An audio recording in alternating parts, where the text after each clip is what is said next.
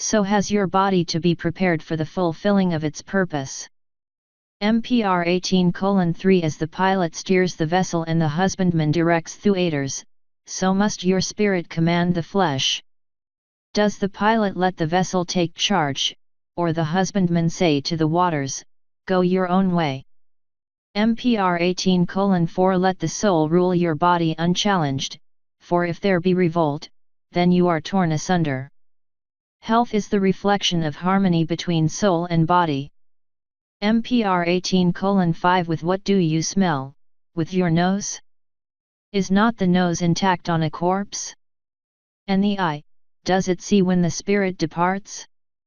Like an oar without an oarsman, like a sail without a wind, like a bow without a bowman, like a dwelling without an inhabitant, such is the body without a soul. MPR 18:6 O man, who is both beast and God, see yourself for what you truly are. Say not, I am this, or I am that, be reasonable and see truth. A tongue has been given you and the power of speech, use these, the powers that distinguish you from the beast, to teach your children wisdom and to discover for yourself the path of truth. Chapter 19 Man, the Eternal Essence MPR 19:1 As the great sycamore resides in a tiny seed, so does your soul occupy your body. As the dark soil wherein the seed is planted to the sunlit splendor above, so is this life to the life beyond the tomb. MPR 19:2 As health is to the body, so is conscience to the soul. If the body be sickly, there is a decline, if the soul be troubled, there is distress. MPR 19:3 That man is a soul residing within a body is the most obvious of truths. Seek not to understand it too perfectly, for understanding is a quality of the soul, and this has to be awakened. MPR 19:4 Is the moon different when hidden behind a cloud bank? Is the jar different buried under the sand? As these remain unchanged though unseen, so is the soul even within the body of a madman. If a lute string be broken, even the greatest musician plays a false tune. Thus, the defectiveness displayed by the madman is caused by faults within the material instrument of earthly manifestation, it is not in the spirit behind. MPR 19:5 Your soul came into the body as a new turn of the scroll, the sheet is clean, ready for use, but what you write thereon is recorded forever. MPR 19:6 Your soul is as a newly cut block of marble, upon which every thought and deed strikes a blow. It is as fresh clay cast upon the potter's wheel. MPR 19:7 You alone are the craftsman for the fashioning of your soul, you alone are the artist of the design. Is it a bright thing of joyous beauty formed by goodness, or is it a dark, corrupt horror deformed by vice and wickedness? Ask these things of your spirit, for only it knows what lies hidden within. MPR 19:8 To nourish and groom the body is by no means undesirable, but take care that you neglect not the soul. The body comes, it grows and decays, the soul remains forever. Therefore, cherish the everlasting soul, for it is your own true self. MPR 19:9 As an alabaster jar in the hands of an infant, as a razor in the hands of a madman, even so is the soul in the hands of an irresponsible man. Chapter 20 Wisdom MPR 20:1 The first step towards being wise is to acknowledge the extent of your ignorance. Concern yourself with the vast amount of knowledge that you lack, and place no undue importance on that which you possess. As womanly loveliness is best displayed in a modest garment, so is quiet behavior and unpretentious bearing best becoming the wise. MPR 20:2 Remember that all men are born equally into ignorance, and no man, whatever his estate, lacks the means to knowledge. True wisdom comes not from books and instruction but from observation and inquiry. MPR 20:3 The learned scribe knows 1,000 books, but what knows he about the ways of the grasshopper? The knowledge of a gardener brings him more joy than does knowledge to a magistrate. The life of a wilderness wanderer depends not on his knowledge of books but on his knowledge of the ways of the wilderness. MPR 20:4 If you would not be deemed foolish in the eyes of others, then cast aside the desire to appear wise to your own edification. If you would appear wise among the foolish, then you will appear foolish among the wise. MPR 20:5 A wise man speaks but rarely, and each word is a precious stone. The fool pours forth a torrent of words, but they are all dross. Words spoken with calm forthrightness are burnished with the luster of truth. MPR 20:6 A wise man turns a deaf ear to his own praise, he does not know his own worth and is the last in discovering the greatest of his achievements. MPR 20:7 No man is wise enough to know his own folly before he has committed it, but nothing is lost to the wise, for failure becomes his guide to success. MPR 20:4 Man is great according to his wisdom, he succeeds according to his knowledge. Promotion and power are the prerogative of the wise, the lot of fools is a state of servitude. Those who shun wisdom's ways are foes unto themselves. MPR 20:9 Follow your fathers of olden times, for theirs was the wisdom of God, which is the measure of the experience of man. MPR 20:10 If wisdom now be held in low esteem, it is not wisdom's loss but the loss of man. Wisdom cries outside the palace and the hovel. She is heard in the streets and in the gathering places. Her voice says, O fools and sons of fools, how long will you delight in your foolishness? But the pleasure of fools is in their foolishness, and the pleasure of the weak is in their own weakness, and therefore, they scorn the voice of wisdom. MPR 20:11 Let eat of his tree, it will provide no sustenance in times of evil.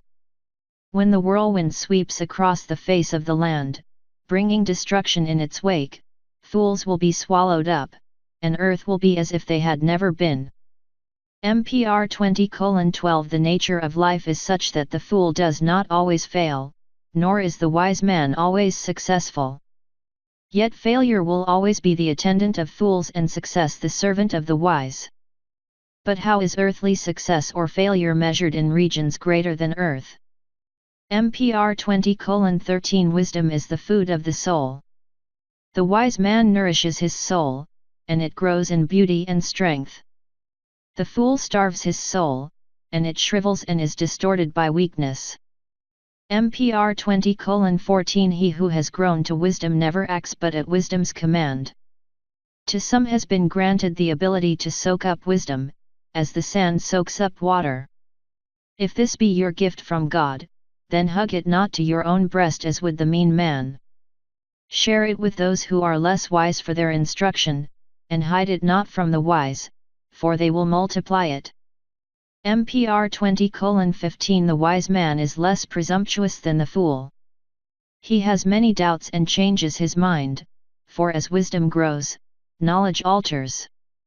MPR 20:16 The fool fixes his mind in obstinacy, he is stubborn, and doubt does not disturb his placidity. He knows all things, except his own ignorance. The wise man is aware of his imperfections and continually strives for improvement. The fool forever counts his own small talents and is content. He boasts of his achievements in things which are of no account. MPR 20:17 Thistledown floats on water for all to see, but a gemstone sinks below the surface. So does the fool shout his abilities to the wind, while a wise man keeps them hidden within himself. The goose brings forth its egg while at rest, and the tail of the peacock is displayed while it stands still. The deep, still pool holds the biggest fish, and the resting cow gives the most milk. So it is with the quiet man, who within himself, produces a fountain of strength at which lesser men drink and find refreshment and courage. MPR 20:18 The heart of a fool flutters at a vain hope, but the wise man puts it behind him. Fools snap at one another, but wise men agree in peace. MPR 20:19 Let reason rule all your desires, and let not your hopes reach out beyond the limits of probability. Thus, the chances of success bear down in your favor in the scales of fate, and your heart will not be burdened with disappointment. MPR 20:20 The wise man does not need advice, the fool will not take it. Rebuke a fool, and he will dislike you, rebuke the wise, and they will hold you in regard.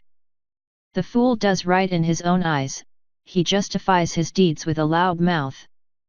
A wise man knows his limitations and seeks the advice of others, and if the advice is good, what matters who gives it? Accept the advice that is helpful even though it may not be palatable. MPR 20:21 The man who is his own physician soon has no patient. Advice is good or bad irrespective of who gives it.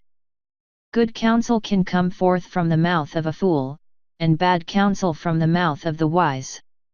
While good counsel is always carefully considered by the wise, fools brush it aside. What a fool wants to believe, he will. But never disdain the opinions of another or condemn them because they differ from yours. Might you not be wrong? MPR 20:22 The man who thinks himself wise believes nothing until it is proven to him, but the wise man considers everything possible until it is disproved. MPR 20:23 The wisest of men will do something foolish, and everything said and done by a fool is not folly. MPR 20:24 Wisdom concerns itself only with the things, which are knowable. In matters that are forever unknowable, ignorance is the best wisdom. MPR 20:25 Wisdom cannot enter a heart whose gates are barred with prejudice, nor penetrate a body filled with evil. The powers of the Spirit enter into a man as guests, they will not come unbidden or remain unwelcome. MPR 20:26 Wisdom is the fruit of past experience preserved for the future. It may be unappetizing, but still it is nourishing and cannot be disregarded without the possibility of dire consequences. MPR 20:27 The abode of the wise man is a sanctuary against despair, a fortress against the forces of discontent. His presence is as the gloom-dispelling sunlight, and his lips as the doors of a treasure house, they open, and gems pour forth. Chapter 21 Courage MPR 21:1 Perils and misfortunes, struggle, disappointment, and pain are more or less the certain lot of every man. Therefore, it is meet that every man be fortified with courage and fortitude, that he may bear with appropriate resolution his allotted share of the burden of mankind. MPR 21:2 As the ass plods along, laboring under its burden and suffering heat and thirst through the dangers of the burning sands of the wilderness, and falters not, so must the courage and fortitude of man sustain him through the dangers of life, which beset his way. MPR 21:3 The timid man listens to the cry of his body, his limbs tremble, and his stomach turns to water. His littleness of heart has no place for courage and audacity. MPR 21:4 The courageous man is one of God's men. He listens to his heart, his face is bold and his blow sure. His fierce countenance and audacious plans overwhelm his adversary. His opponent passes into his possession, his wife walks abroad with confidence and sleeps soundly. MPR 21:5 The courageous man is never the slave of change and chance. His pleasures and contentment do not depend on the whims of fickle fortune, her smiles and frowns alike leave him unmoved, for he is alert and prepared to take on whatever comes his way. MPR 21:6 Such is the man of courage. Though his stature be small and his body puny, his spirit raises him to supremacy over others. The courage of a man who lacks strength, or of one who is at a disadvantage, is greater than that of a powerful man attacking the same adversary. MPR 21:7 Courage stands out alone as the greatest of all manly attributes, for without it, all others are endangered. MPR 21:8 The man who lacks courage has nothing. Therefore, if you, being a father, rob your son of the example of manliness, then you have cheated him out of his birthright of unquestioned courage. MPR 21:9 Courage and manliness are passed from father to son by example and instruction.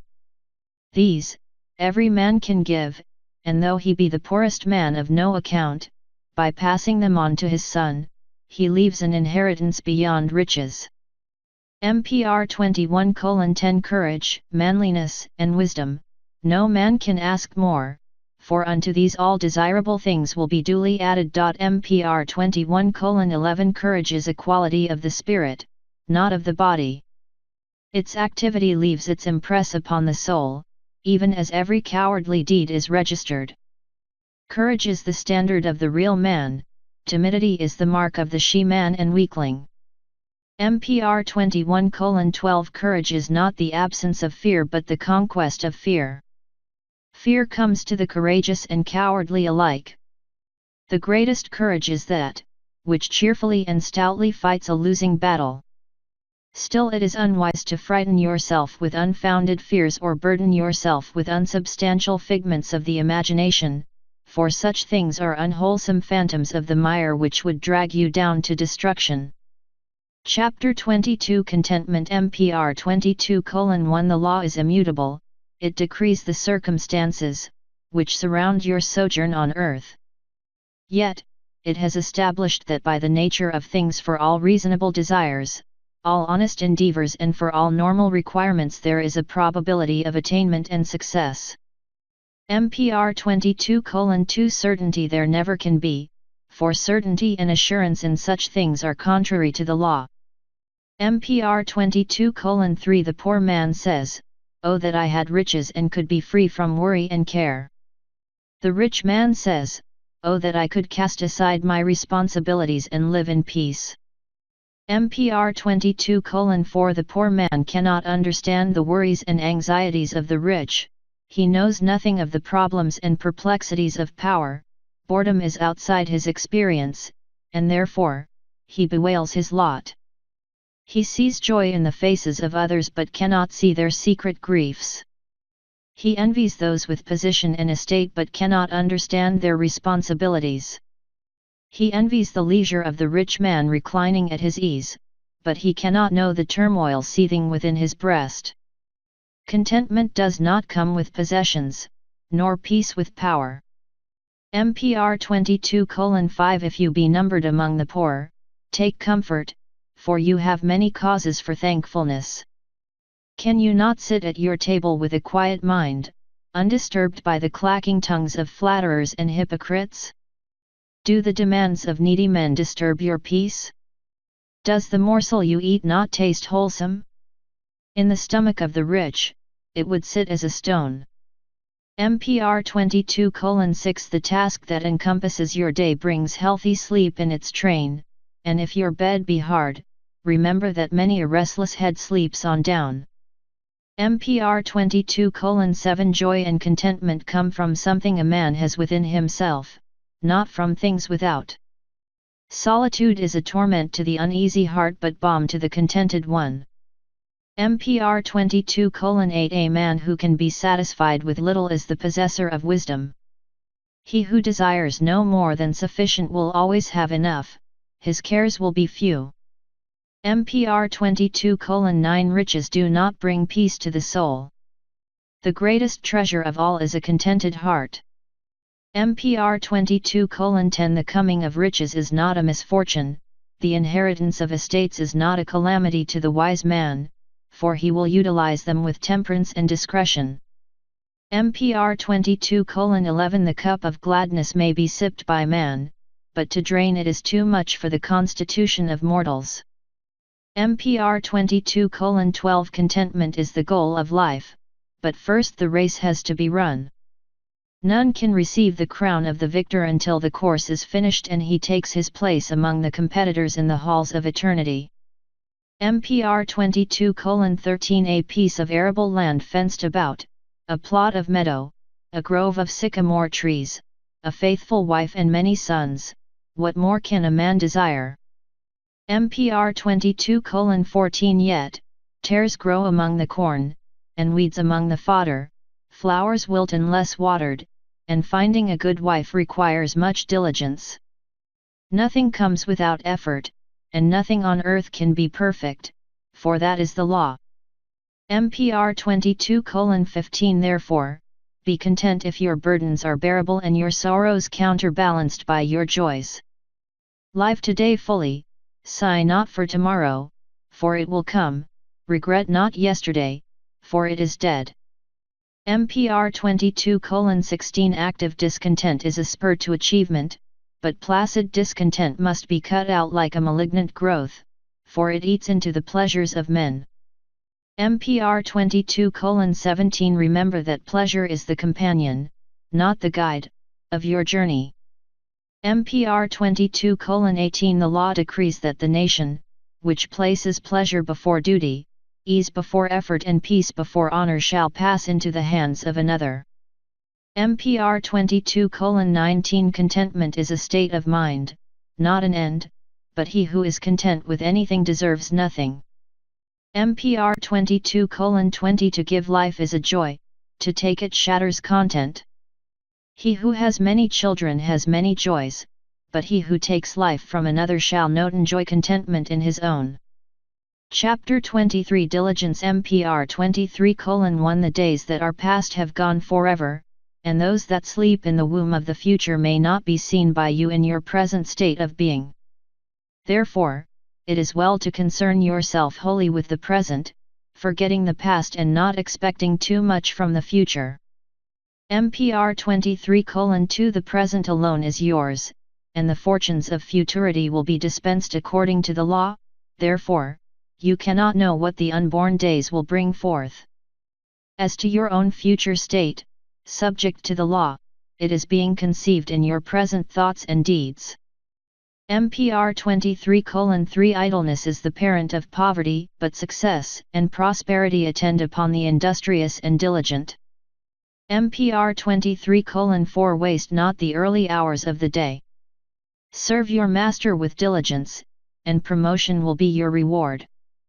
The man of affairs rises early to establish himself. Neglect not the affairs of the day, nor fill them with idle dreams of yourself when greater, for thus, you feed yourself on wind while your bread is eaten by another. MPR 23:5 Who is he that acquires riches or rises to power or is honored among the people, or is called before the king in council? Is it not he who rises early and goes to bed late? He exercises his mind and fills it with knowledge, he exercises his body, and it glows with health. MPR 23:6 Only a man who toils can justify his existence, and he who carries no burden or produces nothing of value were better removed. MPR 23:7 The slothful and improvident man makes strife to arise in his abode, and he destroys its foundations. He is a burden to himself, and the hours drag wearily through his day. The task is all about him, but he knows not what to do, his idleness weighs heavier than any toil. MPR 23:8 The years of his life pass away like the drifting shadow of a cloud, leaving no mark on the earth as a memorial. His body becomes gross from want of exercise, disease lurks close at hand. He desires action but lacks the power of movement. He is imprisoned within a cloud of dullness, and his thoughts whirl in confusion. He cannot set his heart to any problem, and it wanders aimlessly like water from a broken channel. MPR 23:9 His dwelling place is in disorder, but he cries, "Woe, calamity has befallen me." His family leaves him to his own devices, and he says, "See, I am deserted." The ruins of his life fall about his ears, but he has no resolution to extricate himself. Shame and remorse accompany him into Thetum. MPR 23:10 As in all things, there is a balance in labor and leisure. The man who toils all the long day never knows a relaxed moment, and he who indulges in pleasure unduly becomes soft and never acquires possessions. MPR 23:11 Observe the ferryman, he allots a time for rest on land, while another relieves him at the pole. MPR 23:12 It is not required that you exert yourself fully, a leisurely life and an idle one are not alike. Attend only to your own affairs, the governor knows how to rule. MPR 23:13 Aim for perfection in all you do, for the limits of excellency in craftsmanship have not been set. Seek always to attain a standard that has never been reached before. MPR 23:14 Strive always to be the best in your calling, whatever it may be, and let not your energy be consumed in the envy of another's achievements. Strive always to improve your own abilities, so that you may take your place among the masters of your craft.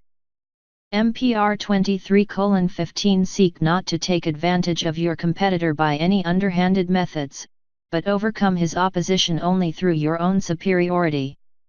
Thus, even though you fail, nevertheless the blow will be softened by the retention of your honor. MPR 23:16 Success is good and desirable, but of itself, it plays little part in the development of the soul. It is the manner in which success or failure is met that leaves its impress there.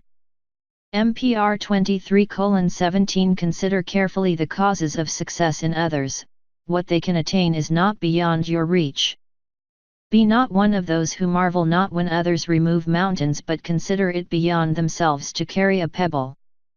MPR 23:18 Diligence will always be duly rewarded by the wise master. Chapter 24 Labor MPR 24:1 All men must toil on earth, not because they are born to servitude, but because they are heirs of God and must labor in his vineyard. MPR 24:2 Though a man be born to great riches and high estate, if he contribute not to life in accordance with his position, he is held unworthy in the eyes of God. Though a man may be a great landowner and have many servants, he may not have a stake in life.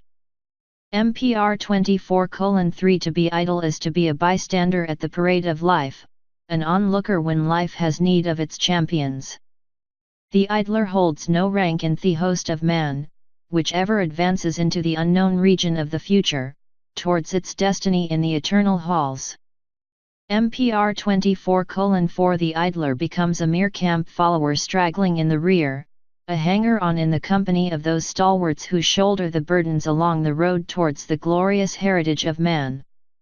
MPR 24:5 All labor is vain, unless done with purpose, and toil should not only be to sustain the body but also to satisfy the spirit. The man who attacks the task with zest as though it was his love of life. MPR 24:6 The weaver should breathe something of himself into the threads and thus endow the cloth with something of his own nature. The builder should set the foundation with care and diligence, and erect the dwelling with devoted attention, as though it were to be the habitation of his own household. MPR 24:7 The husbandman should till the ground with loving care and sow the seed with tenderness, as though the fruits thereof were for his own children. MPR 24:8 The craftsman should stamp his handiwork with his spirit, for all who fashion with their hands should leave their seal thereon. MPR 24:9 If you toil without satisfaction, if you labor with distaste, following a dull routine of drabness, then it were better you did not labor at all. A loaf baked with indifference sits heavily on the stomach. If a dwelling is built without care, it becomes the abode of discomfort.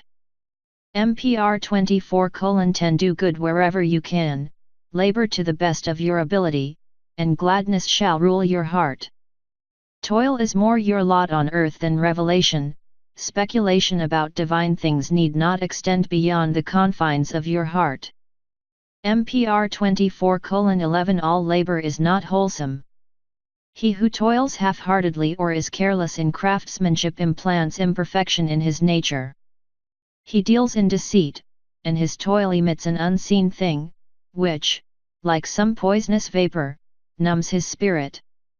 MPR 24:12 Never let any pastime eat up your substance or become too costly, lest the anguish of payment exceed the pleasure it brings.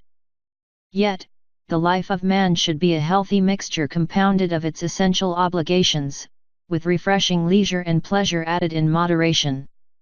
MPR 24:13 However, leisure, to be beneficial, must be used wisely, and man should not ignore its snares.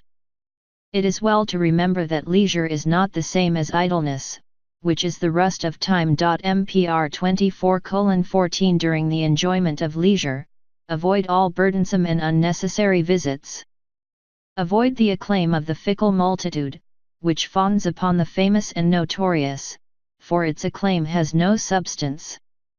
It is a garland of wind. MPR 24:15 Let leisure and pleasure never be overdone, and remember that pleasures oft repeated become wearisome. Let them be healthy and refreshing, but spend no time upon them unduly, nor make them your whole life. MPR 24:16 The joyful man labors diligently to fulfill his allotted task, but to the sad man, toil is a drug which removes him from the misery within himself. When labor is undertaken to provide for the needs of living, or for satisfaction, then it is a natural activity. A slave is not always one who is bound. MPR 24:17 The knowledge and skill men gain to follow their craft suffice to provide for daily needs, but what of the knowledge, which will deliver them from the yoke of life, is that not the greatest attainment? Chapter 25 Reputation MPR 25:1 Riches may pass from one to another, skill and knowledge may be transmitted, but a man's reputation is as his nature, peculiar to himself alone. MPR 25:2 Therefore, your reputation is your own inalienable possession. If properly regarded, it will carry you through life, as a swift horse bears its rider over the rough and afflictious sands of the wilderness. If however, you neglect it, as the inconsiderate man does his wife, then you cannot complain if that, in which you delight becomes an affliction, which you must bear for the rest of your days. MPR 25:3 When the ship of prosperity founders, and you are cast into the sea of insolvency, if you have retained a good reputation, it will be the lifeline for your salvation. MPR 25:4 When difficulties beset you, then it is the time to be on guard, lest your reputation be sullied, for it is not hard to keep a good reputation when it is untested by adversity. MPR 25:5 The reputation of a man untried by misfortune is like the skill of a runner who has never entered a race. It is like unseasoned timber or unburnt clay. MPR 25:6 In the days of prosperity, until reputation is of little value, but in the days of adversity's oppression, it is a thing beyond price. A good name has greater value than gold. MPR 25:7 No man can truly judge the worth of his reputation until it is all he has left. MPR 25:8 Riches may come to a man and depart again, for life is inconsistent. Bad times alternate with good times, for the wheel of fortune is ever turning. Friends come and go according to the benefits, which acquaintanceship bestows. MPR 25:9 Only reputation remains your inseparable supporter, which will not depart except by your own decree. Once departed, it is gone forever, and it flees quickly from he who treats it lightly. Therefore, guard your reputation as constantly as you do your daughter. MPR 20:10 The thief who steals your possessions takes that, which is replaceable, but the slanderer who steals your reputation steals that, which cannot be restored to you, and it benefits him not. Which is to you of most value, your possessions or your reputation? If possessions, then you lack confidence in your reputation, and perhaps only you know why. MPR 25:11 A good reputation is acquired by the doing of some things and refraining from doing others. Reputation is the steadying oar of the vessel bearing you across the stormy waters of life. MPR 25:12 The real man treasures his reputation as his life, and he bends every utterance and deed towards upholding it. He is vigilant against the mire slings of slanderers, and he knows how to deal with them.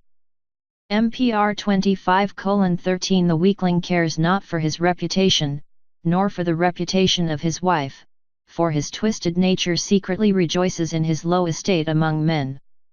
To be among the lowest of men is not without compensation, for there is no fear of falling. MPR 25:14 Only the real man can have a worthwhile reputation, for its retention entails continual struggle against temptation. MPR 25:15 A good reputation, which is untried by adversity or untested in the fires of temptation, is of moderate value only. It is as clay untouched by fire, as bricks unbaked in the sun. MPR 25:16 As the body loses its vigor and the spirit its fortitude in the habitation of luxury, so does reputation lose its merit on the path of prosperity. MPR 25:17 He who has not reputation is unknown, for he who has even one acquaintance has a reputation for good or ill. MPR 25:18 If you were born outside a household, and your mother was without husband when you were born, and for these, you suffer unkindness at the mouths of others, or if your wife is a loose-petaled flower, or your daughter to men as a mouse to cat, hold your head high, and shrink not from the unspoken thoughts of men. No man worthy of the name would condemn you for the weaknesses of others, only for things condoned can you share in the condemnation. MPR 25:19 Be of good standing with God and man, but above all, seek not to establish earthly merit alone. Chapter 26 Ambition MPR 26:1 The great full-leafed, many-boughed sycamore, now reaching up towards heaven, was once but a small seed hidden within the dark womb of earth. Yet, how much greater are its limitations than the limitations of man. Therefore, try always to excel in whatsoever you undertake, and always reach out to a goal beyond your present estate. MPR 26:2 Never let another excel you in goodness, and never envy another his abilities, for such is a profitless thing. Seek rather to improve your own, but keep the desires of your heart ever within moderation, and they will come to fruition in due course. MPR 26:3 Never seek to further your plans by unworthy or mean methods, or to pull another down, that you may rise above him. Seek only to reach your goal by virtue of your own superiority, and if success elude you, nevertheless honor will walk at your side. MPR 26:4 To seek success is neither unworthy nor unnatural, for man was born to struggle. The real man rises to the challenge of life and soars above adversity, as the palm tree soars above shrubbery. He lifts himself above all the sordidness of earth, like an eagle, he floats on wings of freedom, his eye fixed on the splendor of the sun. MPR 26:5 Ambition is the only challenger to love. Govern yourself, and you can rule the land, but the best way to succeed is to follow the advice you give others. MPR 26:6 No matter what your estate, seek to improve it. There is no fish so small, but it hopes to become a whale. No man knows what he can do until he tries, but only a fool tries to surmount the ramparts of his own nature. Whatever befalls, and the future is inscrutable, meet success like an eastern man and failure like a northern man. Fear not if you fall the first time, for he falls low who cannot rise again, but if you do succeed, then be on your guard, for prosperity like poverty can ruin a man. Remember always that success is the fruit of effort, and accomplishment the child of diligence. MPR 26:7 Most men can beat adversity well enough, but if you really want to test a man, give him power. MPR 26:8 Choose your calling according to your abilities. No two men are alike in ability and everyone is good at something, in which another fails. Fear not to begin, for the glory of man comes from his daring to begin, for the commencement of an enterprise is always the most difficult part. MPR 26:9 He who lacks the ability or is of small account may yet prosper if he attach himself to one who is great. A drop of water is insignificant by itself, and under the heat of the sun soon becomes nothing, but will it ever dry up if it joined a lake? MPR 26:10 If undertaking a great enterprise, ensure the support of a trustworthy friend.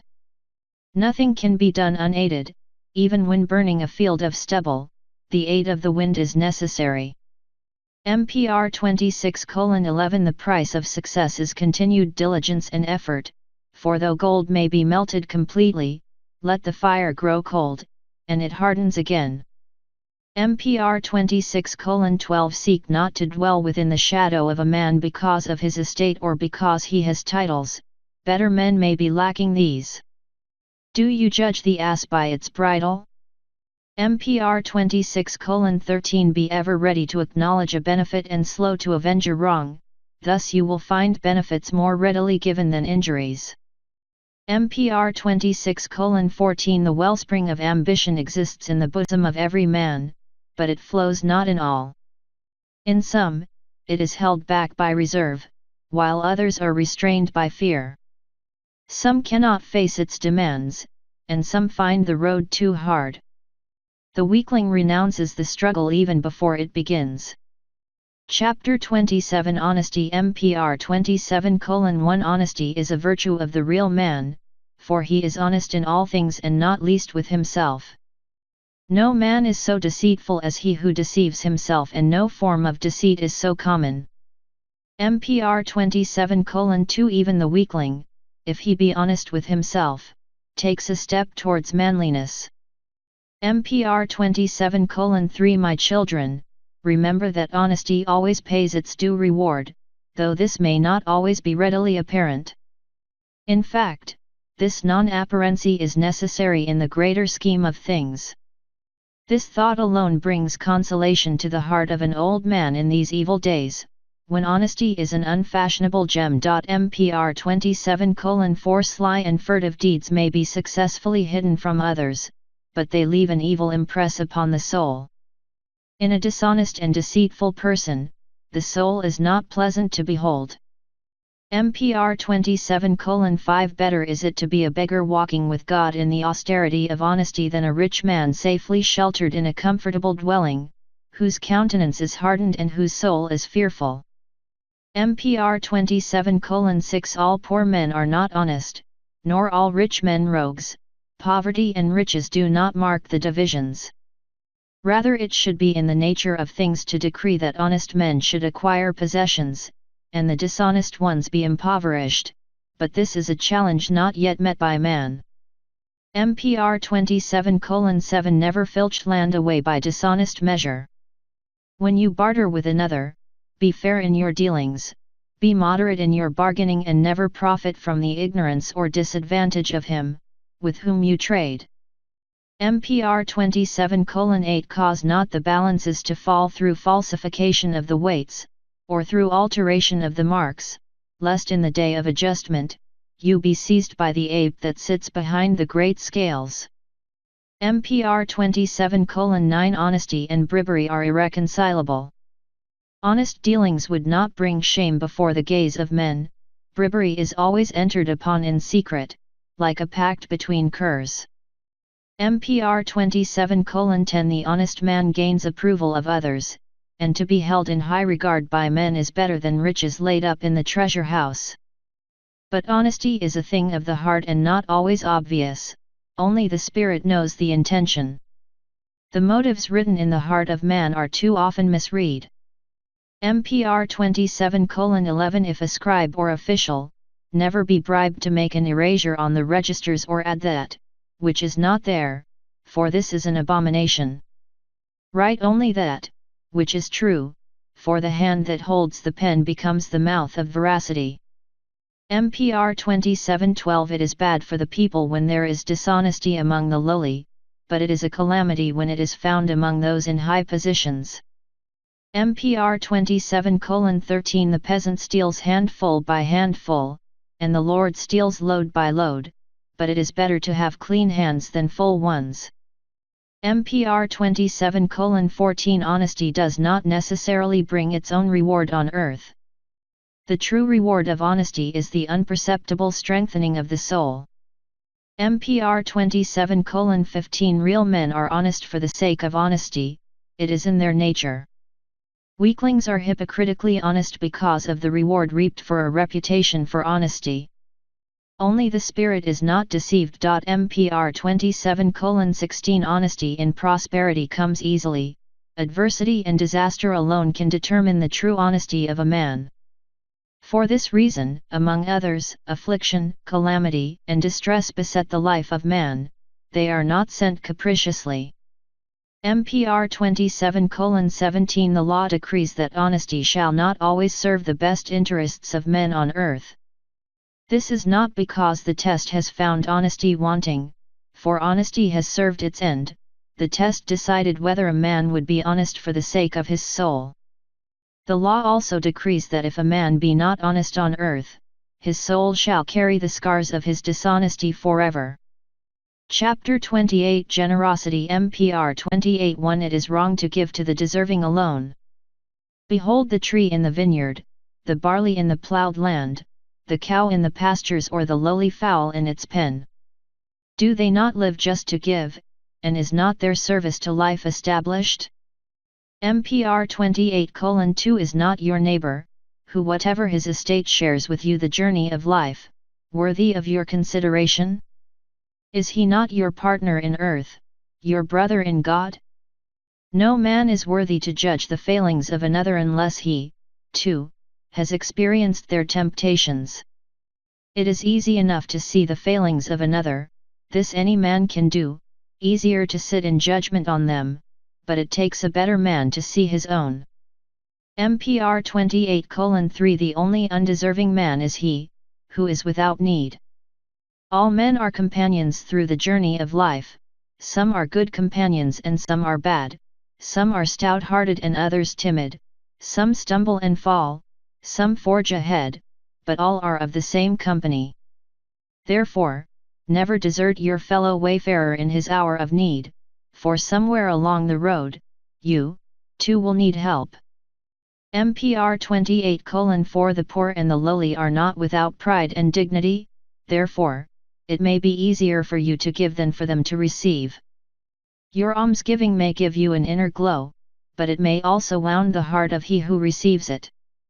MPR 28:5 When you give, consider well the deed, is it really you who gives? Is it not more true to say it is life-giving to life, a transfer from one guardian of life to another? What are you but the instrument, the witness, the agent of the transaction? MPR 28:6 You are the debtor of life, for has it not given you all you have? If there be among men one, who has received nothing from life, then let him be the one, who refuses to give. MPR 28:7 The good giver gives and thereafter does not remember the gift. The receiver, if he be worthy, never forgets it. MPR 28:8 The heart of the generous man is like the bountiful waters, which rise and strew the face of the land with fruits, herbage, and flowers. It bedecks life with beauty and gladdens the hearts of men. MPR 28:9 The generous man carries an everlasting spring of benevolence within his heart, from which flow waters of goodness to nourish the gardens of kindness and consideration. He lends his arm to the needy, he sees with compassion the plight of the poor and aged and brings them things to lighten the burden of their days. Chapter 29 Cheerfulness MPR 29:1 From whence does sadness come? Not from external circumstances, but from a worm within the heart. It can have no existence, but for the sustenance it saps from your own feebleness of spirit. MPR 29:2 Sorrow there will always be, for the law decrees that it is essential for the tempering of the spirit, but sorrow is another adversary to conquer and cast out. It is not something to be accepted with resignation. The greatest benefit comes from rising above it. MPR 29:3 Therefore, let your face shine with cheerfulness, for a cheerful countenance will bring brightness even into the lives of the afflicted and gladness even to the most distressed. The sad face, reflecting a gloomy heart, will deaden even the joyfulness of youth. MPR 29:4 Never go about among men with a sad face, for such is easily forgotten. Men care not for the countenance of gloom, but that, which is pleasant is easy to remember. MPR 29:5 When a man who went smiling into the storehouse for barley distribution comes out frowning, he makes known his displeasure, and they who wait their turn blame the overseer for miscalculation. The people who deal with wise men have cheerful faces. MPR 29:6 Though your talents are such that you cannot appear great in the presence of others, you can approach greatness by being pleasant and agreeable. It is easy for a man to appear great when he is great, but difficult to appear pleasant and agreeable when he is neither.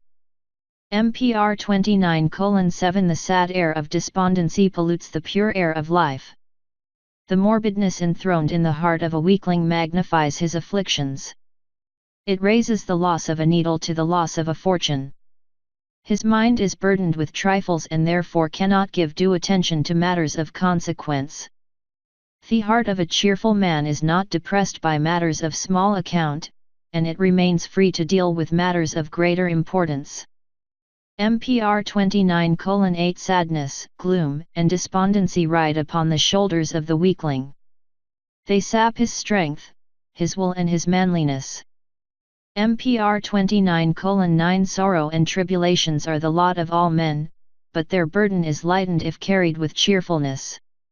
It is well to think, when calamity befalls, is it wholly a thing of evil, is it altogether without purpose? MPR 29:10 The despondent heart invites the entry of cowardice and meanness, it permits that, which is base to enter. The heart that is cheerful has no accommodation for such things. MPR 29:11 Be not misled by the mask of piety when it hides the sad heart of the melancholy man. The face of the truly good, like the countenance of the wise, shines with the reflected light of the joyful soul within. The greatest sorrow and the most overwhelming misfortune cannot douse its brilliance. MPR 29:12 In the midst of affliction and sorrow, the things, which once filled the heart with gladness do not all depart. Why, then, should these be offered as a sacrifice at the altar of sadness? Is this not exalting sadness far above its station? Is not such sacrifice futile and unproductive of good? MPR 29:13 Never do worry and sadness ease the burden of sorrow or alter the force of circumstances. It is cheerfulness, patience, and fortitude that lighten the burden and soften the blow. MPR 29:14 Like the miser with his hoarded gold, the sad man hugs his misery in solitude, he cannot bear to let it depart from him. It has filled his life, he has no friends, all have fled and left him to the enjoyment of his own precious sorrow. MPR 29:15 Sadness is not the child of thought, it knows no reason, it rejects the hand of friendship and the touch of compassion, it seeks only the company of those who will commiserate with its misery. The cause is not important, for sadness is the end in itself. Remove the cause, and sadness remains. Sadness is a state within, not the result of external circumstances. MPR 29:16 Whence comes the cause of all sorrows?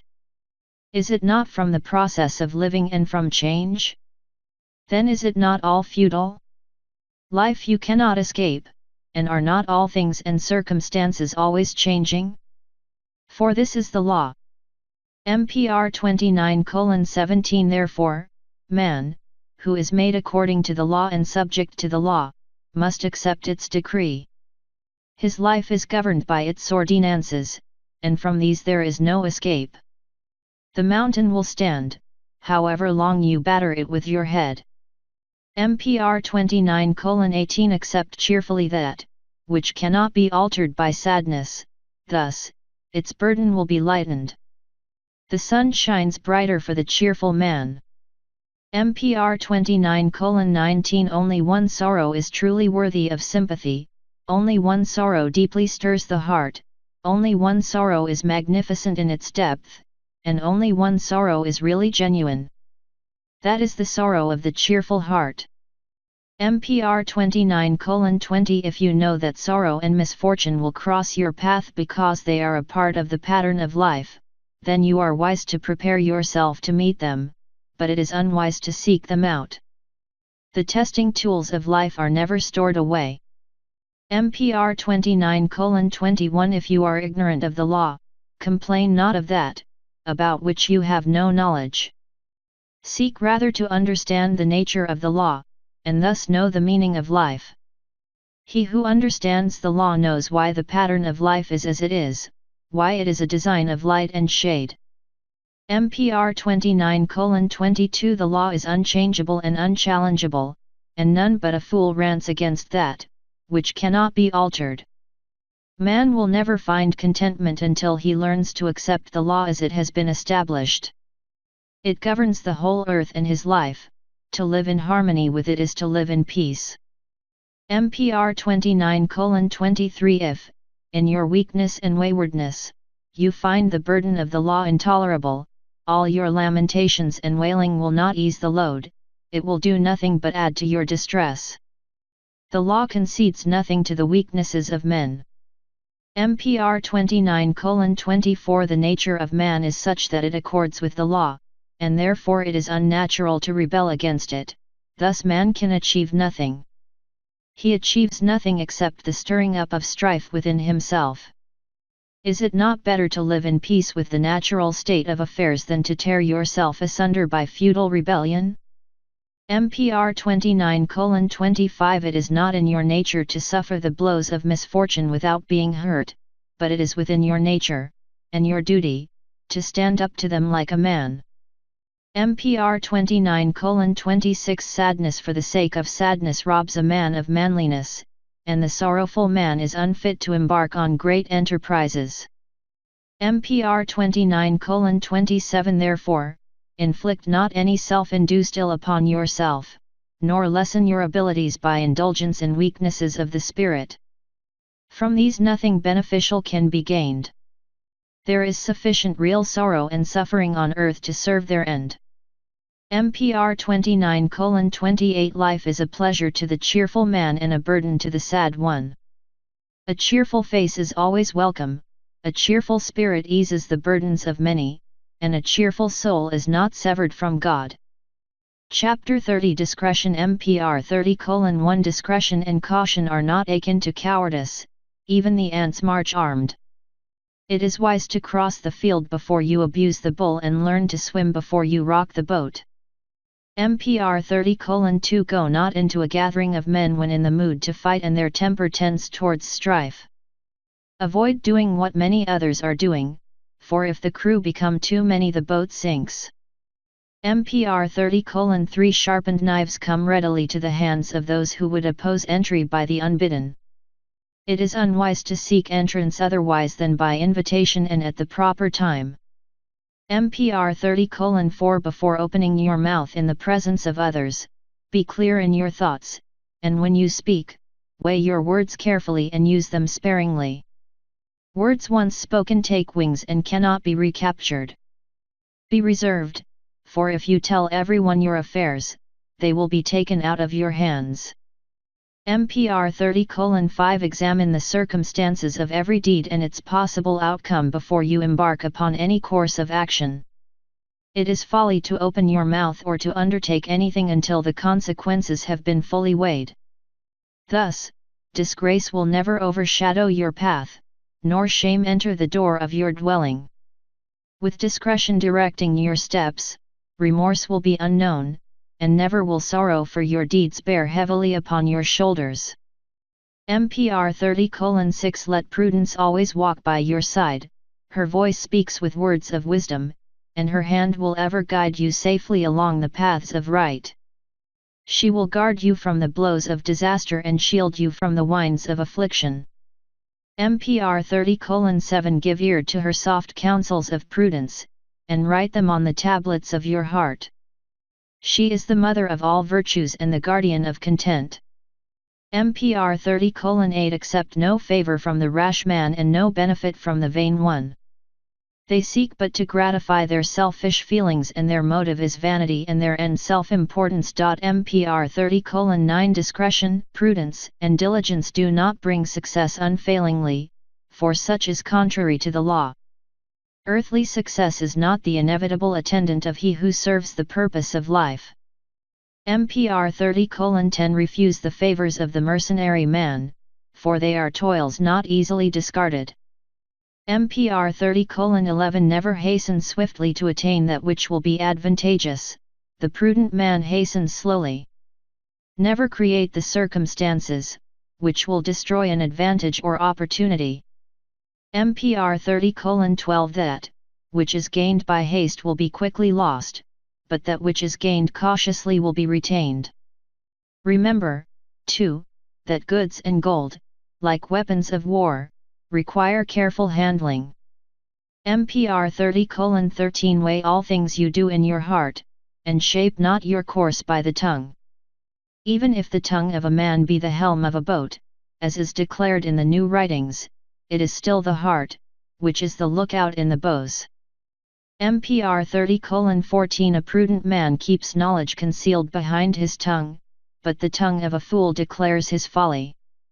The man who speaks without thought is led astray by his tongue, he is trapped in the mesh of his foolish words. MPR 30:15 Judge all men with discretion and reserve, without haste, and without prejudice. Judge no man by the talk in the marketplace but as he appears in your eyes. The marketplace popularity of a man is no recommendation. MPR 30:16 Be prudent in your dealings with all men, that you may be respected for your honesty. Turn your plough at the edge of the field, and drive no furrow across the boundary of another. Let your cattle not stray from your own pastures. MPR 30:17 Better one measure of land, which is yours by deed, than 1,000 measures acquired by deceit and dishonesty. MPR 30:18 There is a time for boldness and a time for discretion. Therefore, hasten to gather the wisdom to know one from the other, for none but those who have done so will live in peace and prosper. MPR 30:19 Fools rush into the marshlands and perish, but the wise test every step and pass through. None but a fool stands under a leaning wall. MPR 30:20 Be courageous and cautious, not courageous and foolhardy, for foolishness can counter the most courageous deeds. MPR 30:21 The greatest attribute of man, that which sets him apart from the beasts of the field and forest, the most dangerous and discomforting gift of God is free will, yet it is the golden promise of Godhood. Therefore, at all times leaven your deeds with caution and measure them with prudence as a guide. For as the whirlwind raises the sweeping sandstorm that overwhelms the works of men, so does the irresponsible voice of the multitude overwhelm reason in those who listen to it without judgment. MPR 30:22 Seek the true meaning behind the words, which fall from the tongue, see if truth be in the heart of the speaker or only her shadow. Let your life be governed by reason and never experience, so that if failure attend your enterprise, you answer for it to none but yourself. Chapter 31 Thrift MPR 31:1 Never seek to live beyond the confines of your estate, and never expand yourself to the limits of your substance, for the things you go without in youth will provide the comforts for your old age. MPR 31:2 Never let prosperity blind you to the charms of prudence, for he who overindulges in the unprofitable pleasures of life shall live to suffer for lack of its necessities. MPR 31:3 Be cautious at all times, 2 arrows in the quiver are better than 1, and 3 better still. MPR 31:4 There is a vast difference between the thrifty man and the miser. When the love of riches and possessions passes the bounds of moderation, it becomes an abscess within the thoughts. It poisons every good feeling, it stifles all sense of honesty, it smothers virtue and slays love and affection. MPR 31:5 The miser would sell the charms of his wife for gold, he would dispose of his children for chattels, he would see his father or mother starve before he opened his storehouse. He sacrifices the peace of everyone to his greed, he considers not even his own, for in seeking to satisfy his covetousness, he sacrifices all joy and contentment. Chapter 32 Leadership MPR 32:1 If you are called upon to be a leader among men, press forward your plans by your commands, and carry out your decisions immediately. Let the morning's thoughts become the evening's deeds, and never let the sun decline upon that, which could have been done during its rising. MPR 32:2 Remember the days yet unborn, and sacrifice not the future for today. Never retire to sleep with indecision as a bedfellow. Unresolved problems sit heavily on the stomach during the watches of the night.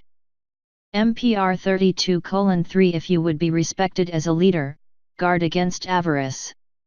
It will steal away the confidence of others, and self-assurance cannot exist in its company. Avarice is an evil thing, turning even fathers to deeds of wickedness against their children. MPR 32:4 If you possess strength of body, then flaunt it not, for men are led by the strong in spirit. The qualities of a leader and a ruler are not alike. MPR 32:5 Make yourself respected by quietness of manner and directness of speech. The loud-mouthed man invites secret amusement and not respect.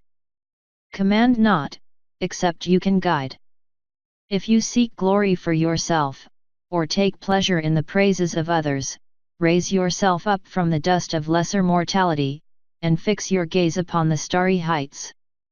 MPR 32:6 Remember that a leader leads, and man is easy to lead but difficult to drive. MPR 32:7 Maintain your self-control at all times. The fires of fanaticism burn strongly and consume reason, therefore, dampen down the heated thoughts, which burn in a fervent heart. The man who walks slowly finds the quickest way.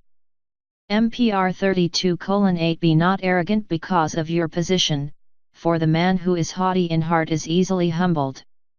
The arrogant man, however great may be his power, is less powerful because of his arrogance. MPR 32:9 Having embarked on a course of action, if it be done in wisdom, see it through to the end, for he who pulls his horse in mid-leap always falls. MPR 32:10 Leadership is the prerogative of the real man, for a weakling can lead none but weaklings. Command may fall upon a weakling or be given to him, but it does not result from his own abilities, and therefore he commands by oppression. MPR 32:11 He who leads to victory is great, but he who can lead in defeat is still greater. The greatest leader is seen at his best in defeat. MPR 32:12 Success is not the crown of leadership, for the law decrees that failure may crown the greatest efforts. Chapter 33 Dignity MPR 33:1 Dignity, both in adversity and good fortune, is the hallmark of the real man. Hold high your head, and walk with dignified bearing, that all men may recognize you as a man. It is in their bearing and manner that these ervile reveal their cravings. MPR 33:2 When the raging storm waters of wrath sweep away the self-control of lesser men, and they are carried away by the torrent of their own temper, stand calm among them, as a rock before the assaults of the wild seas. MPR 33:3 True dignity, not the false facade of the hypocrite, is the outer manifestation of inner strength, and a real man is dignified at all times. It distinguishes the prince from the serving man, the courageous from the craven-hearted. MPR 33:4 Dignity is neither false pride nor the false front hiding a haughty nature, it is the natural bearing of a confident man. MPR 33:5 As a woman always remembers the modesty of womanhood and never exceeds the bounds of decorum and reserve, so does a man bear himself with dignity in the knowledge and pride of his manhood. MPR 33:6 A dignified bearing in adversity, or when others scorn your opinions or beliefs, reveals your greatness. Dignity, when you are scorned or cast down, chastens your adversaries. Chapter 34 Truth MPR 34:1 Truth is not a quality of earth, but an infusion from the greater region beyond the veil, where truth is manifested in purity. Here on earth, things do not disclose their true nature to the eye, for the things we see with the eye are as the eye sees them, and not as they are in reality and truth. The eye is a poor interpreter of reality. MPR 34:2 To attain truth, man must reach out beyond earth and himself. While he remains bound to earth, he may perceive the light of truth only dimly in its reflection from the source afar. MPR 34:3 Nevertheless, to strive for truth must be one of the main aims of life. Therefore, earth, the wise instructress, teaches man the nature of deceit and places it all about him, that he may observe its ways and learn to distinguish its illusions. It is in the nature of a game, wherein man tries to discover what is reality, so far with little success. For the road to truth lies through the thick forests of illusion and across the wide wastelands of deceit. MPR 34:4 Unlock the secrets of a stone, and perchance you will find a star, open the body of water, and you may discover a heart of fire. MPR 34:5 Did not the men of olden times teach that our eyes deceive us in all things, that only the great eye can perceive all things in truth? MPR 34:6 The godlings of old, who lived beyond the great mountains, taught that man was not a solid moving being, but likened to a whirlpool in the midst of a moving sea. They saw earth as a movement within a movement and life within life, and was not their wisdom greater than ours? MPR 34:7 The earth progresses in wisdom from generation to generation, but not all wisdom is handed down through the generations of man. There are losses as well as gains. MPR 34:8 Does the eye in the red alcove see things as does the mortal eye of man, or are things different there at the window of truth? MPR 34:9 Truth and perfection unite in one, and neither is to be found in purity on earth. Yet though men desire truth, when she stands before them, they see her not, for the colored glass of illusion veils nothing as much as it veils truth. MPR 34:10 Truth is the cup-bearer of the true God and pours out full measure to those who up decrees. At some time in their lives, the call comes to all men to bear witness to truth as they see it. MPR 34:11 The man who has truth for his toe-line acquires position and estate, for he is a worthy man. MPR 34:12 Truth cannot be determined by the arguments of men, it is therefore not to be weighed according to their arguments, but their arguments according to the light of truth as it is revealed and known. Say not that truth is established by time, or that a multitude of believers make certainty. MPR 34:13 The best truth men can ever have to judge is truth apparent, for truth in actuality cannot be manifested to men on earth. Then with regard to truth and falsehood, do they not appear alike in things beyond our understanding? How then could we decide between them, were it not for the whispers of our conscience? MPR 34:14 General opinion is the least proof of truth, for men in general are ignorant. Then, too, the law decrees that the surroundings and circumstances of man shall be more conducive to deception than to truth. MPR 34:15 Seek after truth, for it is the greatest of things man can understand. God is beyond his comprehension, but truth is not, it alone is the path towards the fulfillment of the destiny of man. Progress through life is the unveiling of truth, but can man ever stand in her august presence? As the owl is blinded in the splendor of the sun, so will man be dazzled before the unveiled face of majestic truth. MPR 34:16 Truth is ofttimes veiled with deceit or tainted with the foul touch of hypocrisy. Truth without honesty is a tree without leaves. Distorted truth has a visage more frightening than any other conceivable horror, and even the innocent heart quails before it. MPR 34:17 O majestic truth! What wickedness is wrought in your fair name! What pain you suffer at the mouths of hypocrites and deceivers, where so often, a fragment of truth is built into the fabric of a great falsehood. MPR 34:18 What appears as truth in the gloom of the serpent's lair may look very different in the clear light of day. MPR 34:19 Truth, the best advocate, is also the purifying flame, which often hurts more than falsehood, otherwise the soul is struck an evil blow.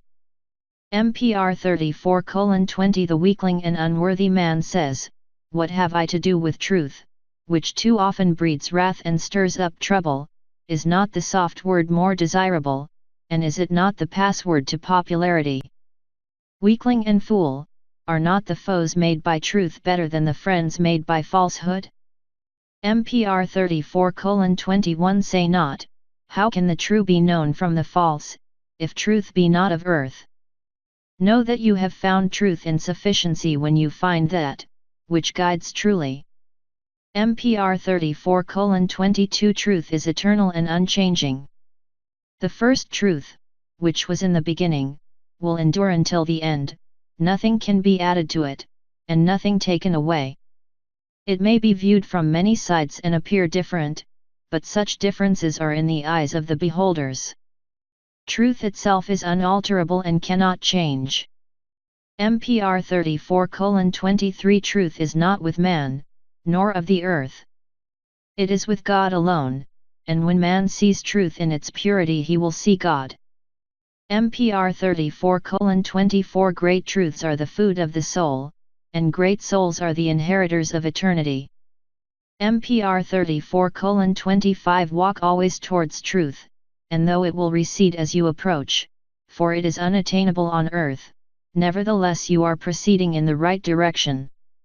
MPR 34:26 Truth lies at the end of the future, when all is ended, there is truth.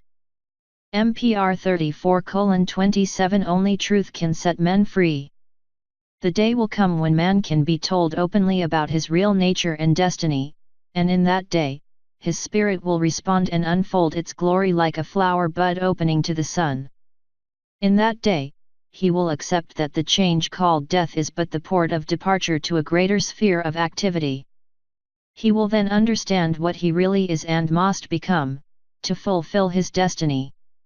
Chapter 35 Adversity MPR 35:1 Adversity and affliction, like the smith, shape as they strike.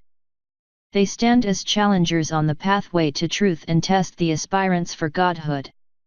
MPR 35:2 Adversity measures the virtue of women and the manliness of men. As gold is tested by acid, so are men tried by adversity. As fire tempers metal, so are men molded by the blast of perverse fortune. MPR 35:3 Adversity and affliction are to be expected, for they are necessities for the training of man. Therefore, be not bitter at the trials of life or the chastisement of the one God. A father who omits to chastise his children is careless of their welfare. MPR 35:4 Behold the man, upon whom hardship and misfortune have never laid hand. He is soft as the unfired pot, like unseasoned timber, he bends under stress. Heratov spoke well when he said that adversity unveils greatness, while prosperity hides it. MPR 35:5 Calamity ever lurks at the heels of man, it dogs his footsteps wheresoever he turns. It strikes in the dark like those who lay in wait for the wayfarer, it haunts the residences of prosperity and peace. The wise man is ever girt to meet it, in the halls of pleasure, he carries a sword. MPR 35:6 Sorrow, suffering and the afflictions which beset men are not sent willfully, they are necessities for existence, without which the slumbering soul could not awaken. They are needful for its development. Therefore is it not a vain hope and foolishness to expect miracles to protect you and prevent you from deriving the benefit of these experiences? Is it reasonable to expect exemption from with the law on the things you were born to experience? Therefore, accept with good grace that, which life bestows on you, for it conforms with the law. Is it not better to endure manfully the things which are unavoidable? MPR 35:7 The scales are never wholly unbalanced, a loss is recorded to adversity, and a gain is recorded to experience. Joy is taken from the body, and strength is added to the soul. MPR 35:8 To bear up well under the blows of adversity is not easy, but even more difficult is it to maintain balance under the wiles of prosperity. Men who are men do not degenerate under adversity, but in the soft arms of prosperity, many of these surrender their vigor and manhood. MPR 35:9 Who among mortal men can assess the nature of adversity? What greater calamity can befall man than death? Yet were greater vision bestowed upon him, it would be received as a man receives an inheritance. MPR 35:10 Adversity does far more good to men than harm, it is not least among the things that have raised them to greatness. MPR 35:11 Adversity operates according to the law. It is as the fire, which sets the pot, or the hammer, which tempers metal. It divides the weak from the strong and the worthy from the unworthy. It is the grindstone, which sharpens the sword of courage. It is the comb, which adds luster to the cloth of virtue.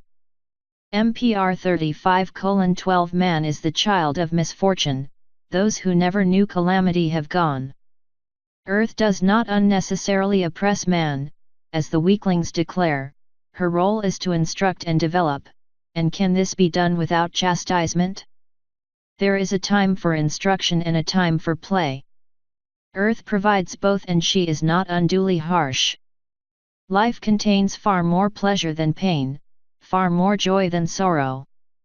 He who wants all play and no labor has no place on earth. Instruction is rarely wholly a pleasure, nor is learning inseparable from chastisement. MPR 35:13 Things change, times move ever onward, nothing remains constant, for this is the law, therefore, bewail not your lot because of it. Were the burden too great for your shoulders, you would not be here. To criticize the law is futile foolishness, far better to harmonize yourself with it. Everything changes, the greater it is, the more liable to do so. If your nature is such that you cannot submit to the law, then you are among the most unfortunate of men, for you add needlessly unto your burden.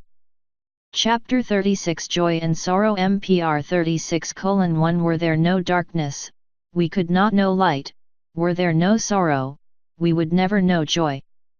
MPR 36:2 Sorrow chisels out a storehouse within the soul, wherein may be stored the things of the spirit. The deeper sorrow carves, the more of these the storehouse will hold. Sorrow digs the well from which are drawn the refreshing waters of compassion and understanding. The deeper the well, the more pure its waters. MPR 36:3 Is not the finest metal wrought in the fiercest flame and the best timber that, which has stood the longest exposed to seasoning wines. What good is a pot without fire or a brick without sun? MPR 36:4 When grief occupies your heart, examine the intruder, are you not sorrowing after something from which you have already derived pleasure? Enough misery is allotted to man for his testing, and tempering the tide is an act of foolishness to increase it by futile lamentations. MPR 36:5 Joy and sorrow are inseparable companions, one reveals the other. They enter your life together and thenceforth keep the watches with you. Always, one remains by your side, while the other sleeps. MPR 36:6 You are suspended in the scales balanced between joy and sorrow, and not until you become an empty body do the balances stand at rest.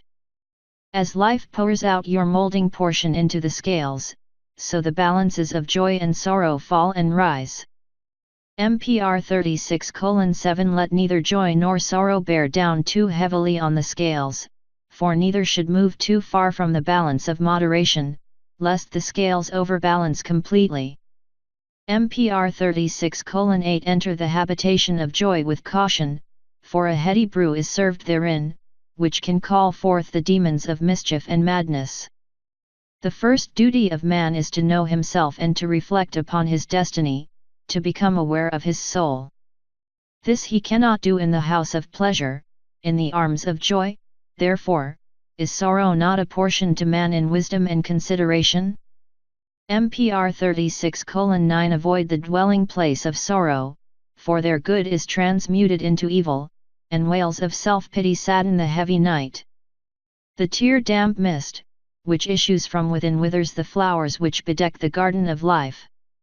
Better to stray not into either dwelling, but walk the path of moderation between them. MPR 36:10 While man walks earth, sorrow ever dogs his footsteps, it will come close enough unbidden, therefore encourage it not with your own ill judgment.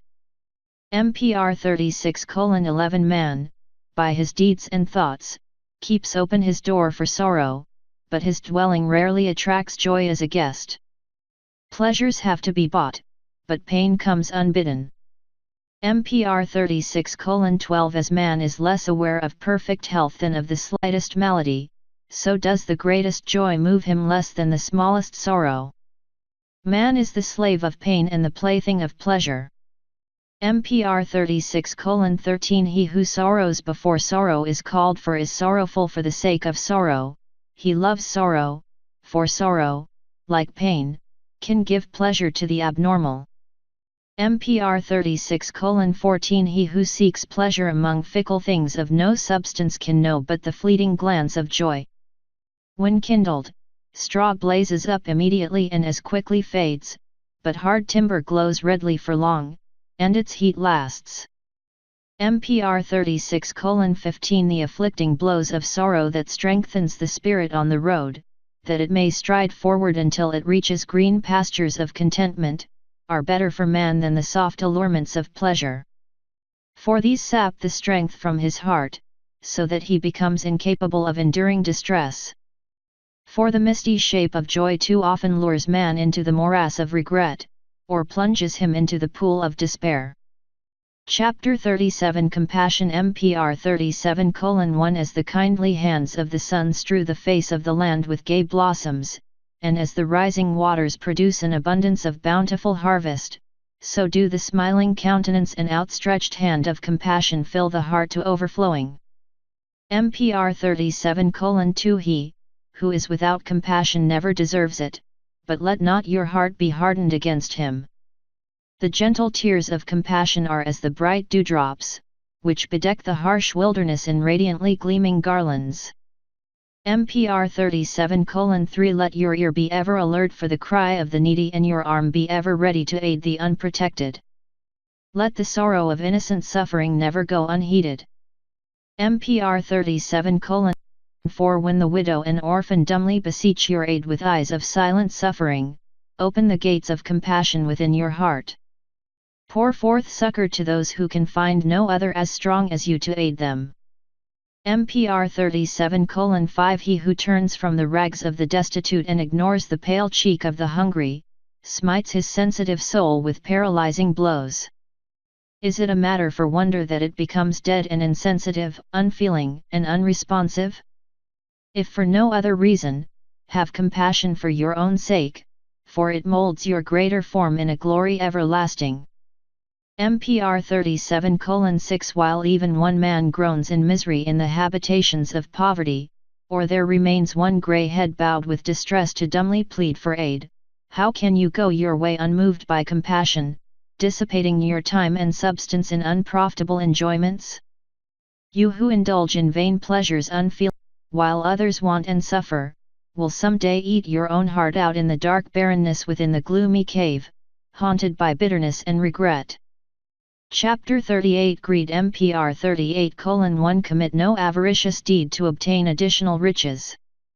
Fill no dour heart with love for the possessions of another, nor support yourself with that which belongs to him unless you have his authority so to do.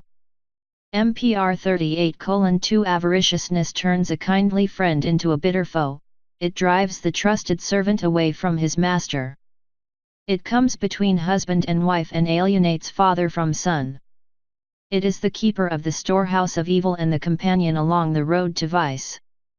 MPR 38:3 Suppress greediness when a division of property is made, and take that, which is justly due. Guard against the greed which can cloud your thoughts so that you are unable to see clearly that, which is rightly yours and that, which belongs to another. MPR 38:4 A man who is greedy and grasping within his own household is as a worm in a good apple, he spreads rottenness through the whole. A maggoty fig pollutes the crop. MPR 38:5 Greed will gain earthly goods, even riches, but it distorts the soul. The soul of a greedy man is not pleasant to behold. MPR 38:6 The possessions of a greedy man are never secure, for his avariciousness will destroy that, which his greed has gathered. MPR 38:7 Greed is a poison within the heart, which contaminates and destroys the good, which is in man. The soul builders of virtue, honesty, duty, and affection wither and die before its cold blast. MPR 38:8 Avariciousness is the grave digger for many who bow to it, for they enter their tombs while young, but greed is best known as the vice of declining years. MPR 38:9 Riches are servants to the wise, but they are masters over the avaricious and weak. The fool serves his riches, they do not serve him. The greedy man possesses them as a sick man possesses a fever, they torment him, and he cannot rest. His bedchamber is not a place of peace, and his headrest denies him sleep. He is tormented by dreams of loss, and thieves assume the visages of demons. MPR 38:10 Of what good are gold and silver when an abundance causes so much wickedness? Have they not stripped countless women of their virtue? The metals the great God placed in the bosom of earth to serve man have become his master, but blame not the metals, for they of themselves are neutral. MPR 38:11 Are they not found in abundant quantities among the worst types of men, and are they not held in greatest esteem by the weakling who thinks they provide a substitute for the strength he lacks? MPR 38:12 The poor man lacks many things, but the avaricious man denies himself everything that is good. MPR 38:13 Expect no kindness from the avaricious man, for how can he be kind to another when his greed makes him so cruel to himself? How can he respond to affection when his affections are enwrapped in unfeeling things? MPR 38:14 As a cancer to the body, so is avariciousness to the soul. Greed is king in the land of the small heart. Greed has seduced as many women as have soft words. MPR 38:15 To be thrifty and provident is natural and good, but avariciousness is an unnatural perversion of these virtues and therefore evil.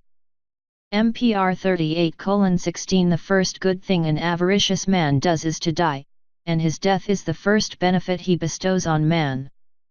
Marriage to an avaricious man is like living in a residence without furniture.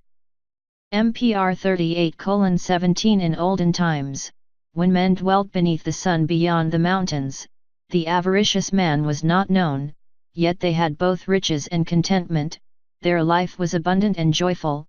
What then happened to men?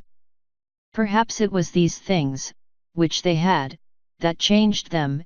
If so, can we be wiser? MPR 38:18 Pontus taught that those who lacked contentment and comfort, prosperity and plenty, inherited the lands of those who had them, and this may be a lesser law. In these things, the writings are silent. Chapter 39 Vanity MPR 39:1 Behold the boisterous man and observe the vain one.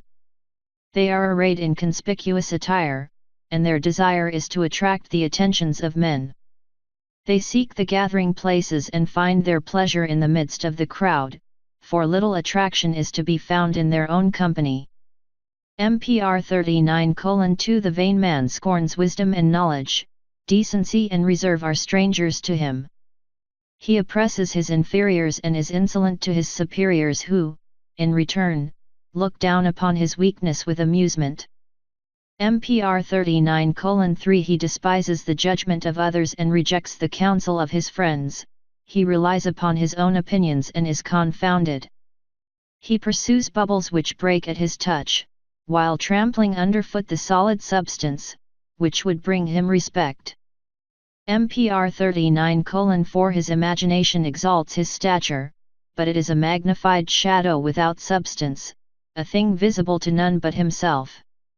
He delights in the adulation of others, he cares not for the welfare of any but himself. MPR 39:5 He whom the multitude praises and acclaims, what is he but the mirror of its vanity and the froth on the surface of its weaknesses? The multitude is fickle and unstable, and the mob a collection of fools. The wise man and the real man do not degrade themselves for such as these. MPR 39:6 Behold the vain man, a stream of insincere words pours forth from his hypocritical tongue, he knows the words returned by the wagging of ignorant tongues are no better, yet he laps them up as a thirsty dog laps foul water. He swallows his own praise with the greed of a swine, but the flatterer comes along and eats him up. MPR 39:7 Be not one of these puffballs, a bladder filled with wind. Magnify not your stature because of your knowledge, nor be vain because of your attractions. What are you like within? Are you but a false-fronted fool or an unmasked horror? Ask these things of your spirit in the silences. MPR 39:8 Remember that the lover of praise rarely deserves it, and that to him life is but the shadow of a dream. The things that are worthwhile lie beyond his grasp, for he can see no further than his own reflection and is bedazzled by its useless glitter. MPR 39:9 If you have become great, having once been lowly, or if having been destitute have acquired possessions, forget not what has happened to you in the days that are past. Place not your whole trust, nor build your hopes, on the things, which have, after all, but come as a gift from God. You would not be superior to any other man if what had happened to you had happened to him. Is it by your own manliness and goodness that you have risen? MPR 39:10 Carry yourself according to your present estate, and in higher positions, you will carry yourself with befitting dignity. Remember that he who thinks too highly of himself when there is no cause also belittles and insults others. MPR 39:11 Heed the advice of those qualified to give it, and if unpalatable, remember that advice is never liked by those who need it most. Do good while you live, disregarding what men say about you, for the wicked and weak are ever jealous of the strong and good. MPR 39:12 Never indulge in loud-mouth boasting, lest you bring down the contempt of better men upon your head. Never belittle the deeds of another, for it makes known your own inferiority. Vanity deceives none but the vain, like a bladder filled with air, they collapse at the prick of ridicule. The vain man is blind to his own failings, and thus others see them more clearly. Chapter 40 Envy MPR 40:1 The heart of the envious man is gall and bitterness. His tongue spits forth venom, and the success of his neighbors lengthens his night.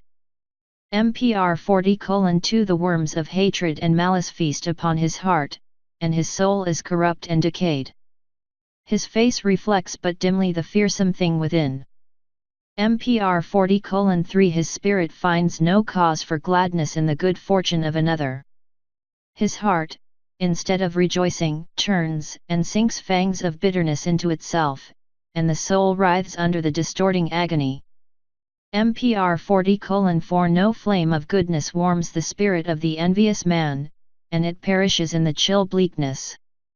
He sits alone enveloped in a soul-misforming cloud of malice and envy, and to his poisoned thoughts, the good fortune of another appears to be a thing of evil.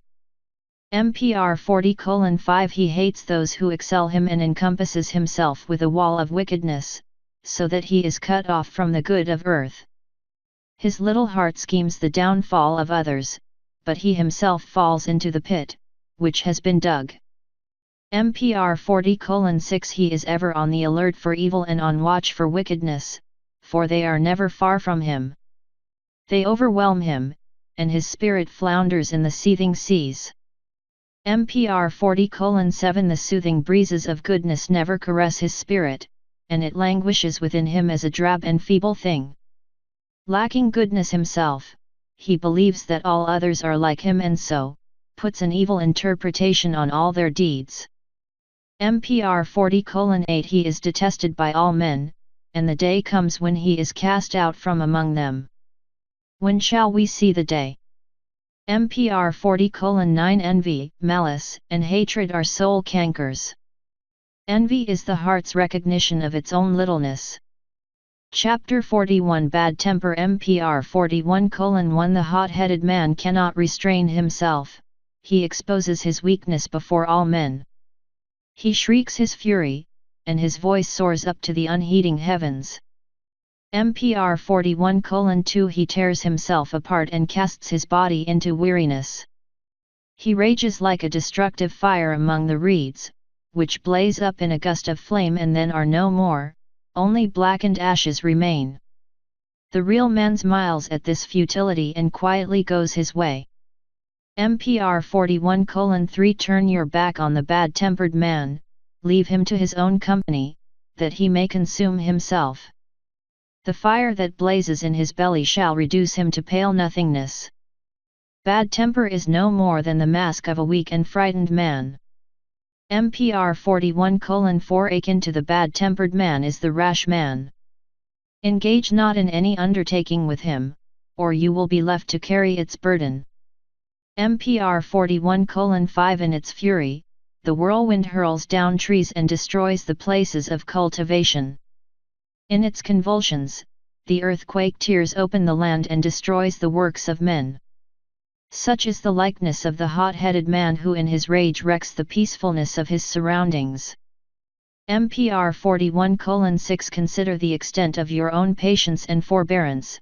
Has your temper been tested in fires of provocation? You have turned from the rage of the lesser man, but have you considered yourself under his provocation?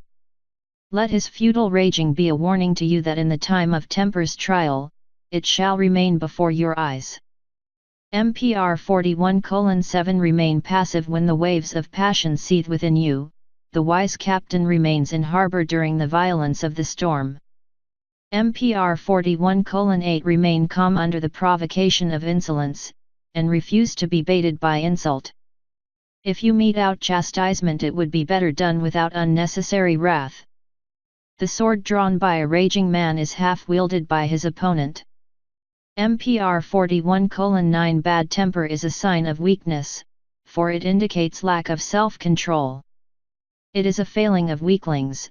The real man is able to remain calm at all times, but if, when pushed to extremity, the bounds of wrath are broken, then there is no better time for departure. MPR 41:10 If the fires of bad temper rise up hotly to consume your heart, walk away and quench them in the quiet waters of solitude. The matter in hand can await a better day. MPR 41:11 An insolent man can provoke a weakling so that he will consume himself in words of fire, but in the wise man, he kindles not but disdain. MPR 41:12 The flood waters of bad temper rise in the mountains of weakness and folly, but they drain away into the seas of remorse and regret. MPR 41:13 Let he who so desires consume himself with rage, for bad temper is as useless as the waves of the sea without wind. The wrathful man rides a mad horse and is carried to destruction. Chapter 42 Lying and Deceit MPR 42:1 Avoid the liar, turn from his path, but fear him not, for falsehood is the weapon of cowardice. A lying tongue reveals a craven heart. MPR 42:2 Lies and deceit are the merchandise of the weakling and coward. Avoid contamination from their foul wares by shunning their company. Putrid meat defiles the pure air. MPR 42:3 Leave the liar alone to squat in his web of falsehood spread for the unwary. Despise his shifty mien, his front is bold and his manner confident, his words are strong, but within, his heart trembles and his spirit is shrouded under a mantle of fear. MPR 42:4 Lying and slander, weapons despised and rejected by the real man, loom large in the armament of the weakling. The tongue of the liar is a shovel, wherewith a pit is dug to trap the innocent. MPR 42:5 He who makes himself the friend of the liar lacks wisdom, for the friendship of a double-tongued one is like dwelling in an abode built over a morass. MPR 42:6 God turns his back on the hawker of lies, and an abomination to him is the man who nourishes a secret grudge. If any man voices to you a grudge nourished secretly in his heart, shun him as the plague. MPR 42:7 Neither do nor say anything, which will make the false words of a liar to appear as the truth. Commit no deed, which supports his speech. Leave him to peddle his slimy wares among the weaklings and fools. MPR 42:8 Silence lies as well as speech. The heart can lie as well as the tongue. There is the lying deed as well as the lying word. MPR 42:9 A liar is betrayed as often by his deeds as by his words, for his deeds are cowardly, while his speech is bold. MPR 42:10 The liar seeks to deceive himself as well as others, for he knows himself for what he really is, being hateful even to himself, he wishes to make himself different. He practices deceit not only upon others, but upon himself. MPR 42:11 The man of lies is never wholly joyful, for he walks with the ever-present fear of exposure. Despise him, for he is unworthy of hate. MPR 42:12 The deceitful man lays a trap at his own doorstep, avoid his habitation as you would the hole of a scorpion. If a man deceives you once he will do so again. MPR 42:13 Disdain all flattery, for a man should be above such things. Flattery is the handmaiden of deceit and the child of hypocrisy. MPR 42:14 Let all your dealings with men be straightforward and open, have no dealings with those of the double tongue. A liar, like a serpent, cannot follow a straight path. MPR 42:15 The cowardly spirit trembles as it walks in deceitful ways. Fear and servility breed lies, as filth spawns maggots, and he who deals in them is to be despised. Though the deceiver successfully fools all men, he cannot deceive his own soul, nor escape its constant rebuke. Could he but see the horror he is fashioning, he would recoil before its hideousness. MPR 42:16 The deceiver is like an apple, which appears wholesome without but under the skin is rotten and full of worms. Like the liar, he has the heart and bearing of a slave, for within himself, he is not free. MPR 42:17 Therefore, if by weakness you are tempted to avoid the burden of manliness, to ease the strain of living by recourse to lies and deceit, cast all such temptations aside. Retain your manhood and spare your soul. Deceit may bring gain, and lies respite, but the cost is high, for you brand your everlasting soul. MPR 42:18 Deceitfulness, like disease, grows from a small seed and once implanted cannot be easily rooted out. Of what use is a healthy body if the spirit within be eaten up by the loathsomeness of despicable ways? MPR 42:19 The tongue of a castrated man is thick with guile, for lack of manhood induces unmanly ways. Manhood is not only the cultivation of manliness, but also the mastery over unmanly ways. MPR 42:20 A slippery tongue may deceive many, but prudence will secure the wise. A man is known by his companions. He who lives on a dung heap will stink in a perfumed garden. Chapter 43 The Hypocrite MPR 43:1 Akin to the liar is the hypocrite, his lips are like honey from the date, but his tongue resembles a poisoned dagger. Like the spider, he kisses to kill. He arches his tail like a scorpion ready to strike, or swings back like the crocodile preparing for the vicious sweep. He mouths sweet things, but the cruel sting lies behind them. He is like the serpent, which holds on to its venom though its back be broken, lift it aside in compassion and it will return you with death. MPR 43:2 Have no dealings with the hypocrite, for he speaks fair to your face but when you turn raises his hand to strike. His opinions are secret, for in case of misjudgment, he has not the courage to stand by them. MPR 43:3 The man who says he is the friend of all is the friend of none, for he is a hypocrite. The standard demanded of friendship is so high that a man's friends may be counted on his fingers, in most cases on those of one hand. MPR 43:4 What a man does is important, not what he feels, thinks, or believes. The hypocrite thinks one thing and does another, his deeds do not accord with his beliefs. When truth is spoken, he is ill at ease, but when falsehood flows from his lips, his eye is steady. MPR 43:5 The hypocrite will always be among men, for wherever they are gathered in concourse, there will be found those who excel over others. In the ranks of the inferior ones will be those who practice the dark arts of hypocrisy and deceit, to raise themselves up to the level of their betters. This the hypocrite and deceiver can never do, he will never be a real man, and his nature will forever remain that of a weakling.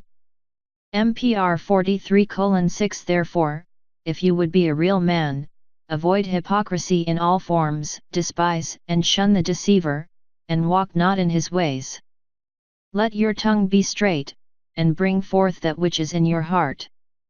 MPR 43:7 Let all your plans and deeds come from the heart, for if you follow not its dictates, then you are a hypocrite. If you praise a man to his face or agree with his argument because of his favor and not because it echoes in your own heart, then you are a hypocrite. MPR 43:8 If you say a thing to one man and follow a course against your word with another, you are a hypocrite. Keep in your heart the simple charms of truth, and forsake her not, for though she may not reward you obviously after the manner of men, that which she does bestow is beyond estimation. MPR 43:9 If you stand within the precincts of a temple in the manner of a worshipper, but your heart is not there, you are a hypocrite. If you call a man friend but would not make a sacrifice for him or stand by him in his hour of need, you are a hypocrite. MPR 43:10 If you follow the cause of another for your own ends and not for the cause, unless you state this before all men, you are a hypocrite.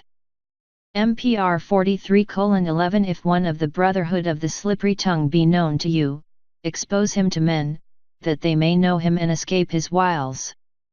If he be not an immediate threat, it is sufficient if you ignore him and indicate your feelings by your manner. MPR 43:12 The real man is above the ways of hypocrisy, for these grow from the roots of meanness and avarice, the wasteland weeds of a desolated spirit. He scorns to stoop to the falsity of the hypocrite or to sacrifice his manhood at the altar of deceit. MPR 43:13 The heart of the hypocrite can never be understood, his words are arrayed in finery under the disguise of truth, while he goes about his business of deceit. MPR 43:14 He laughs in 43 sorrow and weeps in joy, none know his heart, nor can his words be interpreted. Black in the heart becomes white on the tongue, and white in the heart becomes black. MPR 43:15 He labors in dark places like a mole and believes himself safe. He toils diligently among the dirt and thinks himself clean. Then, his efforts bring him out into the light, and, exposed for what he is, men kick him aside. MPR 43:16 His days are filled with deeds of cunning, and his time occupied with schemes of deceit, but his nights are insecure, and sleep withholds its blessing, for the spirit within cannot find rest. MPR 43:17 The day comes when his disguise is torn off, and he stands naked for all to see what lies beneath. Men who were deceived hide their foolishness in mockery, turn from him in scorn.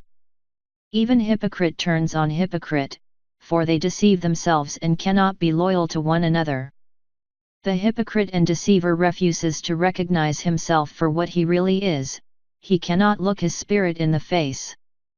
MPR 43:18 The security of a hypocrite lies in his own deceitfulness, but walls of deceit can be overthrown by a tap from the feather of truth. MPR 43:19 The hypocrite hates all men, for he knows that when his fortress of falsehood is breached, they will drag him out into the open and reveal him in his true likeness. The lair of the hypocrite and deceiver is sweetly perfumed, like a garden of 1,000 joys, but touched by the feather of truth, it becomes a stinking mire. MPR 43:20 If you pray out of habit or give generously for praise, or if you do good for the sake of acclaim, then you are a hypocrite. MPR 43:21 The hypocrite, the liar, and the deceiver are brothers and all distort their souls. Truth can fall from their lips, but it is usually in the form of bait. Chapter 44 Slander MPR 44:1 The malicious word of the slanderer is like a barbed and poisoned dart and swifter to destroy than the whirlwind. The slanderer casts down the good works of men with the tempest of his vile breath, his spite undermines the peace of households, and his tongue builds temples of deceit. MPR 44:2 The mouth of a slanderer is like a cesspool, from which nothing comes forth but bad smells. The tongue of the scandalmonger is like a maggot, it spreads rottenness where once all was wholesome. It hatches the filth upon which it feeds. Filth begets filth, and while bewailing its existence, the slanderer and scandalmonger fill their bellies with it. MPR 44:3 The utterances which pour from the mouth of the slanderer are hornets bent on harm and destruction. He is the father of lies, the servant of wickedness, he is the evil ferryman, of whom our fathers spoke. MPR 44:4 Cast out the scandalmonger from among you, his thoughts hunt in the mists of dark places, and what he brings forth are the ingredients of mischief and woe.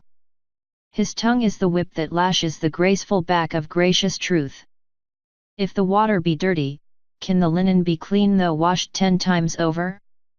MPR 44:5 His words are barbed and his tongue poisoned, he is the cur's whelp, and his habitation should be a dung heap. He is jealous of the contentment and joy of others, which he cannot know. Therefore, he causes enmity and sorrow to arise among them, and therein, he finds his perverted pleasure. MPR 44:6 Never permit the slanderer or scandalmonger to greet you as a friend, lest you lose the regard of your neighbors. Avoid his son, for a rotten tree does not bear sound fruit. MPR 44:7 The unbridled tongue of the gossiping scandalmonger seeks out trouble and spreads it abroad. If it cannot be found, he will make it, for to him it is a commodity. Treat him as a worm beneath your feet and let his words be as the buzzing of flies in your ears. MPR 44:8 The venom of a serpent remains potent until the beast is dead, but the venom, which drips from the tongue of a slanderer persists long after earth has been relieved of his burden. Turn your just wrath upon all men of evil, for there is a limit, beyond which forbearance cannot go. He of the spiteful, wagging tongue will run from you like a man's teeth dog before reproof. MPR 44:9 Be warned by the brotherhood of the wagging tongue. Take care to guard yours at all times, for an unguarded tongue runs to loose talk. The tongue of a man filled with potent drink is like a horse with the bit in its teeth. Be on guard when discussing the absent one, lest you do him wrong, for rarely is the absent one in the right. MPR 44:10 Place not your ear at the hatchway, nor listen to the talk in council that it may be repeated on the streets. Never collect with your ears in own man's home and empty the catch through your mouth in another's. Chapter 45 Friendship MPR 45:1 The man without a friend should be avoided, for he is a man of iniquity. For every man should have one friend and no more than he can count on his fingers. MPR 45:2 He who is a good friend never lack friends, but he who thinks he has many friends has none. There is no greater loneliness than that of a man who lives only for himself, but better by far to be alone than in bad company. MPR 45:3 Do no mean or deceitful thing in the name of friendship. He who by turning a friendship to his own advantage wrongs a friend, is unworthy of friendship and should be marked among men. MPR 45:4 He who calls another friend while disliking him secretly, or who speaks ill of him to another, is a hypocrite and to be despised. A friend is not the companion of a day, nor the acquaintance of a month.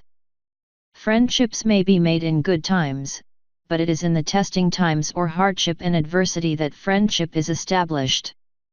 Friends are for hard times, not for good. No man worthy of the name will desert his friend in distress. A friendship does not cease when there is dispute, nor when one falls into error. These are the testing times of friendship. MPR 45:5 Make not a friend of the man of evil speech or whose ways are evil.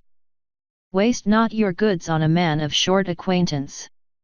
The companionship of a wise and contented man, even though he be in prison, is better than a rash and foolish one who has wronged you, for though you may find it in your heart to forgive him, he will always be ill at ease in your company. MPR 45:6 To keep your friends, owe them nothing and lend them nothing. In suffering and sorrow, judge your friend not by the tears he shed, nor by his moans, for the greatest afflictions go beyond such outward expression. MPR 45:7 A rich man or man of position has none he can call friend, unless he knew him before acquiring possessions and importance. A friend is one who has been tried under adversity, for this is the touchstone of friendship. MPR 45:8 He who says, I have many friends is a fool, for real friends are more rare than lapis lazuli in the wilderness. The false friend, the hypocritical friend and the fair weather friend are far more common than real friends. MPR 45:9 The friends who are least genuine often appear as the best ones. The false friend ofttimes seems the most desirable. The friend of convenience is an easy acquisition, but the friend who will remain when calamity strikes is harder to gain than the bronze breastplate. MPR 45:10 The man who has friends possesses treasures beyond price. The man who has riches and no friends is poor indeed. Say not, were I rich, I would have friends, how could you know?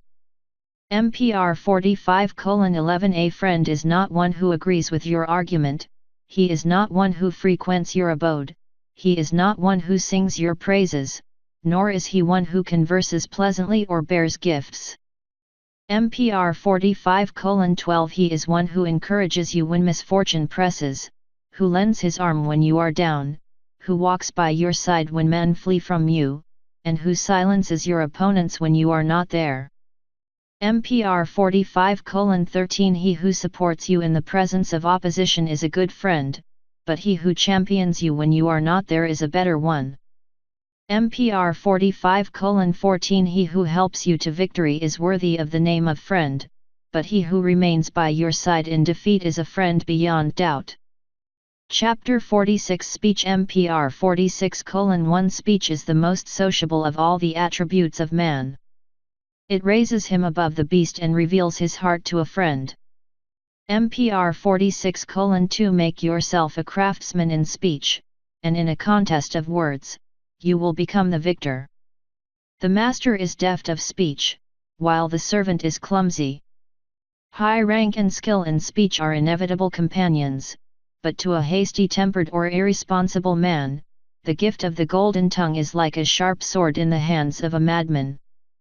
MPR 46:3 The tongue is the mightiest of weapons, and fair speech wins more battles than fighting. It is also true to say that without speech there would be less strife. MPR 46:4 To speak well you must speak honestly and from the heart. A dishonest tongue is a traitor within your walls, which will betray you. An inconsistent tongue leads among many devious paths, and you are lost. MPR 46:5 If you say a thing in one place and contradict yourself in another, you will be wanted in neither. Your testimonies should at all times and in all places support themselves. MPR 46:6 Speak quietly and to the point, conserve your words, the weakling is a mere word-wasting tongue wagger, be not like him. Speak firmly and to the point, graciously without malice or ill feeling. MPR 46:7 Consider carefully your choice of words. One capable of two meanings issuing from your mouth without thought and being repeated elsewhere, may turn men against you. The tongue has overthrown many men and brought them to ruin. MPR 46:8 The tongue has built a prison for many men. Many words batter down the gates of content, and regret enters, but silence will never betray contentment. In silence and structure there is safety, a closed mouth safeguards tranquility. MPR 46:9 If accused by a liar, return a firm answer, remembering that he will also be a coward. His falsity will bear him off. MPR 46:10 Fine speech flows not from the places of instruction alone, nor is it the prerogative of the wise. It may be found among men who carry water or the women who sit at the grindstone. An abundant supply of words is not enough, like a necklace they must be strung together in harmony and grace. MPR 46:11 Converse with the ignorant man, as well as with the wise one, for wisdom is not wholly in the keeping of the wise. Does a physician learn from the sick or from the healthy? MPR 46:12 If you encounter one who displays better craftsmanship in speech than you, do not set yourself against him to contest his words. Show your discretion in silence, bearing in mind that, in many cases, silence is more effective than a bombardment of words. Then too, if you remain silent, men will credit you with greater ability and say, had you spoken, he would have been overwhelmed and his argument refuted. There is a time for talk and a time for silence, and wise is he who knows the difference. He who speaks when he has no argument confounds himself, but if he remains silent, men may say, he might have had a case. MPR 46:13 Speak not until you have full understanding of a matter and can explain it even to he who knows more. In matters close to your heart, never fear that you will be lost for words, for if the heart be wrung, the mouth will open in eloquence. Even a dumb man makes a noise when kicked. MPR 46:14 When you have nothing to say, say nothing. Never lash the air with your tongue. He who speaks for the sake of hearing his own voice has an audience of one, and he a fool. MPR 46:15 Applause is a spur to the real man but an end and aim to the foolish man and weakling. Better the silent acclaim in the heart than the outpouring of noisy applause. A loud mouth discloses an ignorant heart.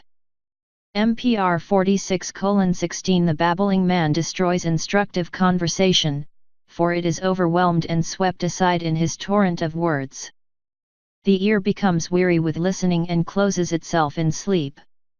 Even the humble hen fowl is more productive than a babbling man, it lays an egg before it cackles. MPR 46:17 A large outflowing of words is followed by regret and disquiet of heart, but beside the still pool of silence, there is tranquility and safety. MPR 46:18 The unthinking man gives full rein to his wayward tongue, his speech gallops away out of control, and he crashes at the hurdles of foolishness erected by his own words. MPR 46:19 Let wisdom be the sentinel guarding the exit from your mouth, that no demon formed of words may escape to destroy your peace. If you speak with the headman, choose your words with care, if your counsel pleases, he will remember you when others seek promotion. MPR 46:20 Never give misleading evidence before the judges, or speak in a manner which may lead to misinterpretation. If your neighbor lay fettered in a place of confinement because of your unruly tongue, his shade would haunt your bedchamber.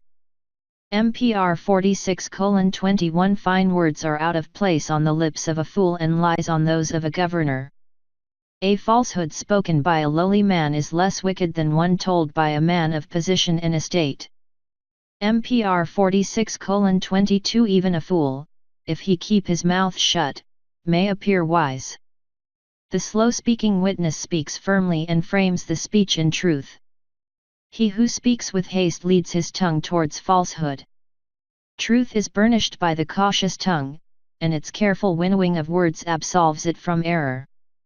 MPR 46:23 Avoid the lewd speech of ignorant men, for this is the consolation of slaves, even as lying is the refuge of the servile. Abusive words should never be hurled against those who stir you to wrath, for always they will return, like echoes from a cliff. MPR 46:24 Become a craftsman with words, that your tongue may command products of intricate splendor and power, which will confound your adversaries and raise you to the utmost heights of eloquence and set you above the multitude. Chapter 47 Chatterer MPR 47:1 Avoid the chattering man and babbler, for he makes a noise to hide his own emptiness. The quiet man is his master. Let he of the clacking tongue sit among the women. MPR 47:2 The noisy man is a weakling afraid to meet himself in solitude. Whether he is going away or coming back, he continues to chatter. His speech is of little consequence and belabors the ears to tiredness. MPR 47:3 He gossips and turns his own abode upside down, as well as the dwellings of others. His tongue clatters and labors from dawn to dusk but produces nothing. His tongue forms structures of wind. MPR 47:4 There are less chatterers among men than among women, but a chattering man is 10 times worse than a chattering woman. Yet the quaking tree is called woman tongue. MPR 47:5 Be not like the wagging-tongued man yourself, an unbridled horse is difficult to control. Open not your ears to tales of your neighbor's doings, can you think of no better things? Give ear to nothing but that, which lies within the orbit of your own interests. Repeat not the words of another, unless for a useful purpose. MPR 47:6 Let your tongue spread no report, except of that which is good, retaining details of wickedness within your belly. Man was given 1 tongue and 2 ears, that he might speak half as much as he hears. Let the ears collect all that is spoken, the heart filter the good from the bad and the mouth pour forth all that is beneficial. MPR 47:7 The tongue moves most when the hands are still, it labors hardest when the body is idle. MPR 47:8 Nothing issues from the mouth of a chatterer but empty words, which beat the air with wings of futility. He who gives ear to his foolishness encourages the waster of words and makes a rod for his own back. MPR 47:9 The ears of a chatterer are closed to his own empty talk. Were this not so, he would place his head in the mouth of a crocodile. MPR 47:10 Kick a full pitcher, and it stands firm, making no sound, kick an empty one, and it rattles. MPR 47:11 He who talks most does least, it is the silent men who do things. The chattering man is not but an annoyance, his clacking tongue deadens the ears, and his babbling lips pour forth irritating barbs. MPR 47:12 Pleasantness of speech and instructive conversation are good, but gossip and idle chatter are evil. Chapter 48 Conduct MPR 48:1 Be dignified no side when in the presence of lowly people. If with common people, talk not above their understanding. Whether or not you are at ease with them is unimportant, but whether they are at ease with you is important, for to put a man of lowly estate at ease is no small accomplishment. MPR 48:2 Be not boastful at any time, for the braggart brings scorn down upon his head. MPR 48:3 Go not into the dwelling of another man unless invited. Never enter when he is absent, unless with some purpose in his interests. Never place yourself in a position with his womenfolk where he shall have cause to suspect your motives. MPR 48:4 Good manners mark the real man, and the secret of good manners is strength of heart and self-confidence.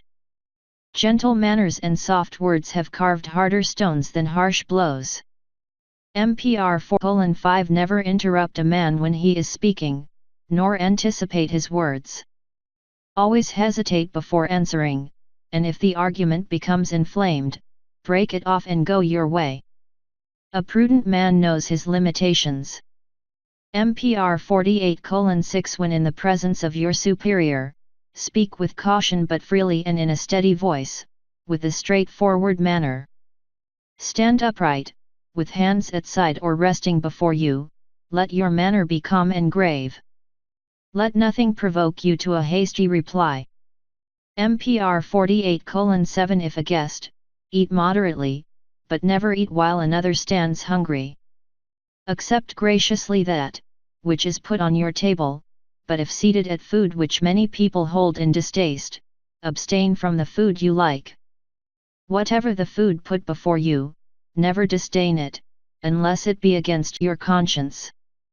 MPR 48:8 Sit not while one who is higher in your calling stands. Sit not while one stands who is weaker. Accept no table while your superior lacks one. MPR 48:9 Keep your eyes from the doings of your neighbor in his own abode. It is his own domain, and his actions therein his own affair. What you see is stolen from his privacy, this is bad enough, but to disclose it to another is vile. MPR 48:10 When you meet a friend, greet him wholeheartedly, when you meet an acquaintance, greet him warmly but with greater reserve. MPR 48:11 Never touch the womenfolk of another household or speak with them on intimate terms. Treat them as you would wish your own womenfolk to be treated. If, to you, the respect due your womenfolk is unimportant, remember that better men think otherwise and treat them accordingly. MPR 48:12 Do all things according to the decrees of propriety and decency. Forget not the obligations of manhood, nor neglect the responsibilities you have to your family. Spare a thought for those who rest in the bosom of the mountain. MPR 48:13 It is fitting and proper that a man give due consideration to his body after he has no further use for it, for it must not pollute the earth with corruption. If it be granted responsiveness as a channel of good, decline not the honors men would bestow upon it. MPR 48:14 Prepare yourself a tomb upon the mountainside, where your body may be hidden.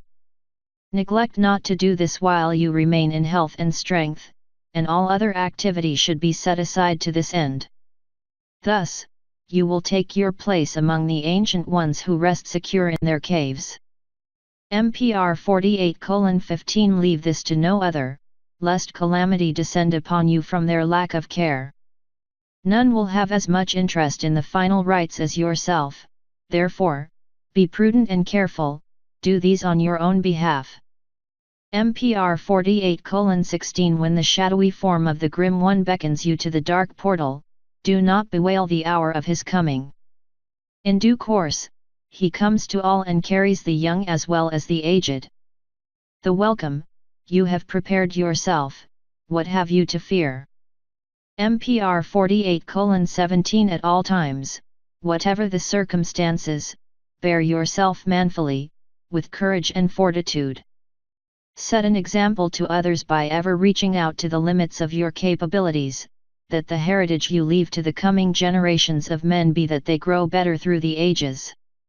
Chapter Your 49 Officials MPR 49:1 Keep on good terms with the administrative officer of your district. Give him no cause to scrutinize the conduct of affairs under your control. Give him refreshment when he passes your residence, and report faithfully on all matters requiring his attention. MPR 49:2 If he sends you on a mission, treat it as a matter of confidence, it is something between him and you. Talk about it to no man, lest you gain the reputation of being a man of unbaked clay. MPR 49:3 If, at the behest of fate, you have been raised to the position of a governor over the people, consider the importance of your trust rather than the importance of your position. MPR 49:4 Watch the manner of the people, do they acclaim you at your entrance to the city or at your departure? MPR 49.5 It is your to set a course that is wholly right and to pursue it until your administration comes as close to perfection as is possible. Let the goodness of your days remain as an everlasting memorial.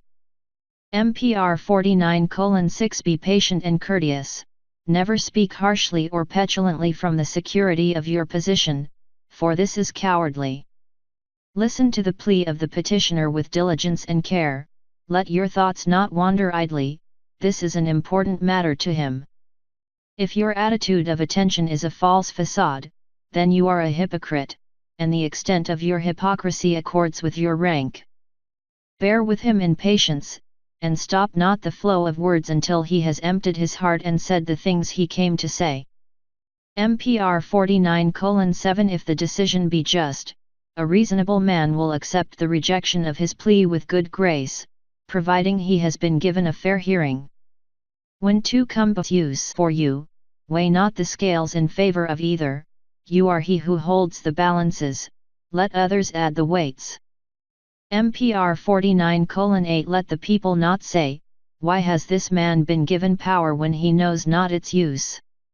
If you cannot perform your own great task, how can you condemn one who fails in a lesser one? MPR 49:9 If you are sent to a city where there is turmoil and unrest among the people, to quell the strife and seek its cause, handle the multitude carefully, for there may be reason for complaint. Seek the matter out, showing injustice and partiality to none. Incline not to those who are powerful, but deliver your findings with indifference. First adjust matters, and then judge. MPR 49:10 Your first duty is to justice, and it must not be subservient to the power or interest of any. The governor who, in upholding the statutes of men, turns his face away from justice, is a man of evil. MPR 49:11 Justice is above kings and rulers. The magistrate is not the maker of justice, for it is not a thing made on earth, he is but its servant and administrator. Lawmakers make laws, but they cannot make justice, they can only strive to reach it. Did not the voice of God say, let no earthly institution claim to be the fountainhead of justice? Here the best men can do is to make the nearest possible approach to justice, on earth it is unobtainable in purity and perfection. MPR 49:12 You who are an official must bear the burden of your office gracefully and with dignity. Be not presumptuous because of it, is it the result of your own efforts or those of your father? Who had you instructed? Was these done by your own efforts and substance? Bear patiently with the poor man, for he has little on earth to console him, let your interpretation of justice lighten his days. Never be rude to the inarticulate man, for this displays your unworthiness.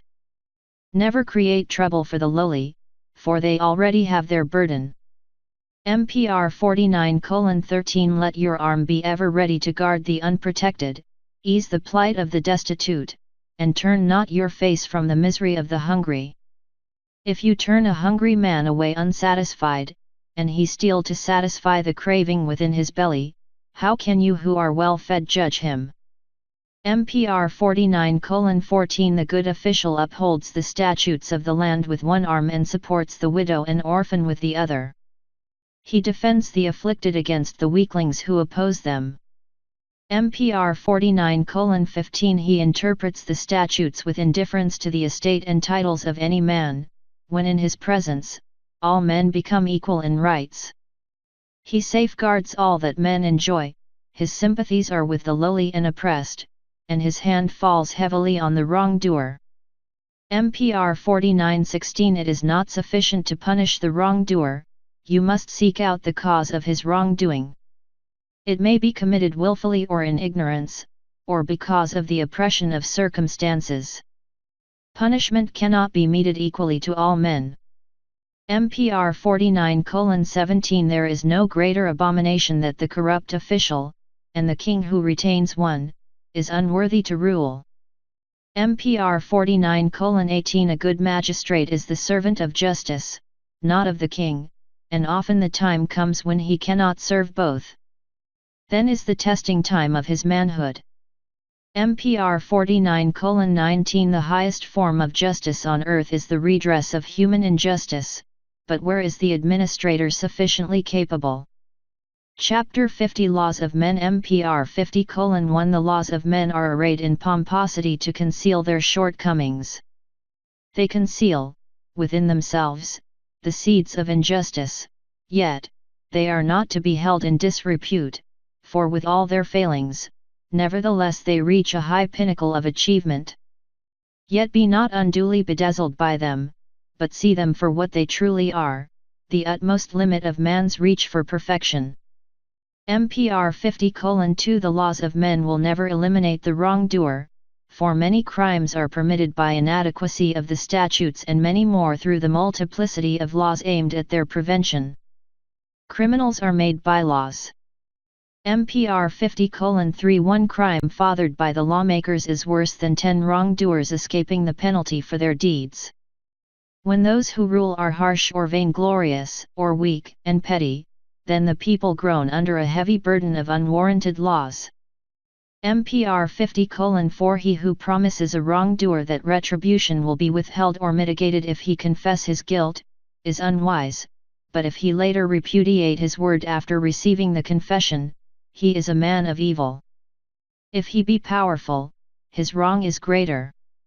MPR 50:5 When he who is powerful inflicts torture upon one who is but suspect of wrongdoing, he commits an evil deed, not only against one who may be innocent, but against his own soul. Can reason be satisfied with a confession wrung from agony in this manner? The pain will move his tongue to state what is required from him. Can truth be established by such means? Justice weeps at the justice of men.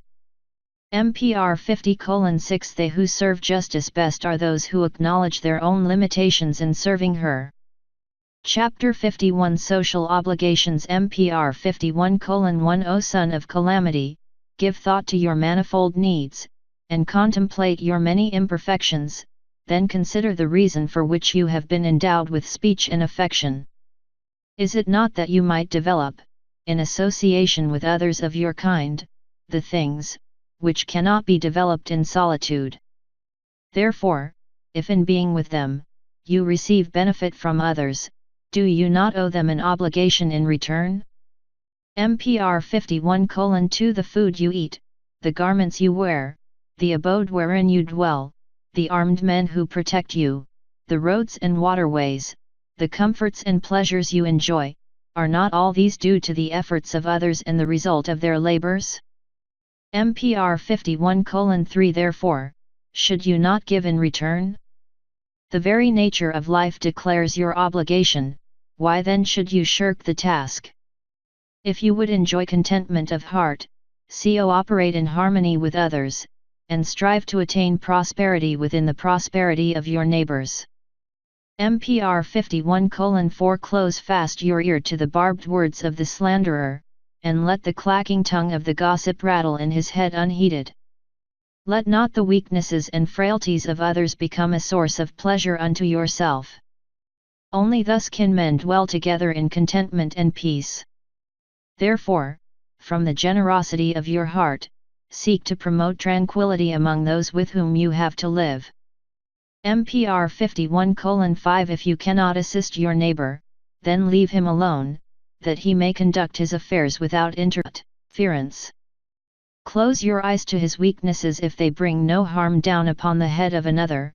If there be strife, then pour oil on the troubled waters, but seek not to place yourself in the position of grain caught between pestle and pot. MPR 51:6 When many people dwell together, their peace depends upon a proper administration of the statutes, and the contentment of each man upon the safe enjoyment of his possessions. Therefore, upon you there is an obligation to uphold the statutes, even when they appear unjust in your sight, and to cast no covetous eye upon the possessions of another. MPR 51:7 Lift no hand in anger against another, so that life or limb be put in danger, or do him wrong. If he provoke you, let it not be a matter for unmanly raging, might he not be a weakling unworthy of anything but your contempt? If attacked, deal with the situation as it warrants, for no attack should go unheeded, lest it invite another. MPR 51:8 Never slander a man or gossip about him, for these are things more becoming a woman. Never bribe a servant, that he steal his master's time or goods. Never seek to tempt a woman of another household. If one turn her womanly wiles upon you, then scorn her advances, for she plans an upheaval. Bring not upon another man a sorrow you cannot relieve, nor do him an injury, for which you cannot atone except with your life. MPR 51:9 Be just and fair in all your dealings and faithful to any trust placed in you. Never deceive a man who places his trust in you, for it is less wicked to steal from a stranger than to betray the trust of one you know. MPR 51:10 If you owe a debt, then pay it without delay, for he who placed his trust in you treated you as an honest man. To withhold from him that which is due is the action of a mean man and weakling. MPR 51:11 Deal justly with all men, that your name may have value among them. A good reputation is of greater value than gold. MPR 51:12 Have no dealings with a man who says, "Let me be the go-between." He deals neither with goods nor labor, and all he sells are worthless words which neither fill nor satisfy. To him say, "Go reap the harvest of land or water," or set your hand to the hammer or wheel, for we have no use for purveyors of empty words. MPR 51:13 Be cordial with all men, but be on intimate terms with none but your friends. Nevertheless, a friendly spirit is to men as honey to bees, a friendly man is allowed to do much. If the captain of the vessel likes you enough, you can wipe your hands on the sail. Chapter 52 Food and Drink MPR 52:1 Dally not unduly at the eating table, nor spend too long in beer drinking. He who overeats or overdrinks, quickly becomes a fat sluggard, his belly bloated and his wit dull. Women mock his lack of manhood. MPR 52:2 Hanker not for fancy food or meat that is highly spiced, for it will create a sword in the stomach and a glowing ember in your gullet. Dainty food and delicate dishes are the pleasures of women and not to be denied them. MPR 52:3 Gluttony is a disgrace to manhood, for as a man grows girth, he declines in vigor, one thing replaces another. He who eats little is zestful, while he who gorges himself is sluggish. He whose greatest interest lies in satisfying the demands of the stomach is a reproach to manhood, for he is dominated by his appetite. The stomach always cries for more than it requires. MPR 52:4 Never do anything that arises from the consumption of strong drink, for what you do will be done without thought. Caution flees the heart when strong drink enters the mouth. The tongue motivated by strong drink is wayward, and the mouth, which permits its entry, incautious. MPR 52:5 If, while under the domination of strong drink, you fall and injure yourself, none will waste sympathy upon you. Even those who know you will pass by and leave you where you fell. MPR 52:6 There is little harm in drinking, which delights the heart or makes a meeting of men more convivial. The dividing line is whether strong drink is the master or the servant. When a man ceases to speak, think, and act in his normal manner, it is the point of departure between him and the companionable cup. The real man has a casual acquaintanceship with the drinking shop, but to many who are weaklings it is home. MPR 52:7 Sufficient food maintains health, overmuch destroys it. Beer drunk in moderation does no harm, and wine in small quantities can bring contentment and pleasure.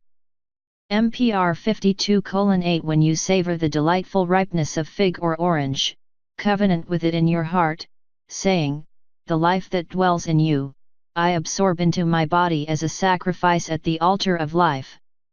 As you were sacrificed to me in the name of life, so shall I sacrifice to life." The tree that would have been your resurrection shall grow within my spirit and bring forth the fruit of benevolence and joy. The delightful fruit, which would have been your offspring, shall grow to maturity as fragrant thoughts within my heart. The sweet perfume, which would have been wind-borne from your blossoms, shall flow from my lips as the nectar of kindness and affection. You have not been destroyed wantonly but joined to a greater stream of life. Chapter 53 Home MPR 53:1 Build yourself a residence of your own when you find no peace in a dwelling shared with others. A home is a man's anchor and a woman's sanctuary. MPR 53:2 Take unto yourself a wife to share your abode. Though a man may build a dwelling place, it needs a woman's hand to make it a home. MPR 53:3 Always suffer the mistress of your household to talk about you, for in her eyes you are more important than anything else. A woman must necessarily discuss her husband, as a man must talk about his calling. MPR 53:4 Attempt not to direct her about the affairs of the household when she is a good housewife. Say not to her, "Where is this?" or "Where have you put that?" when you know she puts them in their proper places. Set your eye to watch her, observe her ways carefully, and then appreciate her good management. Pleasant is the lot of the man who travels the road of life hand in hand with a thoughtful woman. MPR 53:5 Men do not naturally understand the ways of women. The man who interferes in housewifely affairs only sets his own home in confusion, and contentment will fly through the door. MPR 53:6 He who would enjoy peace in his residence must be open-hearted and considerate, but above all wise in his choice of a wife. MPR 53:7 Beware never to let the slanderer and scandalmonger cross your threshold. It is better to slay yourself than admit the fornicator, for he will destroy your joy and contentment. MPR 53:8 Beware when the flatterer establishes a place for himself within your dwelling. Outwardly the members of your household may sing and rejoice, but within their hearts will be a cavern of sadness. MPR 53:9 If your friend comes and stands without, admit him as one of your household. Greet him with warmth and kindness, and make him welcome within.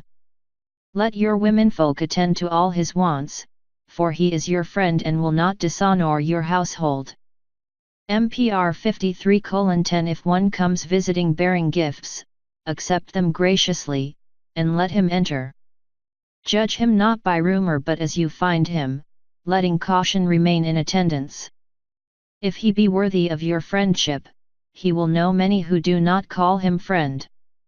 MPR 53:11 Do not present to him a smiling countenance, while your heart remains sullen, or you are a hypocrite. Guests always bring pleasure of some kind, if not in their arrival, then with their departure. MPR 53:12 If one comes with a request, never say, "Come again tomorrow and I will give," when it is in your power to give today. Thus speaks the weakling and coward. MPR 53:13 Consider your family and friends, what they are like, for they are clear pools, wherein you see yourself reflected. A man has the wife, family, and friends he deserves. MPR 53:14 What precious things have you within your dwelling, that you safeguard them behind fastened doors? Have you gold and silver there? Have you gemstones or fine works of copper? These may be kept safe by bolts and bars, but the greatest possessions of man cannot be held securely by such simple means. MPR 53:15 Have you peace and quietude there? Do you share your home with joy and contentment? Do you hide memories there, or have you stored things of beauty to stir the soul? Does love reign as queen of your home, or are you under the tyranny of strife? MPR 53:16 Is your dwelling a haven of joy in a sea of sorrow? Is it the treasure house of sympathy and understanding? Or do you reside in a place harboring naught but luxury and comfort, where the stifling air is befouled with the unwholesome lust for ease? Comfort can always be invited in as a guest, but beware lest it stay, to become the master of the household. It is easier to be the slave of luxury than the master. MPR 53:17 Comfort may coax you into its snare with soft allurements, but the shackles it will place upon you are as finely forged brass. Its touch may be silken, but its grip is metallic. Its voice may be soothing, but it sings of your downfall. MPR 53:18 Luxury may gently lull you to slumber, but while you sleep, it weaves a web of disaster. Comfort mocks at manliness and undermines the ramparts of fortitude. It jeers at virtue and stabs courage in the back. MPR 53:19 Yet comfort and luxury are not things to be completely avoided, for held in rein, they serve their purpose. However, let them serve as servants and not rule as masters, for they are good servants, but bad masters. MPR 53:20 Let your dwelling not become the tomb of manliness and the abode of the half-alive. MPR 53:21 Home is not where the body rests but where the heart resides, and where one man receives the most care for the least thanks. A good residence is built on a rock, a good home is established around a good woman. Chapter 54 Family Relationships. Son MPR 54:1 He is your greatest joy, the son, whom your heart's desire has begotten, the hope you hand down to the future. Yet the pleasures of fatherhood must be tempered by the need for chastisement, for the youth does not become a man without discipline. All youths grow up, but not all grow into men. MPR 54:2 Great are the duties of a father, and grave are his responsibilities towards his son, for the future of the youngster lies wholly in his hand.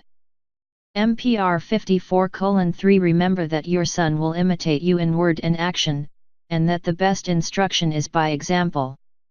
If you expect him to do that, which you do not, or if you that, which you do, then you are unjust and unworthy of your charge.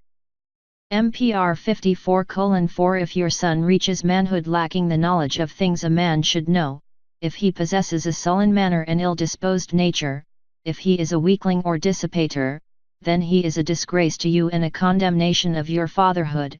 You have failed in the most important duty of a man. MPR 54:5 Your son is what you have made him. If he grows up a failure or weakling, then add not to your unworthiness as a father by rejecting him. He remains flesh of your flesh and your responsibility and burden. In the fullness of time you can make amends. MPR 54:6 The first step in begetting worthy sons is to make a wise choice of their mother. MPR 54:7 Riches and position. A father may not be able to give his son, but example and good discipline and a guiding hand into manhood can be given by every father. These are the birthright of every son. Cursed be the despicable man who denies his own son this birthright.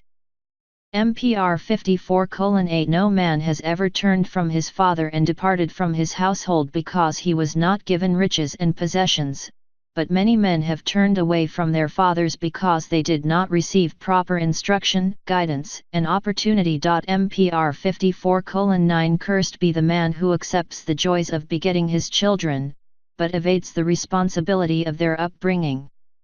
His sons will not forget, and his old age will be barren and filled with regret and self-reproach. MPR 54:10 Chastisement in the home is a proper preparation for the discipline of life. There is no way other than by a wise and proper upbringing that a youngster can be prepared for life. MPR 54:11 It is not sufficient that a son be as good a man as his father, life progresses and he must be made a better one. MPR 54:12 Whether your son grows up to be a blessing or a curse to his father, or whether he becomes useful or worthless, depends entirely upon your wisdom, guidance, and care. Think not that the task can be treated lightly, or you will live to regret your folly. The sapling may be bent to shape, but the tree is unalterable. If it be unseemly, other men will cut it down. MPR 54:13 Therefore, commence his instruction as he learns to walk, and as he grows, nourish his thoughts with the maxims of wisdom. Carefully guide his footsteps towards manhood, for there are many improper paths and pitfalls. MPR 54:14 Bend his nature in the right direction while it is still supple. Mold him in uprightness while he is still pliable. Turn him in the right direction during youth, and watch his inclinations. If evil habits appear, weed them out before they take root and develop in strength. Chastise him with restraint, for overmuch punishment reveals defective upbringing. Let it be given only of necessity, for the most receptive ear of a son is that on his backside, which listens best when thrashed. MPR 54:15 Guide, but never drive. Always treat his mother with respect and affection, for if you find contentment and joy with your wife, he will find them with his. Leave him not with a heritage of sorrow. MPR 54:16 So shall he grow in comeliness and strength, a man of honor, noble and straightforward in his ways, a real man. He shall rise above lesser men as a great oak rises above the brushwood, and though you may have failed in all else, this achievement will set the crown of success on your life. MPR 54:17 The virgin soil is yours to cultivate as you will, it is fertile and responsive. Let it not want for care, for if it be unhusbanded, it will remain barren, unproductive.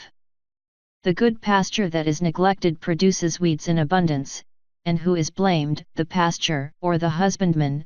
MPR 54:18 The seed which you sow will produce a crop to be reaped in the fullness of time.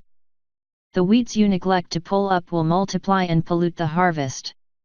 A harvest of gladness and pride can be yours, according to your sowing and attention, so shall you reap. MPR 54:19 Deposit with him your treasures of stored knowledge, your hopes and aspirations, and he will accumulate a profit greater than your dreams. He may transmute the ashes of failure and bitterness into the gold of success.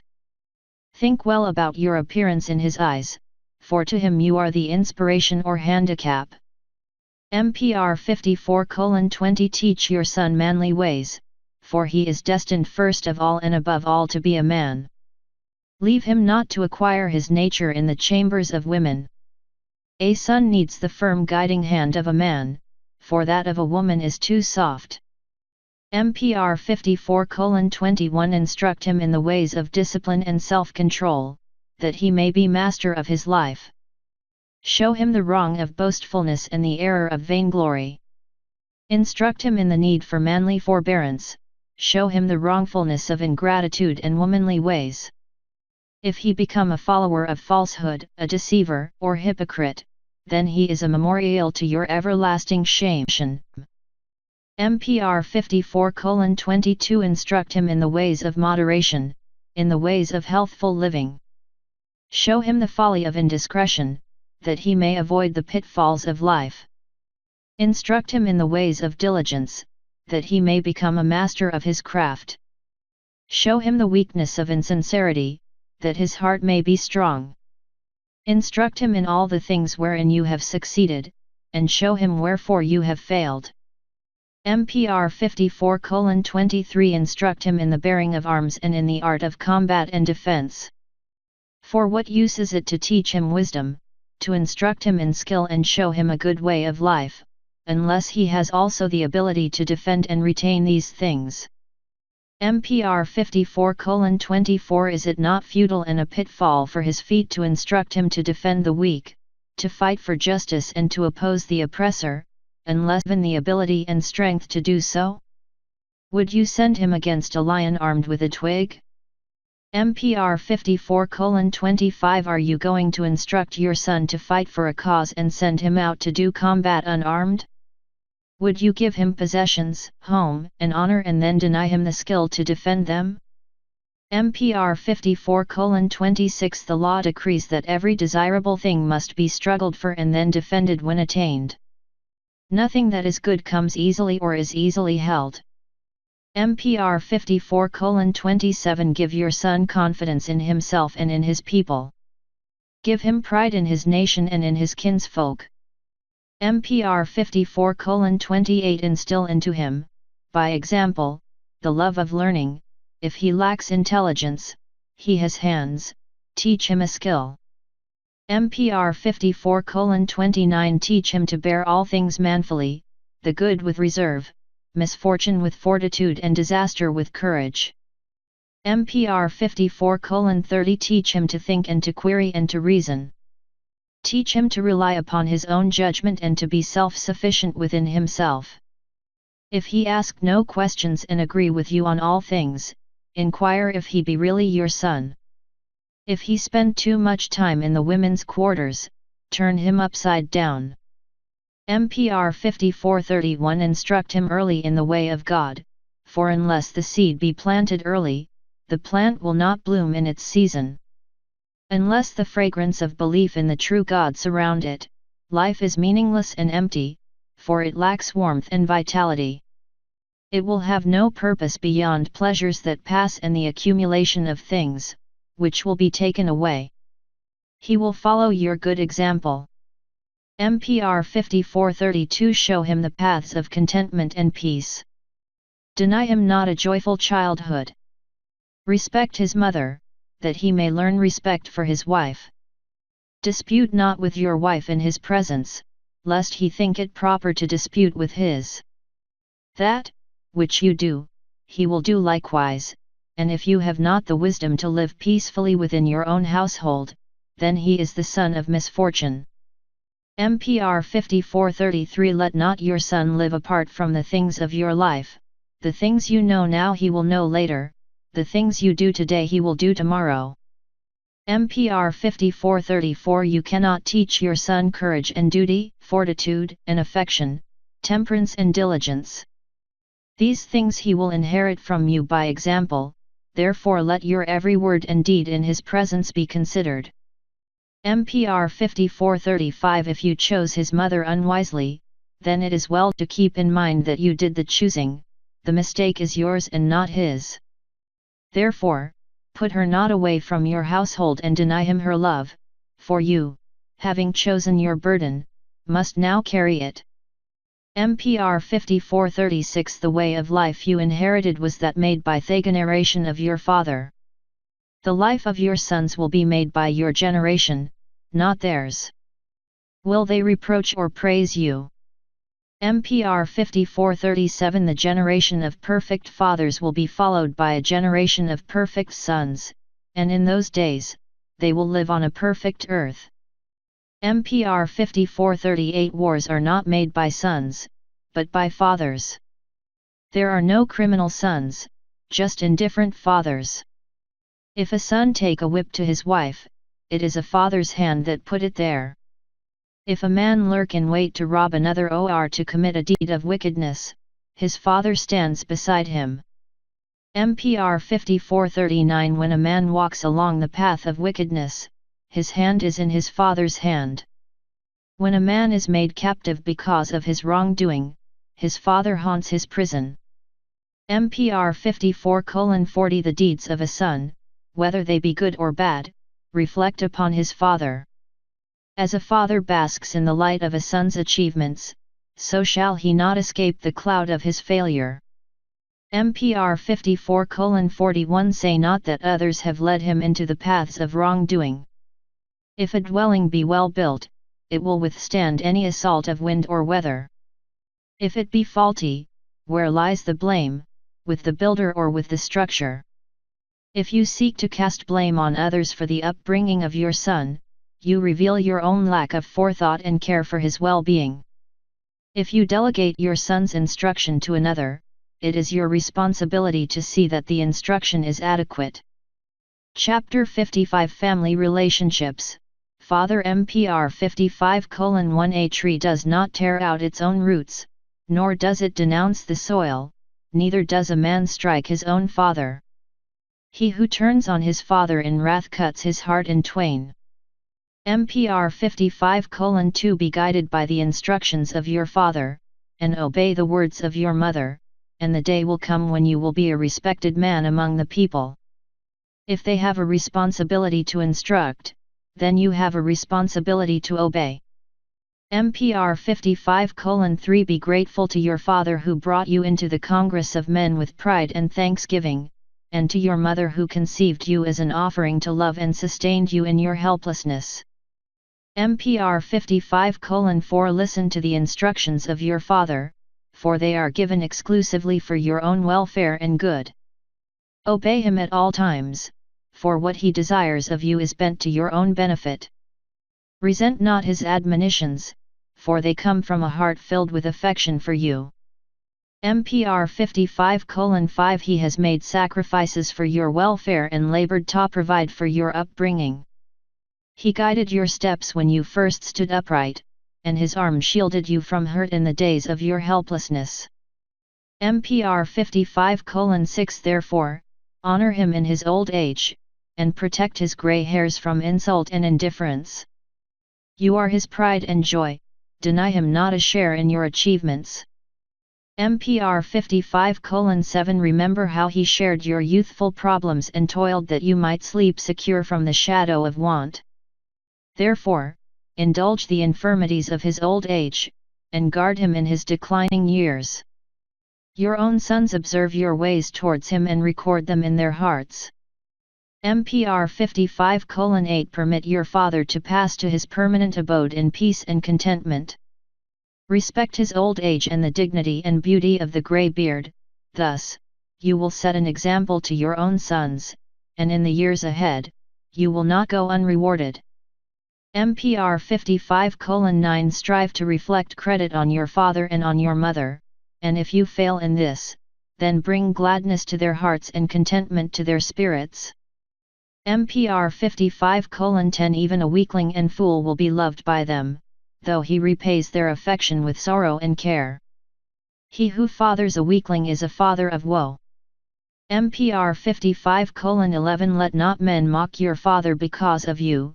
What has he done that you punish him in this manner? Why fashion arrows that pierce the heart of your mother? What have they done? They gave you bread, and you repay them with a stone. MPR 55:12 Why be indifferent to your father's welfare? Was he a weakling? Watch over him always. When strife knocks on his door, hasten to his side. Remember who trained your right arm. Would you now deny him its succor?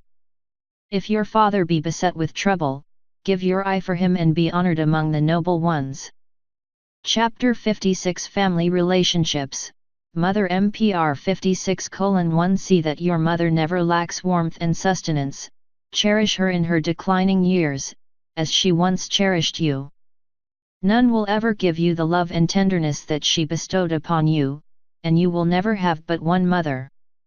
MPR 56:2 In the days of your helplessness, she carried you as a heavy load.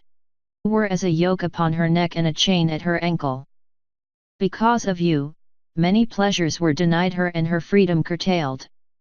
MPR 56:3 She cleaned you when you were dirty, she bathed and salved sores on your body.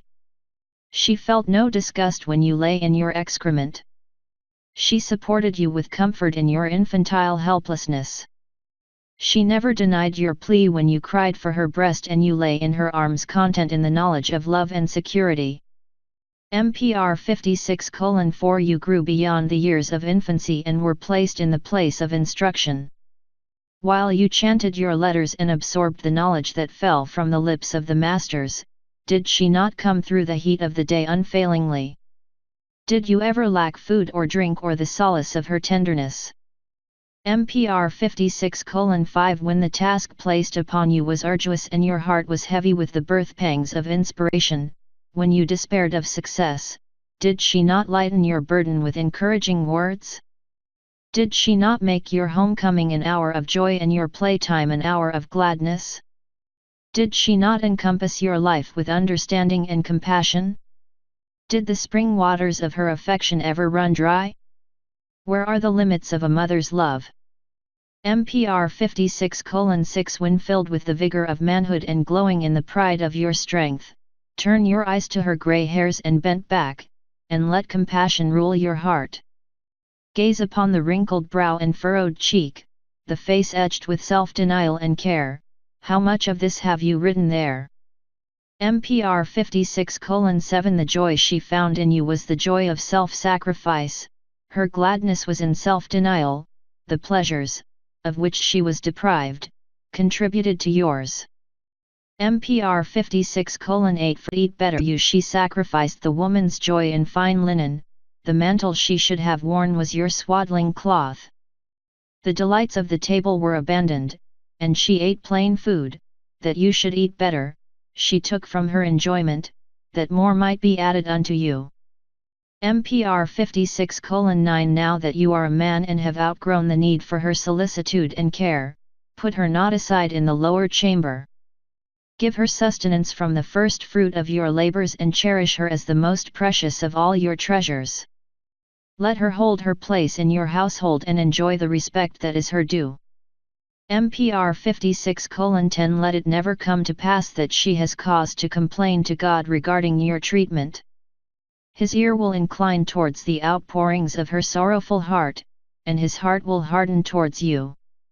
Misfortune and affliction will be visited upon you and eat away the contentment of your days. Indifference to your mother's welfare will not go unheeded among men, and they will avoid your company. MPR 56:11 In her declining years, lend her the support of your strong arm, relieve her of the burden of labor. Treat her with affection, and speak to her gently, do nothing to cause her grief and bear her infirmities with patience.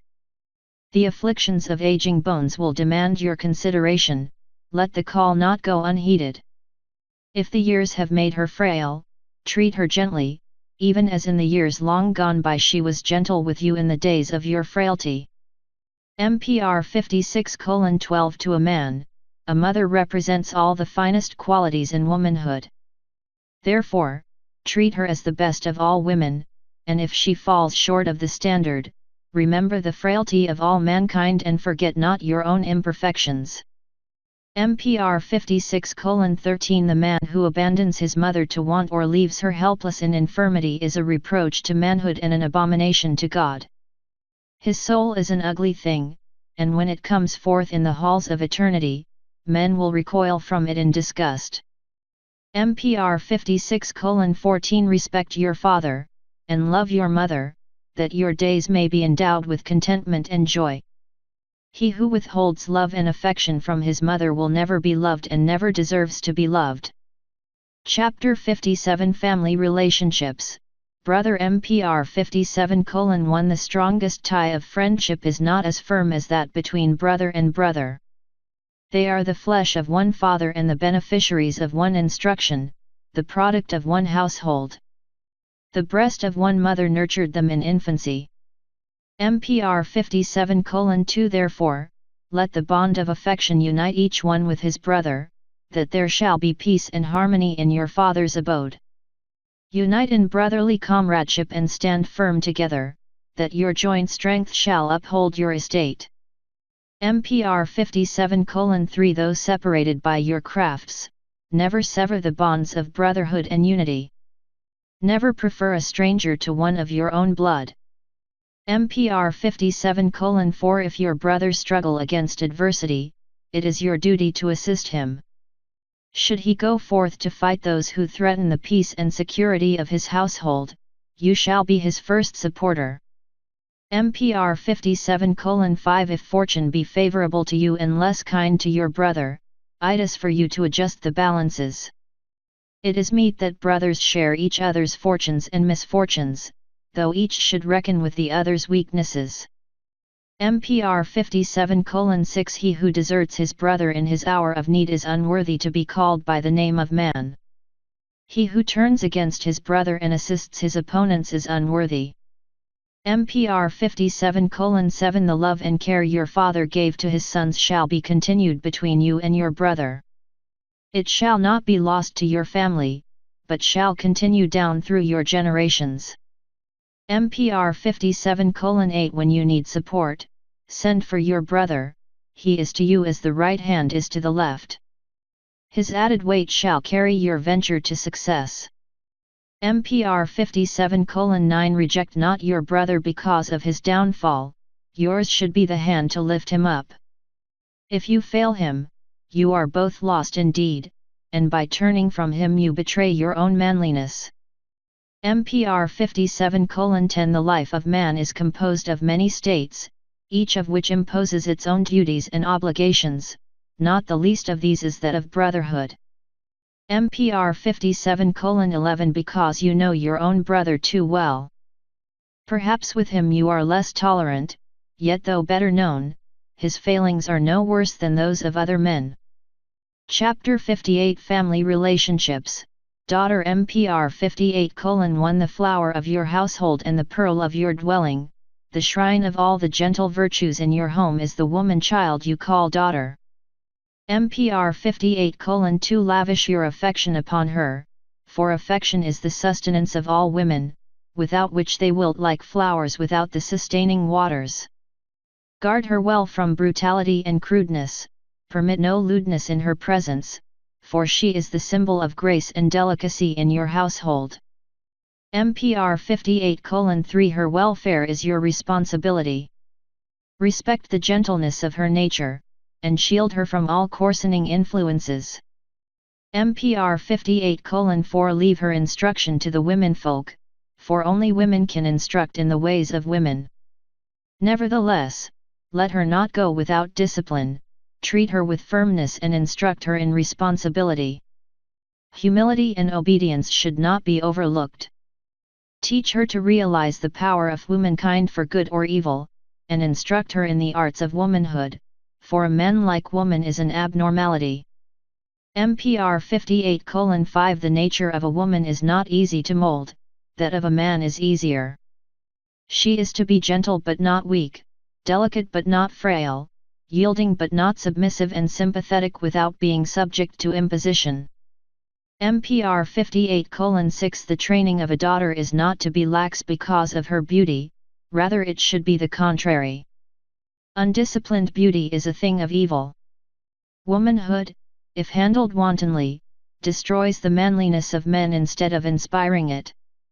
MPR 58:7 To her, you are the example of what a man should be.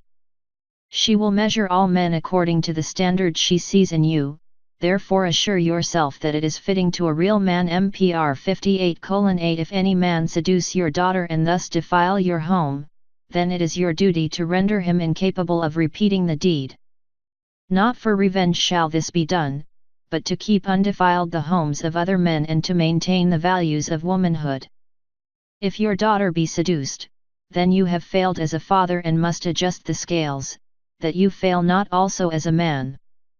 The seducer has offered the greatest possible insult to you and your household by openly declaring before men that your daughter is unworthy of marriage. MPR 58:9 When you choose a husband for your daughter, do not disregard riches and position, unless they are possessed by a weakling. However, choose first a real man, for he will establish his position, your daughter will be respected and her security and contentment assured. MPR 58:10 It is less difficult to raise a son than a daughter, for though both need equal discipline and chastisement, it is easier to give these to a son than to a daughter. MPR 58:11 Consider the imperfections in your wife, due to her father's lack of care and wisdom, and ensure that they are not repeated in your daughter. MPR 58:12 If your daughter be fair in face and form, then beware, lest this poison her nature, for it will bring the indulgences of men. He who fathers a lovely daughter carries no light burden and no little responsibility. The father who has indulged and spoilt such a daughter is not uncommon, and he must bear the reproach of her husband. Chapter 59 Family Relationships. Wife MPR 59:1 Your wife is as the stone of Lamed, which doubles all Itoushes. Give her affection, and she will return it twofold, give her love and it will be returned doubled. Think not less of her because she is in your power. From whence comes this power, but from her father's trust in your ability and steadfastness, your kindness and consideration. The wise man does not disdain a precious gem because he owns it, possession should add value and not detract from it. MPR 59:2 She is fruitful ground, in which to sow plant confidence, and she will return faithfulness forever. Plant contentment, and the tree of peace will arise whose shade shall ever provide a place of tranquility when you are troubled. Plant joy, and reap a manifold harvest of gladness. MPR 59:3 You have not chosen her from body lust, nor to be a constant woman of pleasure, these can be found on any street. Nor did you choose her to be a laborer in the kitchen or the supervisor of the servants, these can be bought. Is she not chosen as the mother of your children, the mistress of the household and the companion of your journey through life? She will be there by your side in times of trouble as well as in times of joy. MPR 59:4 There is but one choice of wife open to the wise man, the best woman he knows. Miserable is he, and unfortunate the lot of the man who knows not a good woman. Why do they shun him? MPR 59:5 Your wife will, if well chosen, have your sorrows and double your joys. If chosen foolishly, she will multiply your sorrows and dilute your joys with bitterness. MPR 59:6 It is proper that a man have a wife, who should be loved so long as both shall live. You love your father and mother through good times and bad, in sickness and in health, though they provoke or ignore you, chastise or praise you. Their shortcomings and weaknesses are known and accepted, due allowance is made for their failings and their love is always returned. Yet they are not of your choosing. MPR 59:7 Therefore, if you can accept and be content with those not of your choosing, is it not reasonable to expect you to be more contented with a wife of your own choice? MPR 59:8 Put her not away from you, when she is no longer young. To whom did she give her youthful freshness? Let the delight of your youth be the companion of your old age, and you will not find her wanting. Who knows you better than she does? MPR 59:9 Youth is turbulent, and old age is tranquil. Would you put away the tried companion of your struggle because she bears the scars of the conflict? What would replace her? Youthfulness that is untried in adversity, beauty that blooms on the face but is scarce budded in the heart, and vitality that has not been sacrificed at the altar of your ambition. Would you give away the sustaining nut for the pretty shell? MPR 59:10 While youth is passing from your wife, her love is maturing within. Her love, like the unfired clay, was pliable and unstable in youth. Now, it has been passed through the fires of marriage and is set firm and solid, a thing of stable solidity. The unfired pot can be cast back on the wheel and remolded, but once fired, it remains firm until broken, and once broken can be shaped no more. MPR 59:11 In youth, the heart speaks between husband and wife and is excited. In the declining years, soul speaks to soul and is contented. MPR 59:12 The wife of your youth brings you the delights that any woman can give, but the wife of your old age brings you the contentment that can be given by no other. MPR 59:13 The need of man for woman is great in youth, but in old age, the need of husband for wife is greater. MPR 59:14 Love blossoms in youth, but it bears its fruit in the maturity of age. The heartaches and pangs it engenders are chisels cutting away at the granite of the soul, shaping it into finer form. MPR 59:15 Youth is the sowing time of love, the harvest is reaped when youth has passed. MPR 59:16 No matter how humble the dwelling, there should always be a place set aside for the womenfolk of your household. Chapter 60 Secrets of Womanhood MPR 60:10 Daughters of men, forget not your ancient heritage of mystery granted unto you in the days of old, when you were the light of mankind. Was earth then afflicted under your sway, and did men then degrade themselves and strive one with another? MPR 60:2 The age of benevolent mother rule has departed, and little remains of woman's former glory. But remember that the fall of woman and the woes of men were brought about by the wiles and weaknesses of woman.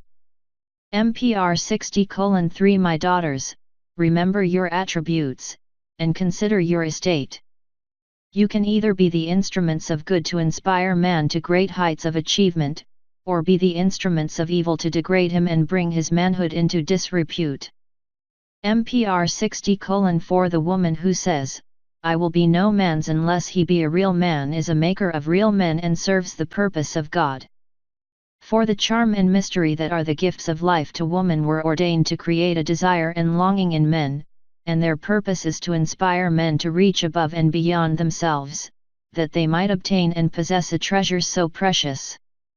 MPR 60:5 Therefore, O daughters of beauty, value yourselves highly, for she who gives herself cheaply inspires no man, for it is the nature of man that he treasure that which is hard to obtain. Man values the scarce gold, not the plentiful marble. MPR 60:6 She who comes easily to man, he regards lightly, it is the law that man values only that for which he strives and suffers. Reveal not your womanly charms and secret attractions. Is not the moon more beautiful when shining through a cloud, for then its loveliness is enhanced with mystery. MPR 60:7 Woman was given a body to reproduce sons, and grace and beauty to inspire them to godlikeness. The spirit of man is inspired and raised up by the love of his mother and the love of his wife. There will be no greater influence in his life than woman love. MPR 60:8 A graceful woman is ever clothed in mystery.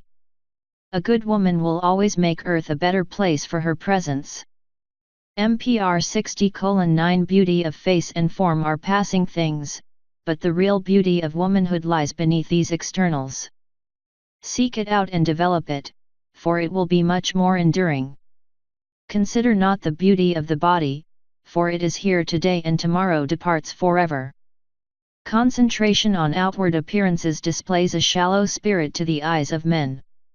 MPR 60:10 Beauty of face and form may or may not be yours, according to the dispensations of fate, but whatever you have must be accepted with gratitude or resignation. What you have been given, little can be done to change, but it is not the most important part of your being. There is that within you, which is yours to fashion as you wish. It can be of a beauty indescribable, transcending anything of earth. Therefore, give due thought to the pliable soul within you, for it is yours forever. It can be a thing of loveliness or repulsion, according to your own decree. MPR 60:11 The law, which is beyond your understanding, has decreed the mold of your body, it is fixed, unchangeable. Not so your soul, for here you alone are responsible for its appearance. Remember that every thought and deed is a thread in the pattern of the fabric. Think well, will the result be a thing of beauty or of ugliness? MPR 60:12 Let prudence rule your heart, and be reserved in all that you do. Remember the womanly virtues of modesty, simplicity, compassion, gentleness, tenderness, and grace. Cast not the treasures of your womanhood into the mud, where they will be trampled underfoot by contemptuous men. MPR 60:13 In the spring days of womanhood, when the promise of loveliness is fulfilled and the warm blood stirs within you, the eyes of men will turn in your direction with meaning, and nature will interpret their glances. Then is the time to give heed to the whispered counsel of prudence and place a guard upon your heart. Now is the time when it is ripe for assault, let it not yield except to one. Heed not the false words of seduction and the alluring promises, which fall from the glib tongues of fornicators. The words of seducing men are sweeter than honey, but if you partake of the illicit pleasures offered, they turn to the bitter gall of disillusionment. The seducer has his purpose, he tests you for worthiness as a wife. MPR 60:14 Woman was meant to be the helpmate and companion of man, his inspiration and joy, not the slave to his desires and the servant of his passions. Are you no more than the receptacle, wherein he satisfies and dissipates his uncontrolled urges?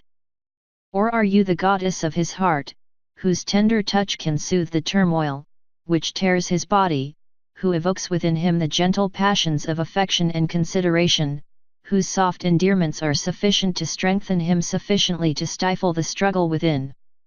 She who is the first of these takes the easy path, but the second is 10 times her better and a worthy wife for any man.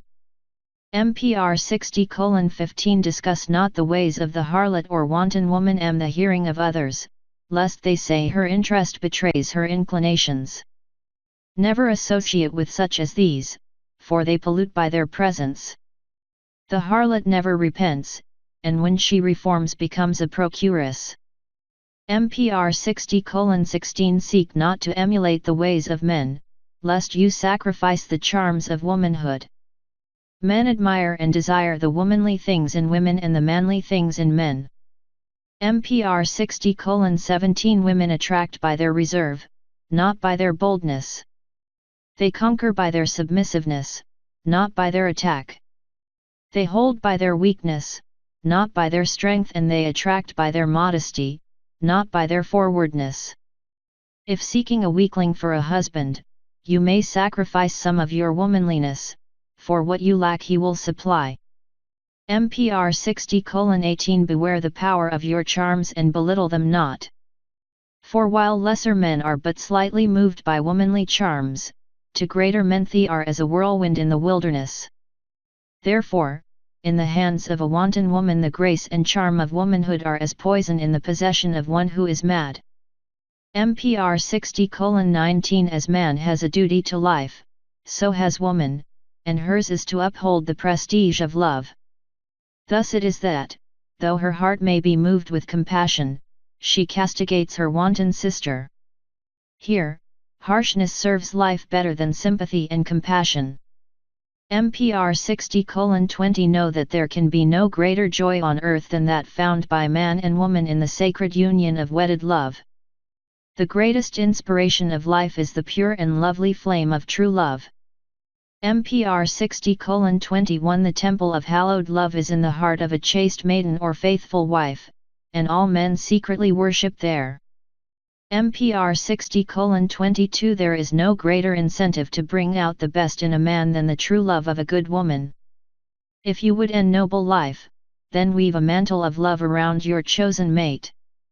MPR 60:23 My daughters, beauty is the heritage of all women. Think not only of the beauty of face and form, for this passes with the rise and fall of the waters. Turn your thoughts to the greater loveliness of the spirit, to the radiance enshrined within the thinking heart and the beating heart. This is the true heritage of woman. Purity and graciousness can belong to any woman, whatever her external appearance. What is beauty where tenderness and affection are lacking? Men will run after a beautiful face, but away from a willful heart. MPR 60:24 A beautiful woman is beautiful to herself, the admiration of men adds nothing to her beauty. Womanly virtue maintains the blossom of youth and brings contentment to the heart. Thus is the face kept smooth in beauty. MPR 60:25 Nothing exalts the heart of a man as much as purity in the woman of his choice. Nothing can stimulate his manhood as much as her modesty and reserve. Nothing troubles his thoughts or arouses his curiosity as much as her silence. MPR 60:26 Let not your future husband's hopes of your chastity be in vain. Mock not the faith of a man in woman, for man requires such faith, and if he be a real man, he will believe the best of woman. The seducer and fornicator alone look down on women, for they have seen many at their feet. MPR 60:27 O glorious and prudent maiden, who will someday rule as queen of heart and home, keep the pure flame of love secure within the sanctuary of chastity. This love asks, above all, that love may be hallowed. MPR 60:28 Though chastity remains the greatest weapon for good in the armory of womanhood, like all things on earth it can be used otherwise. Chastity of itself alone would be of no value unless it serve a positive purpose for good. Futile frustrations are the opposite of good, but chastity is not numbered among these. Chastity hallows and expresses the sanctity and glory of true love, and bestows on the loved one the honor and bliss of an undefiled and unchanged deepened marriage. Chastity is not the suppression of feeling and the refuge of the unaffectionate, it is the homage paid to the sanctity of a woman's body and the evaluating tribute paid to true love. MPR 60:29 Our fathers and our fathers' fathers, even in the days before Mina and Pontus, expected and respected chastity in woman. Not in all women, for this is not the nature of men, a man seeks it only in one special woman, his wife. Thus man divides the women in his life in twain, his wife and mother, and other women. No man concerns himself with virtue in the wives of other men, only in his own. Virtue in other women may be unimportant. Which would you be, a wife, the delight of a man's life, or the other unimportant woman? MPR 60:30 Chastity is the glorious crown of maidenhood, it is the symbol of dedication to the glorification of love, it is honored and respected by all men. A husband trusts a chaste wife and speaks of her proudly among men. MPR 60:31 When men discuss women, after the manner of men, the husband of the unchaste woman tries to avoid their looks, their talk cuts his heart. Husband. The unchaste woman is a topic of ribaldry among men, but let a man discuss a chaste woman lightly, and there are hard words spoken. In the company of men, does not the chest of the chaste woman's husband swell out before him, is he not proud of his exclusive treasure?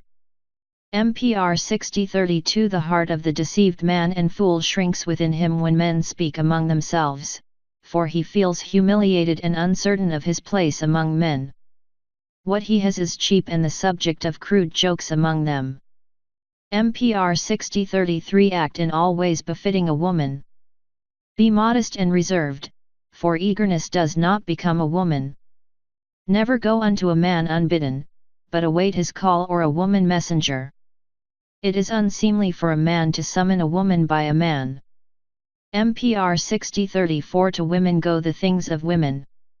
Therefore, your hearts and hands towards the inclinations of womankind, cherish and comfort your children, attend diligently to the affairs of the household, support and sustain your husband through his trials and troubles. MPR 60:35 The drinks of woman are sweet, but she may sip a heady or bitter one without loss of decorum, though she may not drink it as does a man. Only the common woman will drink the drink of men or drink as a man. MPR 60:36 A woman who safeguards her reputation in public, but is shameless in private, is a hypocrite. She is a deceiver who will drag a man down to sorrow. MPR 60:37 My daughters, these are not words of wisdom alone, they draw aside the veil to reveal the inner hearts of men. Let your own heart weigh them in the scales, it will commend them to you. If a man deride them, then he is not inclined to your welfare, nor does he see in you a future wife. If you say within yourself, these things are of little importance to me, you may speak truth, for you are unworthy. The crocodile revels in mud and disdains silk. The womanly virtues are not evaluated in your eyes, but in the scales of spiritual eternity. That, which spiritual eye sees life, that enhances love, that inspires mankind and sanctifies the relationship between man and woman, that is good in the eyes of God. You may ignore the well-being of your soul if you so desire, its fate is yours to decide. MPR 60:38 She who sanctifies womanhood garbs her soul in eternal radiance.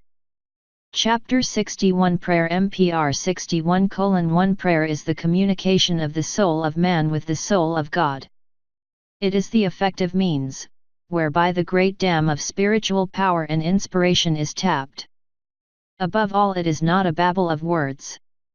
MPR 61:2 When you pray, do so in silence, with all the words retained within yourself. Pray not with the tongue and mouth, but with the spirit. MPR 61:3 Inharmonious noise within the sanctuary of God is detestable to him who is the God of harmony. Rites that produce loudness are an abomination to his ears. Implore him with a loving heart in quietness, and he will hear your words and accept your offering. MPR 61:4 The ear of God is closed to the man who speaks, but is open to the silent man. When he who is silent comes to speak, not that men may hear but God, then he hears him. Is not the great God known among us as the listener in the silences? MPR 61:5 Is not silence the speech of love? God speaks in the still silences. He communes with man in the silences of the soul, and in silence was the creative word spoken. MPR 61:6 Seek always after silence and quietude, and seek friends among the silent ones. The man who fears to be alone with himself in silence or solitude will never discover the secrets of the soul. Men go into the wilderness to commune with their souls in silence, only thus do they receive a reply. He who lives ever among noise and turmoil says, I have no soul. MPR 61:7 When in prayer, occupy yourself with the affairs at the boundary of the region of hope. For prayer spans the great unseen barrier. Prayer is the bridge between two regions, but few there are among men who know how to pray, that the bridge may be opened. MPR 61:8 Words are unimportant to prayer, for good and fine words alone are not edifying to God. He hears that which is spoken from the heart and reads that which is written in the soul. Therefore, those who are answered are few, and those who are not because of their own inadequacy say, Where is God that he hears me not? MPR 61:9 The souls of men, swathed in flesh and wrapped in passions, cannot easily commune with God. Successful prayer needs much conditioning of the soul, it requires a lot of preliminary preparation and is, therefore, rare. Men say, prayer is futility, and to such as they, so it is, but it is not prayer but their conception of prayer that is futile. If a man writes so that none understand him, is the reader or the writer at fault if the writing cannot deliver its message? When speaking to a southern man, he understands not unless you use his own language, even so should you communicate with God in his manner. MPR 61:10 The ingredients of prayer are humility, sincerity, surrender of desire, acknowledgement of inadequacy and a wholehearted offering of self. It is the opening of a door to admit a wonderful power into the chambers of the soul. MPR 61:11 Prayer, as it should be, is followed by a profound peace, a spiritual uplifting and a feeling of inner quietude, as though a cool clean breeze sweeps into the spirit, strengthening and reviving it so that clear thinking follows naturally. MPR 61:12 When at prayer, listen to the voice of the Spirit, for it may be interpreting the words of God. Prayer renders the soul articulate. The length of prayer is unimportant, but the depth and range of prayer matters above all else. MPR 61:13 Prayer is a state of harmony embracing heart and spirit, it is not a rite. Chapter 62 Death MPR 62:1 Fear not death, for when he comes, you will be no longer there. Nevertheless, it is well to live a good life and be free from the fear of his shadow, for he that is good has nothing to fear. MPR 62:2 What is death but the gateway to glory, the entrance into the kingdom of greater life? It is a journey to a new land, an awakening from a sleep where all care and affliction born on earth are left behind. MPR 62:3 Do not men respect death above birth? Do they not adorn their weapons, the servants of death, with gold and precious stones and display them proudly to all men? Have not honor and titles been the lot of many who have caused the slaying of thousands? But who has ever been honored for bringing a man to life? MPR 62:4 While there is but one way of entry into life, there are 1,000 ways of departing. All roads through life lead to the gates of death. MPR 62:5 The deer does not cry until it feels the arrow, nor does the fowl shriek until the hunting hound seizes it. He who ever dwells under the shadow of the fear of death dies many times, and the fear is greater than the event itself. MPR 62:6 Death I fear not, if violent men come with sharp weapons as its messenger. I may fear the instruments, I may fear dying, but death itself holds no terrors. Come it must, of all things in life it is the most inevitable. God grant I accept it as a man. Chapter 63 Close MPR 63:1 Evil times have befallen the wise and upright. Truth shows her light no more, and deceit walks the land, garbed in gay raiment and with a bold front. MPR 63:2 These times of evil and these days of affliction were foreshadowed by a decline in the goodness of men, by the lust for pleasure among the people and a seeking after things, which brought forgetfulness, in carelessness of craftsmanship, in indecision of thought, in disdain for wisdom and in disregard for the welfare of the land. Men think only of earthly things and, therefore, earth becomes a region ruled by wickedness and corruption. MPR 63:3 Yet this I say unto you, the mockers of the wise and the scorners of wisdom shall tomorrow be forgotten, and the wisdom they deride shall have its day when they are dust and their names forgotten. MPR 63:4 My children, I am a man of no mean reputation, and here my estate remains intact, though the greater one downstream wards is lost to me with my name. Even now, events move and soon all will be but a memory. Not for long now shall I be left to sorrow, nor is the death of an old and feeble man any great achievement. MPR 63:5 Old age weighs me down, when I should be swift, and I bear it as a heavy load. My spirit must soon sail towards its place of origin and immerse itself in the waters at the source of life. I am not loath to depart from this place of sorrow and corruption. MPR 63:6 Therefore, my children, hear me diligently in the recounting of the wise sayings and secret knowledge of our forefathers down and these. Record them as a guide unto your generations. MPR 63:7 Now is the day of the wrongdoer. The kindly and unselfish man goes down and the honest man is the plaything of winds of adversity, it is the brazen-faced ones who rise to sit in high places. MPR 63:8 The iniquity of the wrongdoer is no more than a subject for talk in the marketplace and even moves men to mirth. The shame of women is accepted as normal, and causes no stir except on the thoughtless tongues of the idle. MPR 63:9 I carry my burden of wretchedness alone, for no friend is left to me among men of my estate.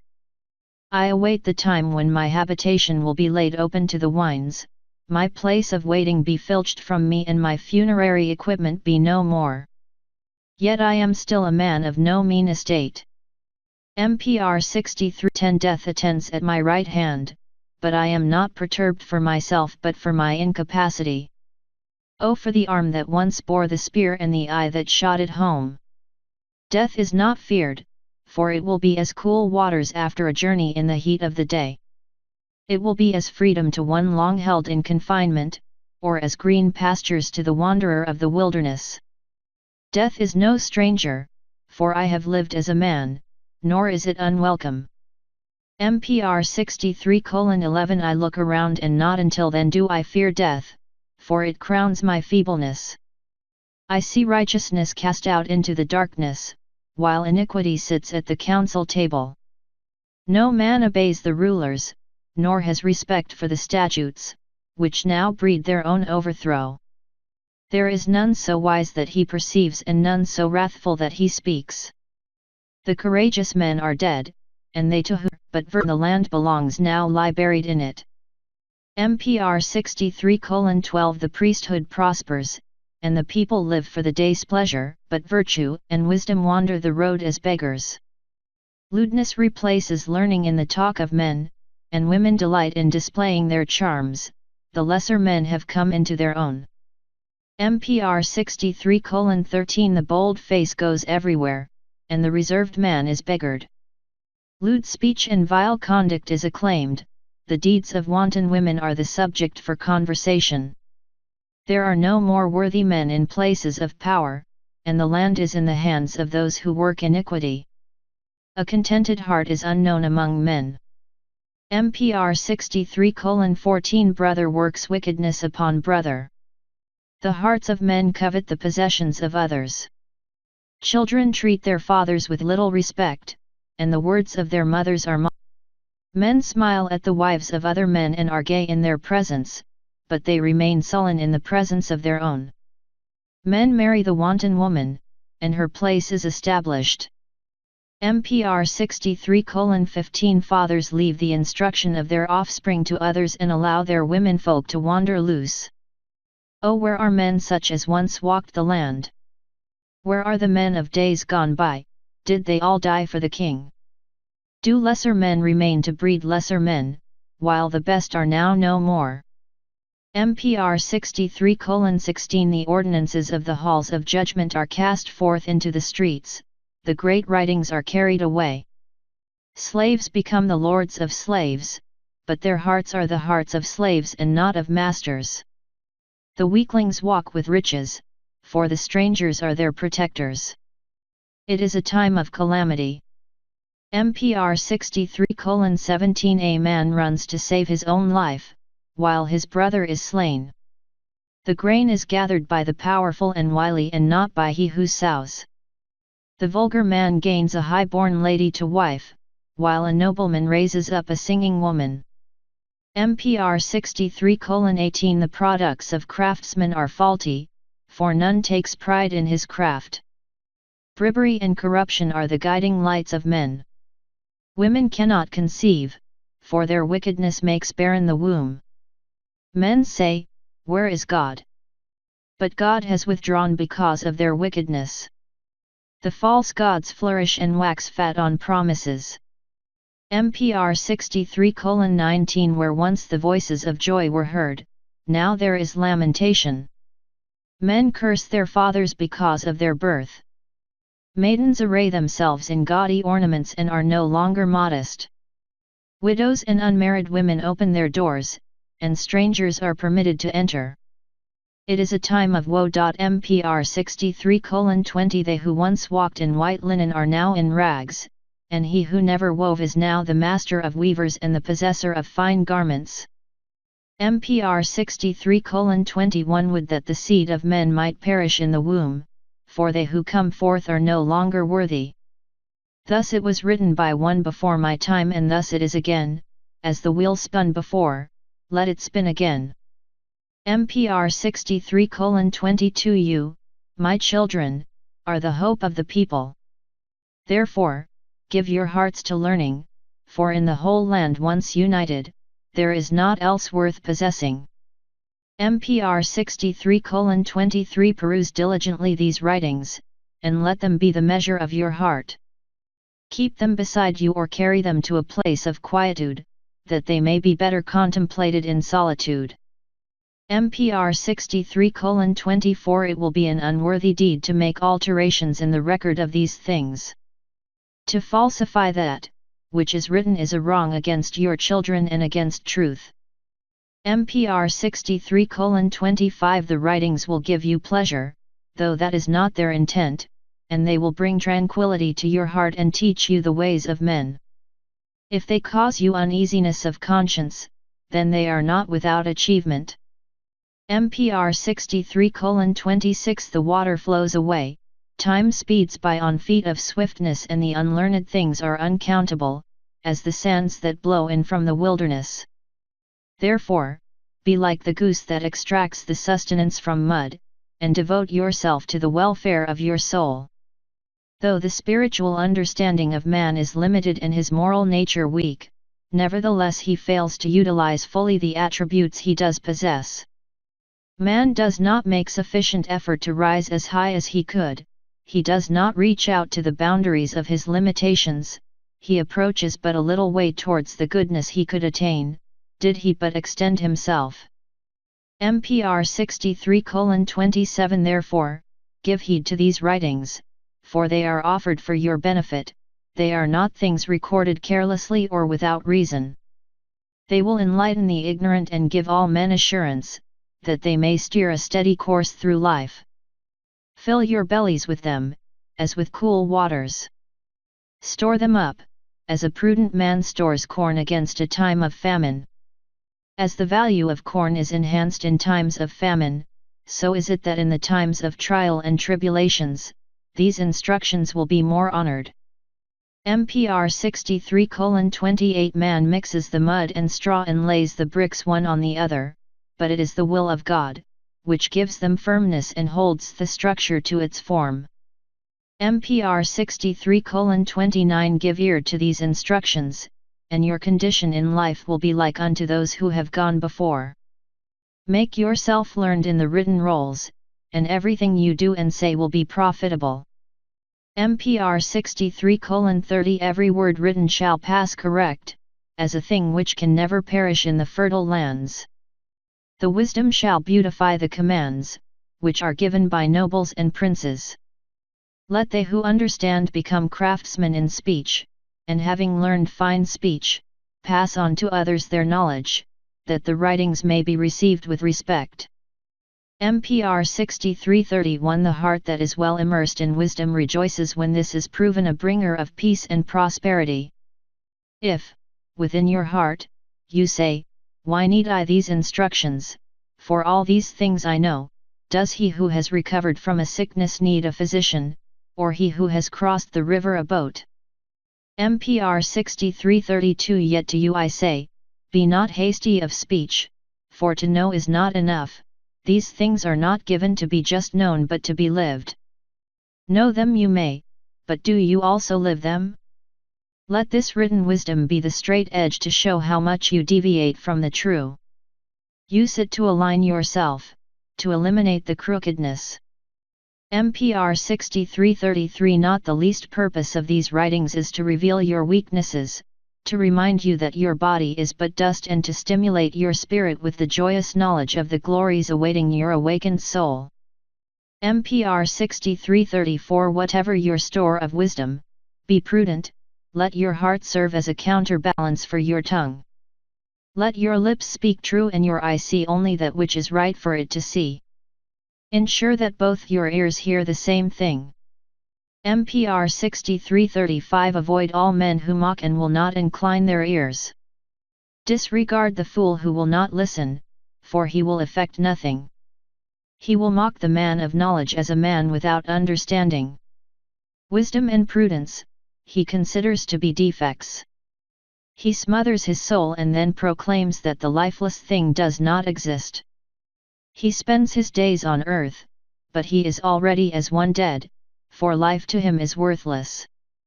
Men avoid him because of his manner and because of the many troubles, which beset him. MPR 63:36 When you are hoary-headed and men hold you in respect, instruct your children in these things, even as you have been instructed. Every man has a duty to pass on the knowledge he has acquired undiminished. To tell what he has learned to his children, that they in turn may hand it on to their children. MPR 63:37 Suppress no word in the writings, nor add anything to them. Set not one thing in the place of another, and instruct in accordance with that which is prescribed. These are things long handed down by word of mouth in the inner sanctuaries of wisdom. MPR 63:38 All men seek the truth among the temples, but only the great God knows who has found it. He who knows within his heart that all things here written are good and beneficial but who fails to practice them, is like a man who lights a lamp and then closes his eyes. Let these things not have been written in vain, nor the effort, which has not been small, be wasted. MPR 63:39 Here ends the book, its beginning to its it was found in writing inscribed to endure. Keep it with you always, not just for times of joy and light, but also for times of distress and darkness. Though the moon and many stars are always shining, when the sun sets, it is night.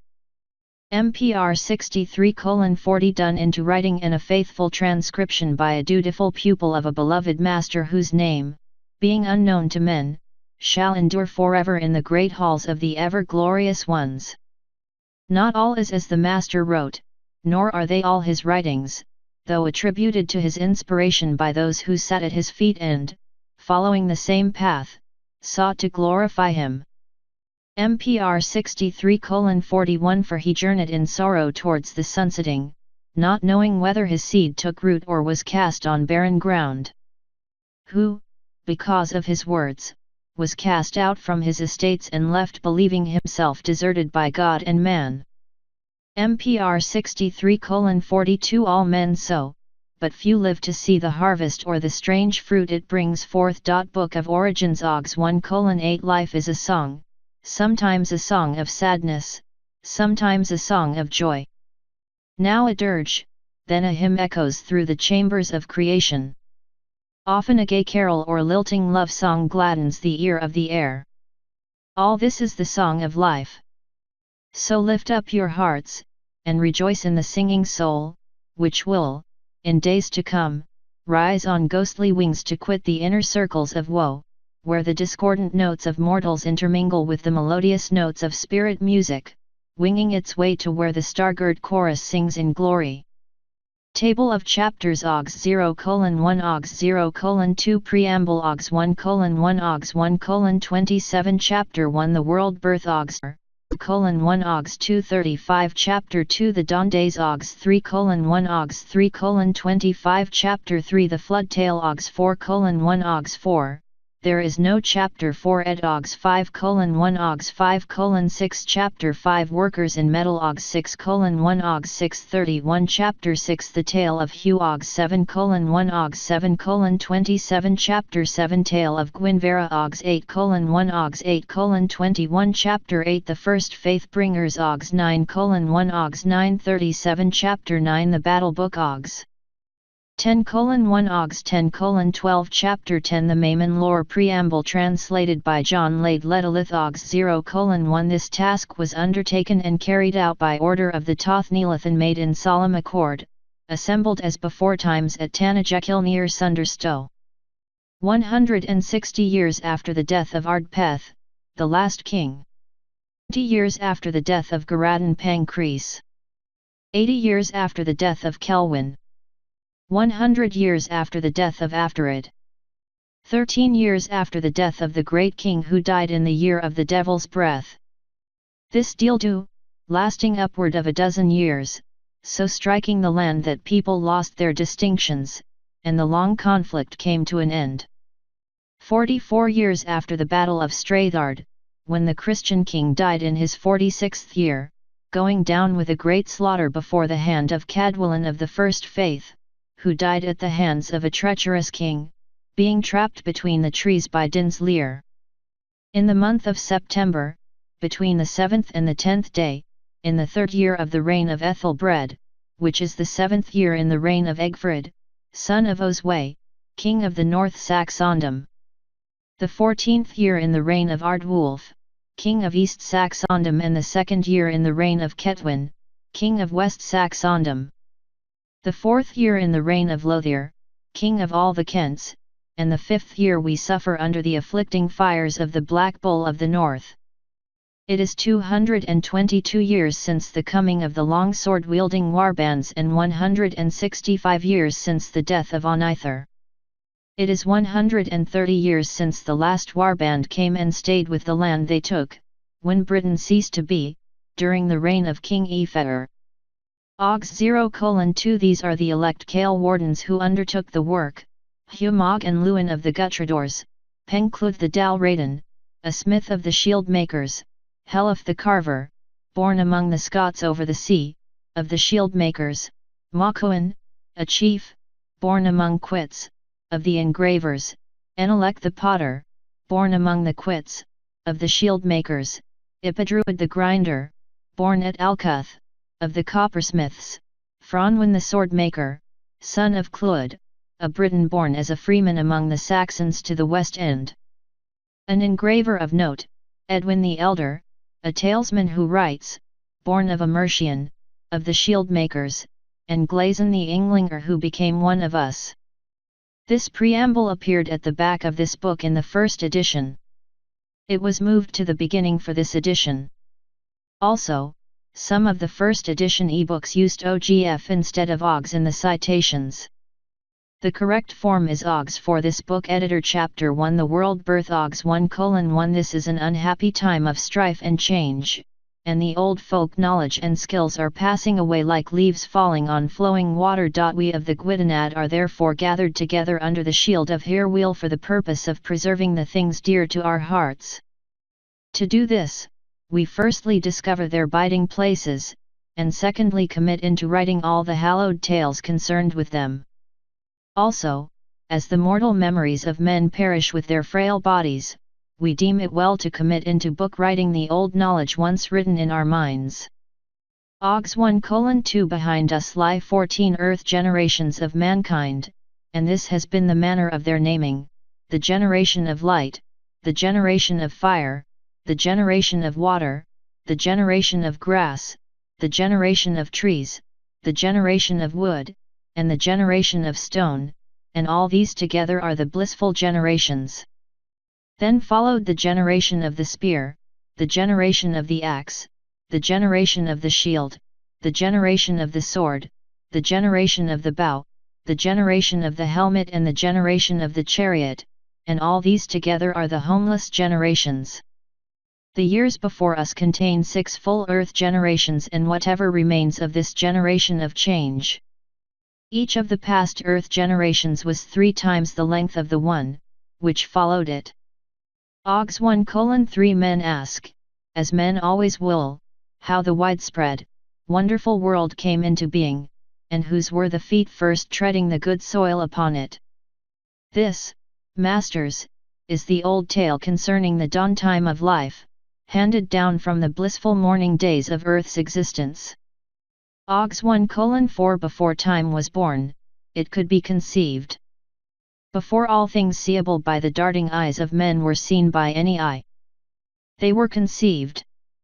Before sound was heard by any listening ear, it was conceived. All things now knowable by man were first conceived by none but the inconceivable one, existing solitary in awesome loneliness. Back in the pre-dawn state there was no feeling, throbbing, loving life beyond the alone one.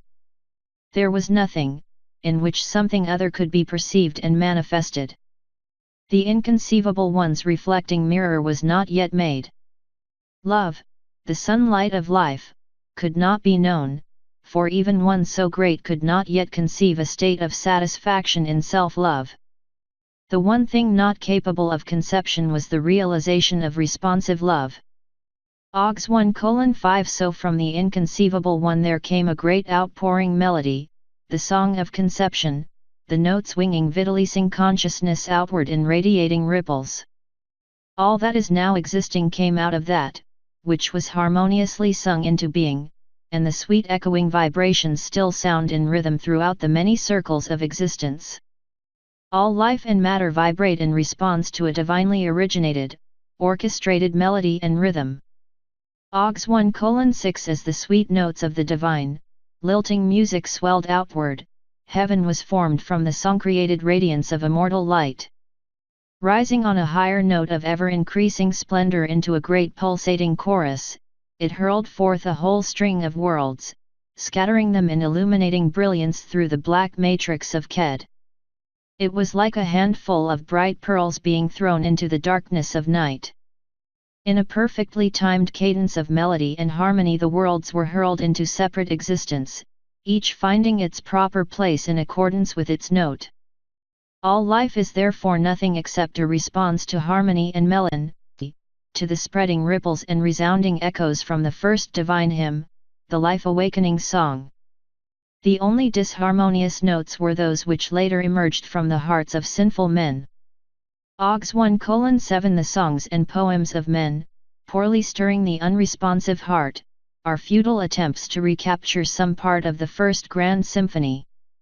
Men instinctively know they are musicians in the great orchestra of life, singers in the chorus of existence. The song of life still vibrates upon the lute strings of each throbbing heart, filling it with responsive vitality. On earth, it can never be heard in perfection, yet it is here the singing lessons must be learned, for once through the dark archway and in the court of splendor, the newly released spirit must introduce itself by song. The good, clean spirit vibrates with a happy, harmonious melody, while the dull, doing spirit rasps out harshly in agonizing discord. The first thing the travel-weary homecoming spirit hears is the welcoming notes of the divine melody. Happy are they who harmonize with it, sorrowful are those who vibrate discordantly. OGS 1:8 Life is a song, sometimes a song of sadness, sometimes a song of joy. Now a dirge, then a hymn echoes through the chambers of creation. Often a gay carol or lilting love song gladdens the ear of the air. All this is the song of life. So lift up your hearts, and rejoice in the singing soul, which will, in days to come, rise on ghostly wings to quit the inner circles of woe, where the discordant notes of mortals intermingle with the melodious notes of spirit music, winging its way to where the star-girt chorus sings in glory. OGS 1:9 Out from the inconceivable one came the radiating substances of Diwa, who sits supreme in the invisible universal hub, and this is his circle. The outflowing notes became contrasted among themselves, dividing into two, and those that poured downwards became the substance of Mamvar the life-bringer. From the life-radiating substance of Mamvar came Mamdade, who spread life wide over the world.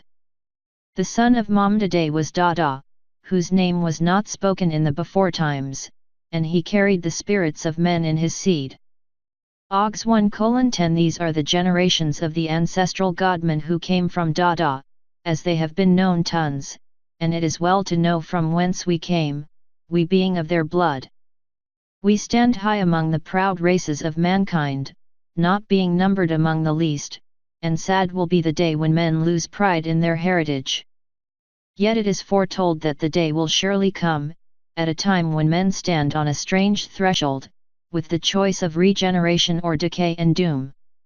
OGS 1:11 Those generated from the seed of Dada were the three heaven-sent forebears of mankind, named Magog, Gautama, and Kaili.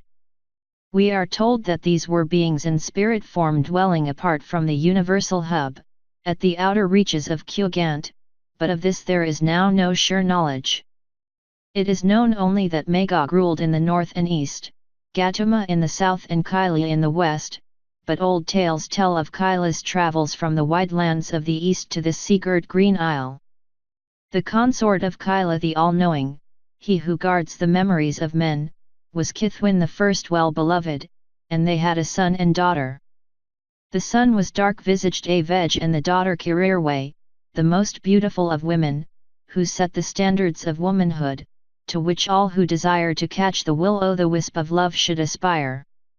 OGS 1:12 The son of Gautama was Gautamagna the sky-fitter, whose son was Tawait, the town founder and metal master, who married Amarath, the Skakif's daughter. Their sons were Nodanos the first earthling, and Magilmish the wanderer, in whose days the sky chariots came. It is told how, in the glowering dawn time of the world, Amarath flew on swift wings of the spirit from her kingdom in the west to consult with Tawait the eastern father, son of Gautamagna. They met beneath the great life tree, known as Kaelsdrid, which grew at Anuk. They lived a while within the green bower set in the lush lands surrounding the life tree, and it was for her the ring of youth was forged. This she gave to her seducer and so became as other women, while he lived in youth and strength. It is thus that the ring became known as the prize of seduction. OGS 1:13 Magilmish was a mighty one among men, whose fame spread far and wide, and he was called the Lord of Battles, the Victory Winner, the Mansmiter, the Earth Burner, the Wind Fighter and the Water Spouter, and called Helamish beforetimes.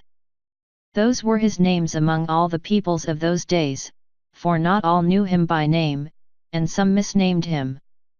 His son was Jovan, whose son was Bethbal, whose son was Amalugad, whose son was Lugad, the Hammerer. The daughter of Nodanos was Ephah, born of the Skymother. Ephah married Nud, the under-earth man, whose eyes could not bear the daylight, and their son was Gwyn the fair-faced. Fr ran away from Nut and became the wayward wife of Belistan. Ogs 1:14 The sons of Magog the great brooder, were Khalipha and Ma-Magog the fertilizer. The son of Khalipha was Helith the life-bringer, who to be Hug's daughter was Amarith the desirable, much besought by the Batlakayangs. Those who hold to the old tongue call her Astareth and say she was the mother of the first true man. These are not things to be hugged to the heart, for it would be a wise man indeed who knew the nature of the first mortal man after the sinful intermingling. Ogs 1:15 The son of Ma-Magog was Belay the bright, first husband of Donah Smiling Eyes, and one of their sons was Lu-Duters, the bright, happy cradle child who laughed in the sunshine. It is told that he shed tears of glistening dew, which healed any wound, and unless these be the rainstones, the story is past understanding. He became king of Carguthran, where tales of his times are still told in the halls. The other son, Lu's brother, was Malvas Shriver of the dark tears, and it is said that if he cried, any tears falling flesh would raise unhealable weeping sores. The tale goes that Malvas possessed the bale bag containing foul maggots of sickness and the cankerworms of barrenness and infertility. Also it held within its folds the bale book with recipes for every dire event and tribulation. His companions were the dread loping whale wolves of death, but now none knows the meaning behind the tale. We do know that Malvas was the forefather of the dark dwarfs. We know, too, that the ancient tale-tellers dressed wisdom and truth in garments of frivolity and motley, so only the discerning benefited, while the mindless many folk were momentarily amused but then passed them by as things of little consequence. Who, not knowing and looking at the mud mussel, would believe a beauteous pearl must lie within. Ogs 1:16 The sons of Lu by his first wife, Anath, she who caused the building of mysteryful Ilis for the glorification of men, and who died because of her desire for than Eros, were Belistan and Phraen. Their daughters were Branwen and that Nerdha sometimes called Nanaku in the old tongue, who was the first wife of Nodanos and mother of the first full woman. Ogs 1:17 The sons of Lu by Morrigu were Kila, Gwynon the welcomer of warriors, Lear and Roboth, and the first wife of Lear was Pendera, by whom he had two sons, Mandubrak and Franz, and a daughter Branwen. By his second wife, the northern beauty, Lear had Thonis, Wathan, and Dylan. Ogs 1:18 The first wife of Belistan was Epha, who married Nud after being cast out from her home place. His second wife was Franwy and his son was Ivalak, guardian of the gate, and his daughter was Modron whose son was Owen Wiseheart. Ogs 1:19 The second husband of Donah was Manwyddan and their daughters were Pendera and that Aaron Rada who gladdens the hearts of old men. They lived in the days before the misty veil became impenetrable and Ivalak ruled the isle containing a forest of fire apple trees, which men now misunderstand. Many meanings are lost to those who have learned the old tales of wisdom in the new tongue. Ogs 1:20 Aaron Rada married Traith the white-haired, and their sons were Athlon the strong wave wanderer, Colhan the teacher, and Cornina the bull-born war-watcher, and their daughter was Mibid who married Bramatham Lin. The son of Athlon was Elah the sea-smith of the floating forge, who married the daughter of Manwyddan for whom he made armour of a mysterious metal, which no axe, spear, sword, or arrow could penetrate.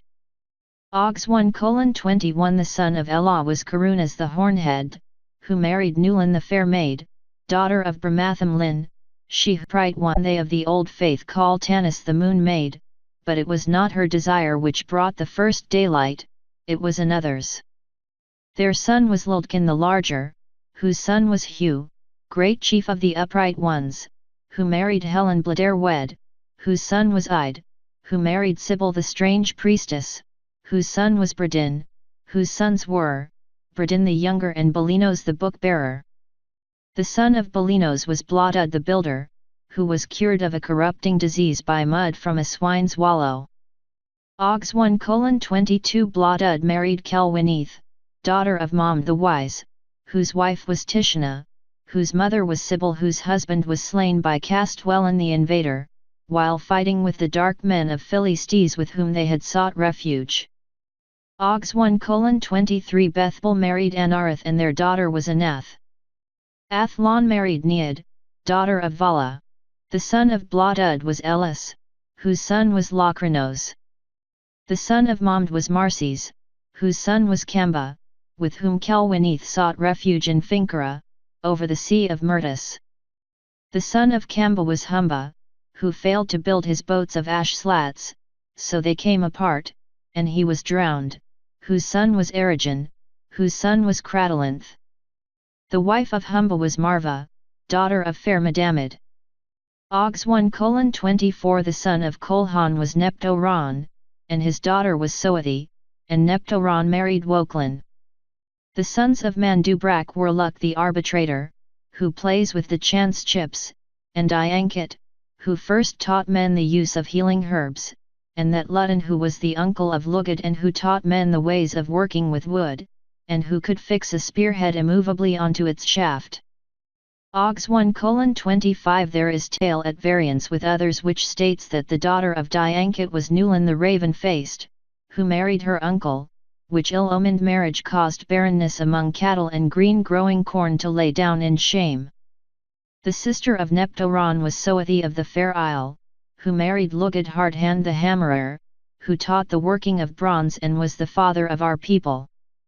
It is told how he was shot in the thigh by a dwarf's arrow and how, every year at Samhain, the deep wound opened and erupted a vile venom which dropped off to dry into a grey powder.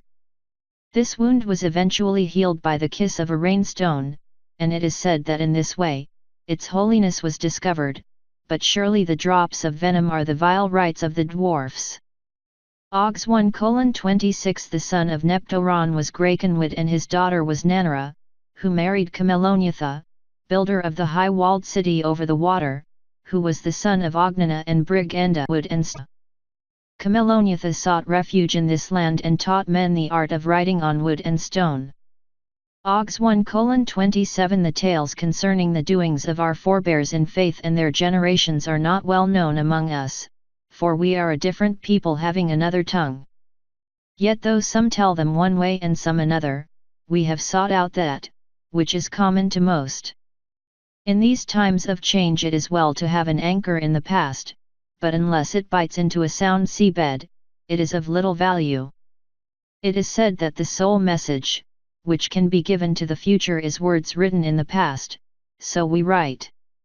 Chapter 2 The Dondes Ogs 2:1 Generations ago, the people living in Britain were unlike those now occupying this bountiful land, and in bygone ages, great herds of cattle were tended on rolling, green plains. Southward grew long-stemmed corn, but in those days, it was not bartered with black-bearded strangers from beyond the stormy seas. Ogs 2:2 The first folk holding this land were the Camletes, called Wictaran in the old tongue, but these were dwellers in the north, while southward were the dark, short-legged dwarfmen known as Oban. They were kingless and chiefless, though it is said by some that stocky-statured Cothlin was once their king. None knows who led the dwarfmen here, though men do say the land spawned them, though the land is good. They were hag-ridden, forest-fearing river-dwellers who painted their faces and legs, users of evilly poisoned weapons. Theirs were the grim gods of death and darkness, and at their festival times, the dwarfmen sat in somber caves eating children as part of their evil feasting. They had no priests, only dwarfesses called Chethan, meaning raven adopted, and there was a great one above the others, called Harada, who lived in a smoky cave called Hegrin. Ogs 2:3 They were ruled by old hag women, who prepared hellish brews in fire churns tended by devilish brown swaddled dwarf maidens, for they also worshipped beings dwelling in smoke. The last hag woman queen of the Oban was Quasir, who had a cave shelter hole at Inswitten, which is the dwarf isle, now called Inizug in the western tongue. Here they worshipped the old year teller, coming from afar on wind floats, the neighing wind horses of later days. The most hallowed of their rites were those celebrated before the May flowering, when filthy things were done, for they had no shame. Here, the children of the dusk gathered in the month of willows to worship Momdo and her Baal brood, performing vile rites under the command of Blazes, their great Mang god. Ogs 2:4 The dwarfmen, both north and south, were skin-swaddled, though sometimes wearing nettle-cloth clothes of black or brown, and like the cat, dove, and dog they made it openly without shame. They gathered toadstools, brockberries, ivy, wayweed and other unwholesome plants, using these with evil mundu to make a maddening brew, which opened a strange door on hellish worlds. They were ruled by cowled sods and drad witches, and were unable to number beyond a score. There are dwarfmen still living among us in the forest depths and in caverns under the earth, though none here has seen one.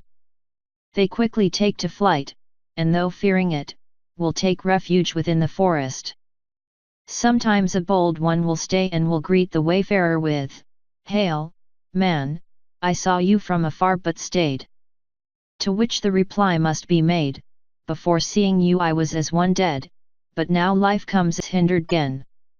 Then, providing a gift is also given, the wayfarer remains unmolested. Ogs 2:5 In the generations of the dwarfmen, broad Britain was a many-marshed land, where dismal ferns and tangled forests hindered passage from place to place.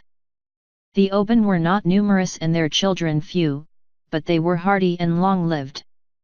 Their caves were painted, even in the darkest depths where daylight never fell, for the eyes of the Oban were like those of cats. They were not skillful hunters but set many traps, and in lots of ways were like children. They were playful when not engaged in dark doings, but their menfolk were not manly, nor their women womanly. They were cunning and devious, not to be trusted. Ogs 2:6 Far to the south were the swarthy swarm of the Fralga, though these were not true dwarfmen but the outcome of intermingling.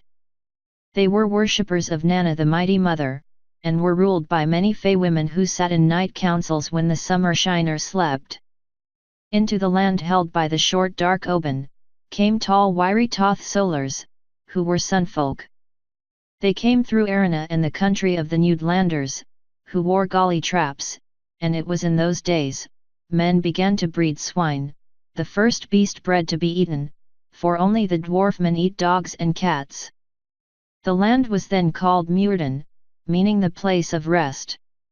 Ogs 2:7 Then into the easterly lowlands came sea-born Baradon with his ploughmen, and that part lying between Hild Erith and Pretankly they made their own and called it Holborn.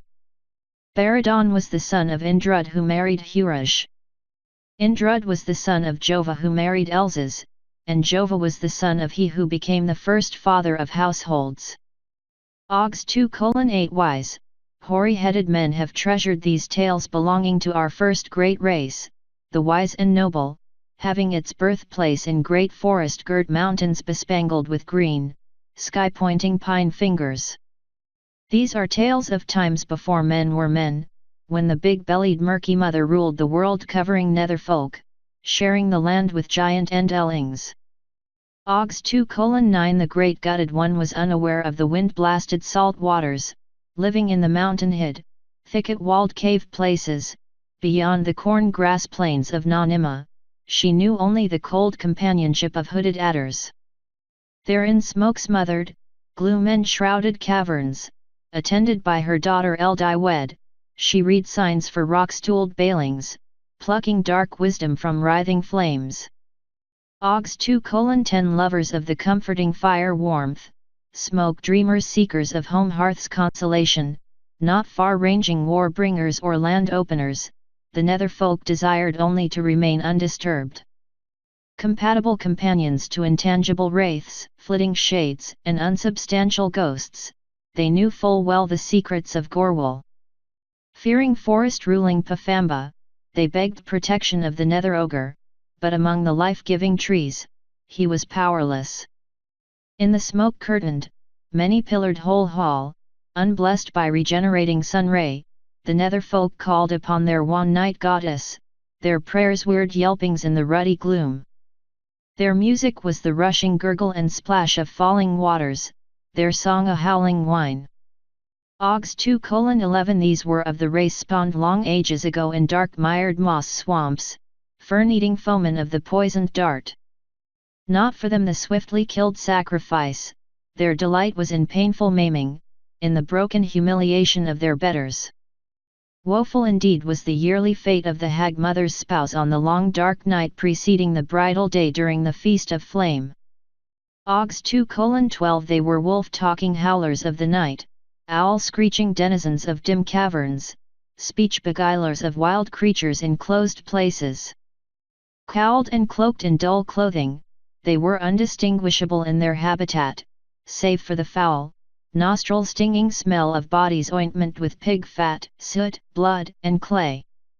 All the night, at the dark of the moon, they pranced around stone-hedged, deep-dug, glowing fire pits, their kirtles upheld by the never-subsiding limb beneath.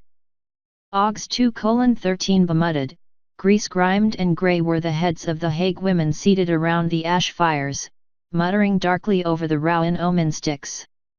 Casting spells for the hell-spewed horde, they sucked fat-dripping portions from the stone-heated pots. Only the poison-speared he-goat leader of rituals received choicer portions than they. Augs 2:14 Never fighters with sword or axe and shield, the battle-shy dwarfmen were twin-handed dart-hurlers. Back-pointing, evil-toothed, barbed short lances were their hand-carried weapons, and no man's mighting metal was theirs to work. Nor did they pin their cloaks, but held them together with animal threads. They had no shields, but were agile and deft in dodging the thrusting weapons of their foes.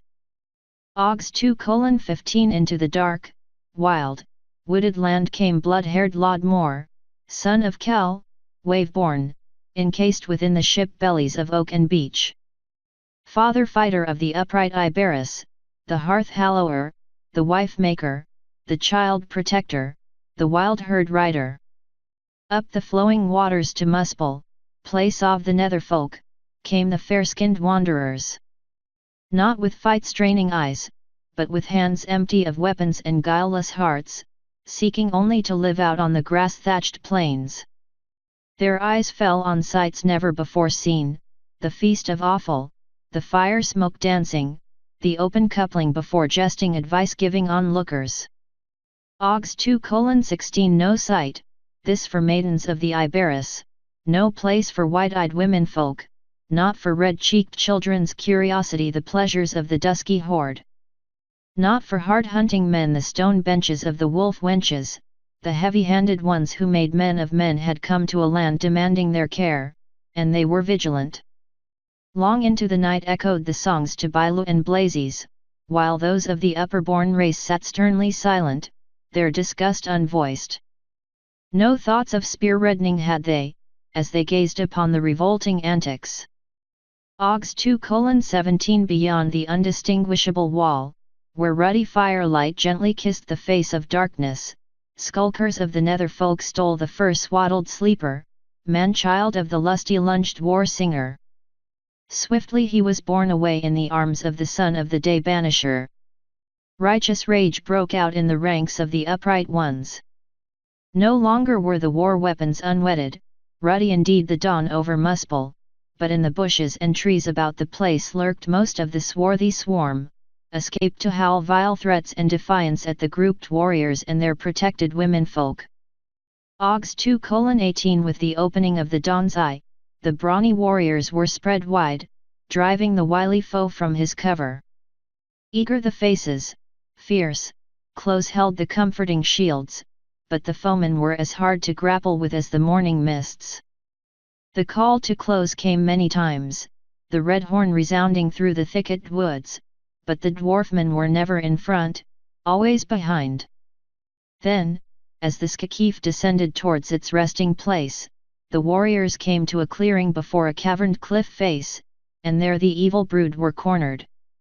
Grim-faced, the tall ones entered the battle clamor, but axe and sword bit only unsatisfying air. There was a scattering of the small ones, followed by a hunting through darkling glades. Ever the swift, silent, Poisoned darts flew and the bitter barbs bit deep, fastening viciously onto heroic flesh. Evil indeed for heroes to thus die. Augs 2:19 Back through bramble-entangled woods, through high-grassed glades, came the weary warriors, the long, thirsty swords still alert and eager for the blood of barbed dart throwers. That night, they camped where they had left their guarded womenfolk, and with the dawnlight the sentries discovered a dwarfman. It was Camward the Wrinkled, and he brought back the man-child and the heart of his abductor. "Tadish, peace!" cried Camward the Wrinkled, before the long, sharp-pronged spear of Thunder Wolf. "Let be, let us bide together." Sad tears, the dark eyes shed. "Peace," said the sword sheathers, "defile not the Ankitel. Peace be." The hard-gripping hands familiar with spear, axe, and sword were extended in friendship, and the vengeance smiting and blood flow ceased.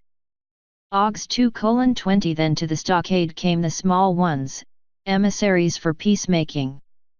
Megas and Shine, dwarfmen of Hyme, Muni, Mini and Shindi, with Lum the leader, brown-clad, hooded, kirtled, belted and Enta's sled, russet-skinned and ruddy-faced. Then came wise Killen to the peacemaking, tall towering, sinewy and stern, he of the generous hand. Thus was the way opened for the fair folk to enter the land. Augs 2:21 Lodmore led his people through the forested land to the white, dusty, hawthorned plains, and they settled there in peace. There they raised noble sons, white-browed, blue-eyed, slim-womaned and dutifully wifed. Russet battle-axes were laid aside, the whetstone no longer caressed the sword. Brawny arms drove in the firmly held alder piles, raising the ash-held rafters, spreading above them in the thick lead fern and corded grass. Laughingly, the children played, the merry maids singing, the building blows of men echoing in the clearings. In from the moors to carry timber and stone, came sons of the night crow, blue-skinned people, dark-cloaked, mossy-haired men akin to the Oban, worshippers of the ever-broody mother. Augs 2:22 The son of Lodmore was battle-blooded Killen the North Rider, whose mother was Elvira, maid of the morning, and while Killen was yet young, dwarfmen came to the high stockade, emissaries seeking allies. Augs 2:23 Killen sat with his father, listening to the words of the dwarfmen. It was agreed the dwarf folk should live under the shield of Lodmore, and they would labour in return. Then Killen gave them sticks for hoeing and digging, long stones for planting. Leeks, beans, flax, barley, and wheat were unstintingly given, along with woven haircloth. In wooded glades cleared by tree-encircling fires, the sowing commenced, the bow-bowers were built, the swine enclosed. Augs 2:24 Not all the wide-ranging warriors thought as did Lodmore, for some said, "Let us make masters for this dark brood of dwarfmen. Let us sever the haglings from their ever-broody hag-mother, the smoky helag of dark caverns. Let us pen them as cattle." Augs 2:25 To enslave was not the nature of the upstanding ones. Blood had been ransomed with blood and no score remained unsettled. No woman of the dwarf folk was beridden. Augs 2:26 When the time of Mayfesting was at hand, Lud came, the dwarf chief, son of Frokith, with him his daughter, the night-haired Radha. The dwarf maiden came well attended with young hag women, her skin like half-ripe rose seed. Small-faced, bedimpled, bird-eyed, full-haired to the knee, brown-kirtled, fur-shod and cloaked with acceptable grace, she came as a worthy bride offering. Hers was the bracken bed, fragrant grass mingled within. Augs 2:27 For 3 days Killen the battle-blooded North Rider, the weary wanderer, the forest fighter, remained silent, his thoughts remaining within himself, but then he welcomed the troth-plighter. He welcomed the dark maid, the non-beridden one of the dwarfmen, for she was not unworthy of a true man. Augs 2:28 Spake dark Lud, this woman, the safeguarded daughter of a chief, has never been any man's plaything. Not for her the bed of sand, the dance-ending gift, this is a true lady of the Elfing Urs. Of women in the land, none is above her, none exceeds her in beauty or virtue, if these you value. As man speaks with man, chief with chief, match gift with gift, let this land be ours. Give me a tall, corn-haired maiden, full-bosomed, fair-skinned, sun-faced, to enliven gloomy lives. Ogs 2:29 spake one-tongued Killen, not for me the words of hidden meaning. No maid of light shall be given to man of darkness, though dwarf maidens are not denied to men of mine. If night mingle with the day, the light is lessened, so the day spurns the night. The night is not guardian of the light, so what cares it? Does darkness put out the light or fire dispel darkness? Can they mix? No milk-skinned maid shall go at my behest. Ogs 2:30 This I declare, for even I cannot forbid the troth pledge of one who loves. If there be a milk-skinned maid who would freely choose to go, then let it be. She may bide as a bride of yours, but surely it is known no milk-skinned maid would sever herself from our race, for return with a dark brood is forbidden. No dark brood do we accept, our men with your maids go, but what come of it is not one of us, no acceptable issue of ours. We father no dark brood, nor twilight offspring. What do we choose to father our herds, the best or the worst among bulls? Are not men many times greater than cattle? Ogs 2:31 No milk-skinned maid came freely forth, the dark dwarfman chief was left unwed.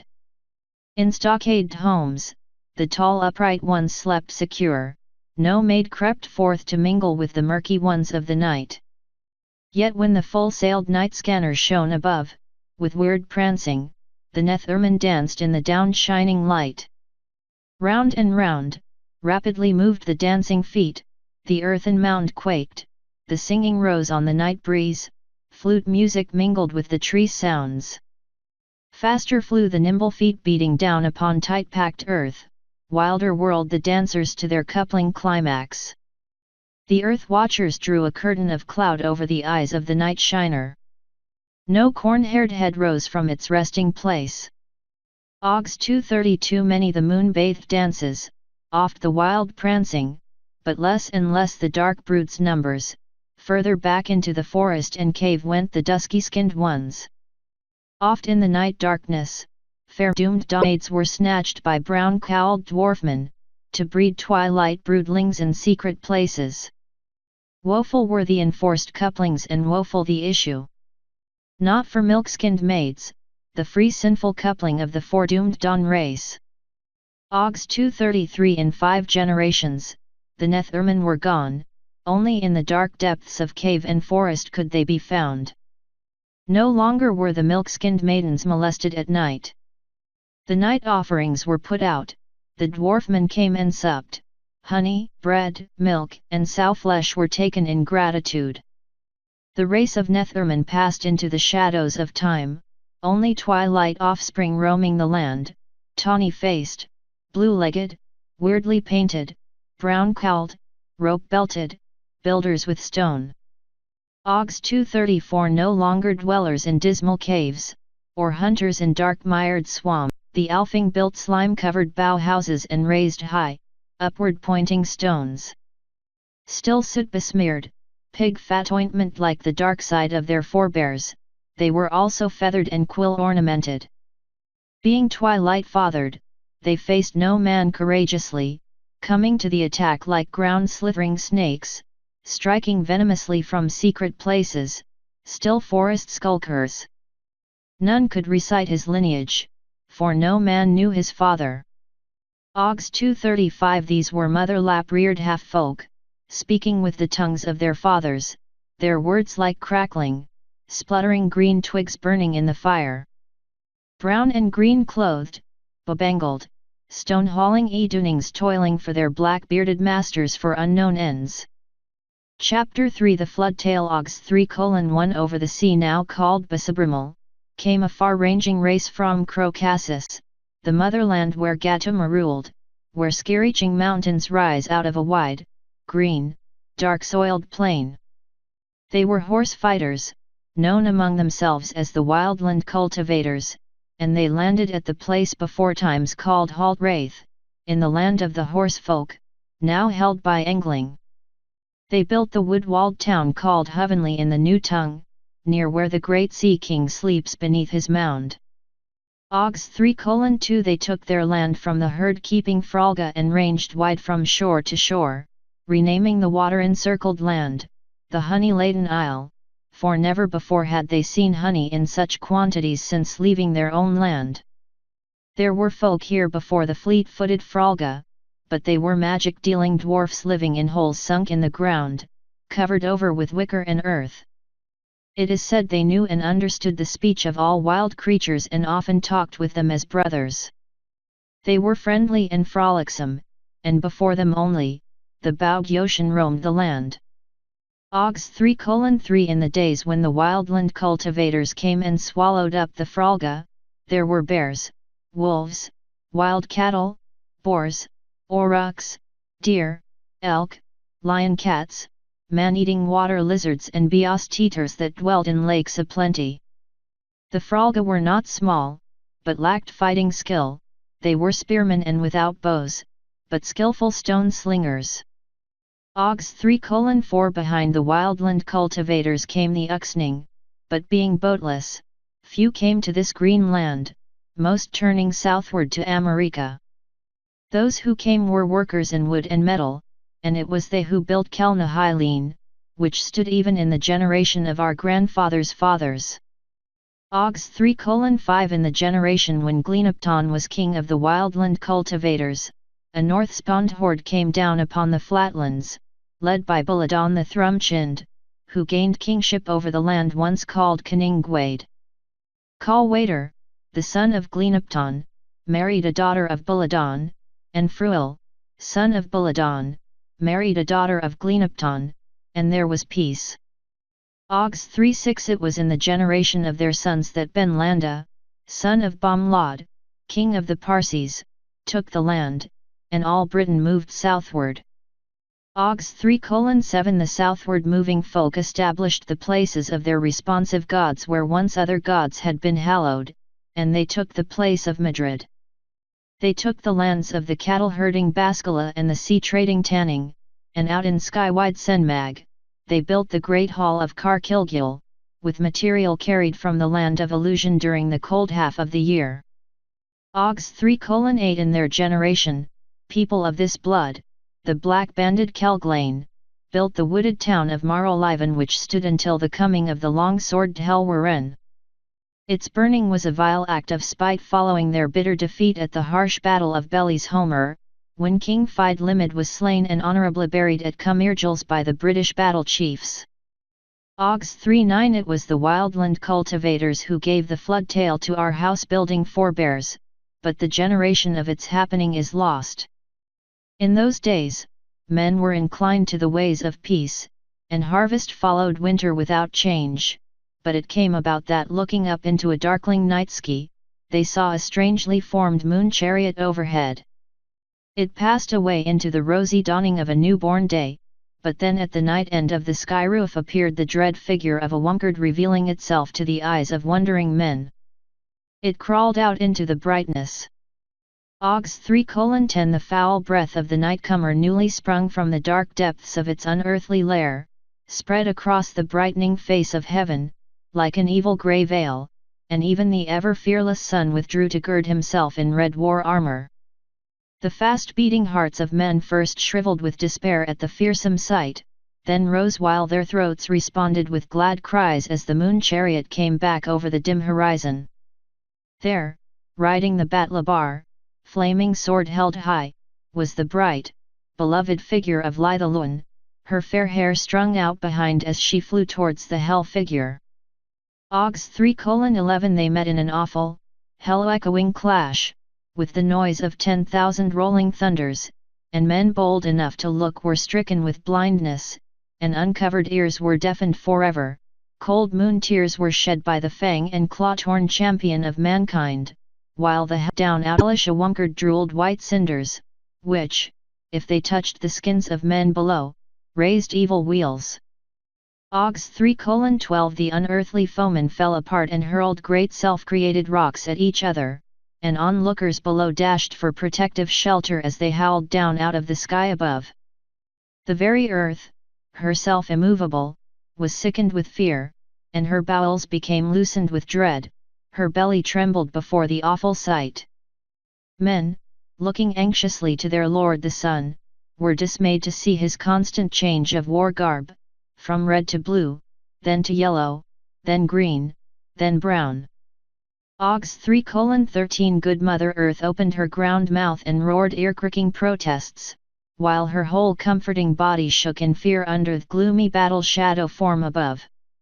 Men and beasts were drawn together in a strange brotherhood of fear, none doing harm to Ogs 3:14 Those hardy enough to maintain a watch on the combat saw the flashing chariot of Lythalun crush the writhing body of the nightcomer, and then saw its vile black blood, thick like resin, fall upon the thankful bosom of earth. Where the blood fell, flames sprang up. The fear-heated, blood-despoiled body of Mother Earth was cooled and refreshed by the soothing moon tears of Lythalun, shed in womanly relief as she drove back towards her hidden abode in the recesses of heaven.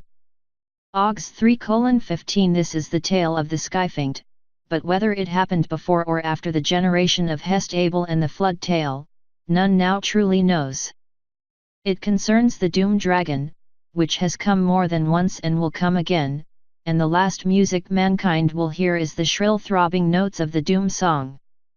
Ogs 3:16 This is the flood tale, which has come down to us from our house-building forebears, and it happened in days generations ago, when men were widely divided. Ogs 3:17 Out into the grey, watery wilderness, where now the restless western waters roll and heave, there was a place called Tirfola, meaning the far western land. It was a country of high mountains, higher by far than those known to us, and low, green-grassed hills swept down from them to brown, fertile, ploughed lands at the sea edge. The folk of Tirfola lived in fine houses, though the roofs were flattened, built on cliff shelves and places high above the fertile valley floor. Ladders went up the side of the houses, for they were entered from the roof. The ways of other people are strange. They hunted the roving deer in open glade forests where there were no entangling brambles, and fished in quiet pools of gay, splashing rivers. They plucked the plentiful herbs, which grew in manifold variety, there being some for every known purpose. It was indeed a land of peace and plenty. Ogs 3:18 The day came, as come it always must whenever peace and plenty abide, for then, earth displays a defect in her instructiveness, when the soothsayers saw cokers in the night skies, but they were unable to agree among themselves as to what these portended. Some said this, and some that, while the wiser ones listened, saying nothing. Ogs 3:19 The day came when sleeping earth awoke to a great silence and stillness, not a breath of air stirring the anticipating trees, and no bird left its perch, and every animal remained quiet within its den or in the field. All was hushed and motionless, waiting. Then, the soaring sun brought low moaning whines which stirred the trees and grasses to rustling, murmuring life, but all living creatures huddled closer together. The sky roof above was darkened and lowered, it was ruddily hued and gave out sharp, whip-cracking sounds, as though it would break asunder, with now and then a shrill, long-drawn cry. In heart-thumping procession, awesomely figured sky gods never before seen, passed overhead. Men lived through 2 fear-struck days of dread, not knowing what to expect, during which time there was no true night, one heart-stopping sight after another passing before their horror-filled eyes. Ogs 3:20 When darkness did fall, it was not the restful night darkness which soothes work-weary men, lulling them to revitalizing sleep. No indeed, it was that form of darkness known as the smothering cloak of Thunur, though never before had it spread so wide. Water streamed downward from the fountain spouts of the sky, not as rain falls but as water drops out from a pail upturned. Neither was it the pure, true rain, it was tainted with bitter blood from some strange battlefield in the vast sky spaces and contained broken pieces of the rainbow. The sky roof itself was borne down to the very surface of the seething waters, and Mother Earth cowered beneath it, as the shrinking field mouse cowers before the harvester's footfall. Ogs 3:21 A vast, black cloud was drawn like a curtain across the sky roof, stretching from horizon to horizon. Rising above it were strange billows of flame and smoke, though what the fire consumed, it is not possible to even guess, for all know water does not burn. Then all things ceased movement, all was silent and still, a heavy, ill-boding, brooding silence, the stillness of heart-towering fear. Ogs 3:22 Then, with awful suddenness came a high wave wall of dark, white fang-edged waters, sweeping swiftly along in fearsome irresistibility.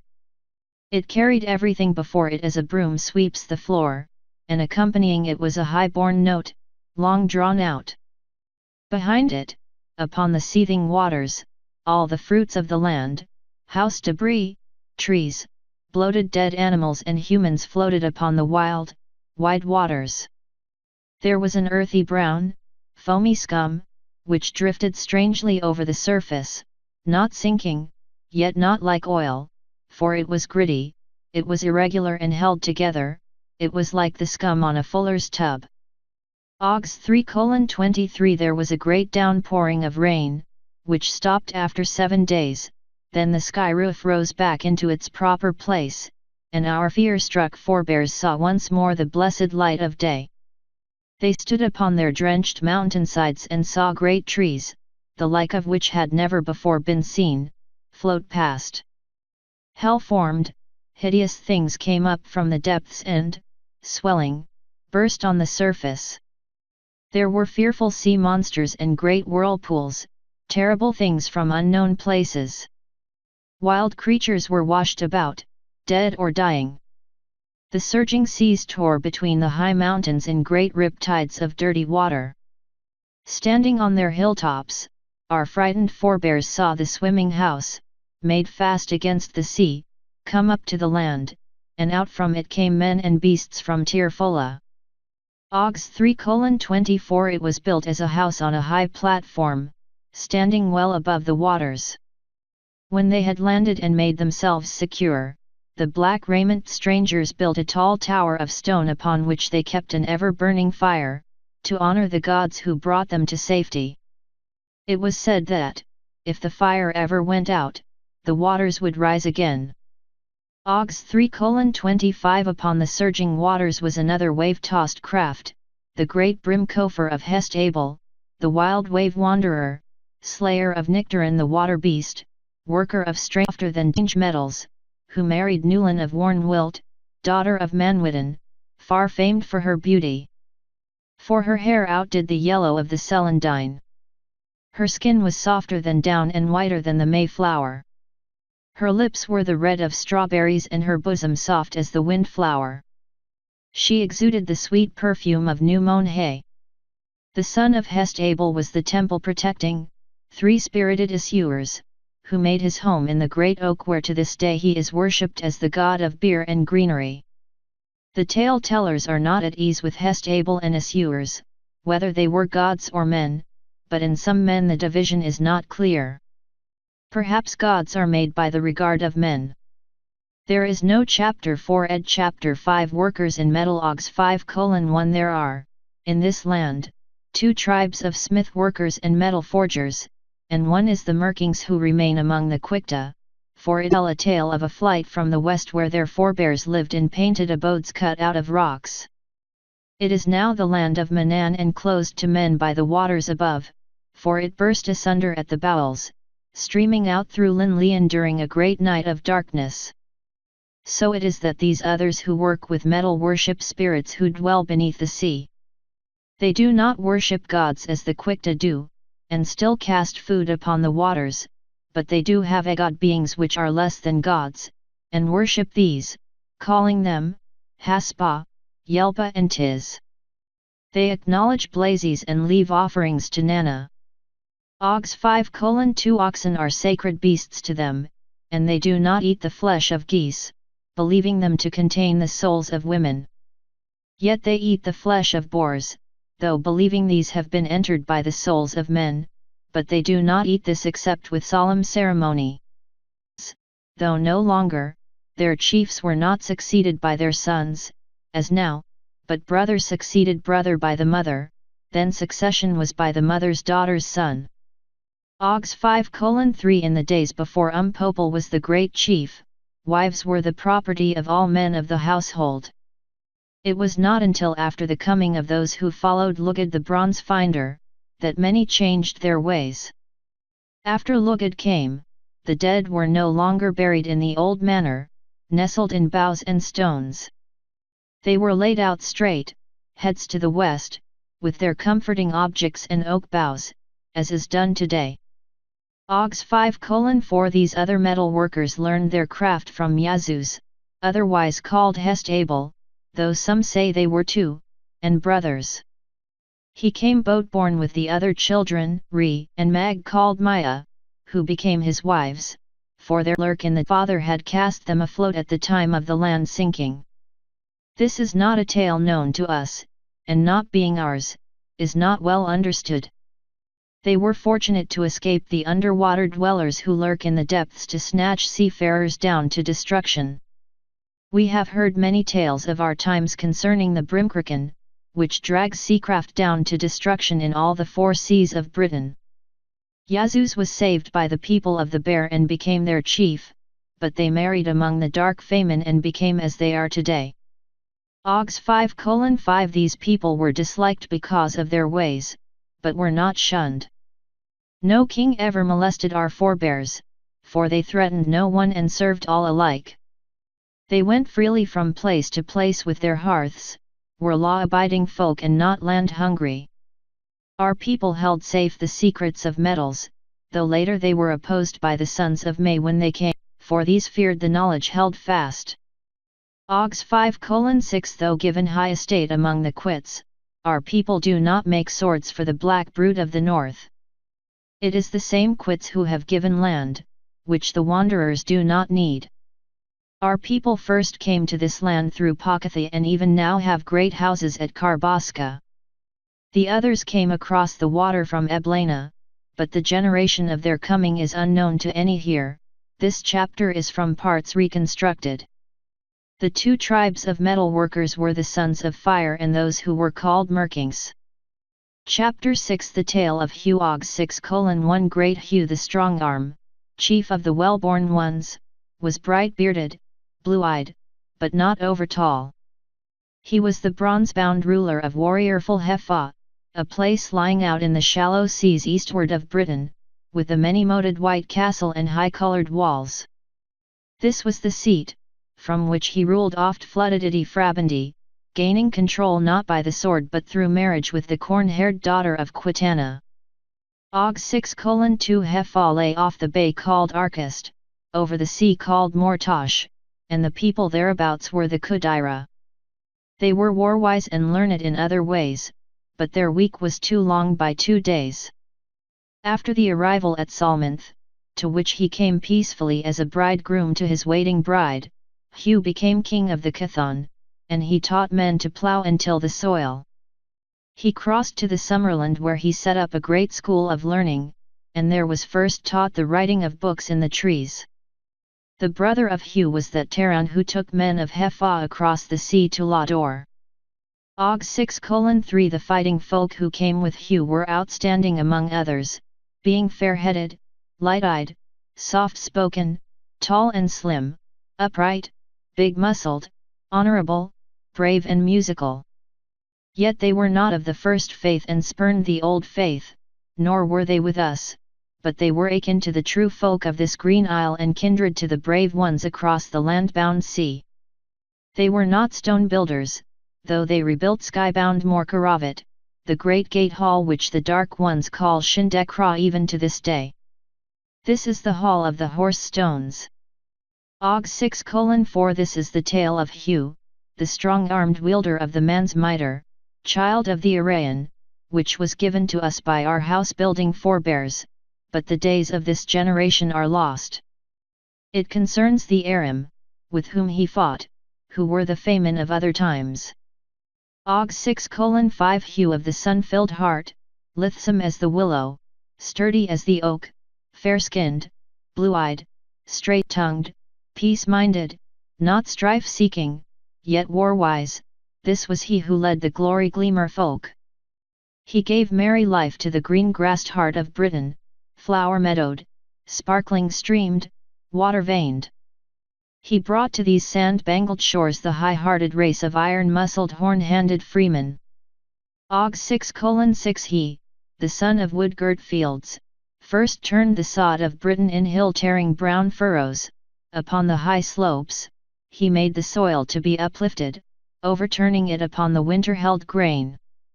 He first brought the long ox-drawn field rakes and carried fertility to the pasture lands.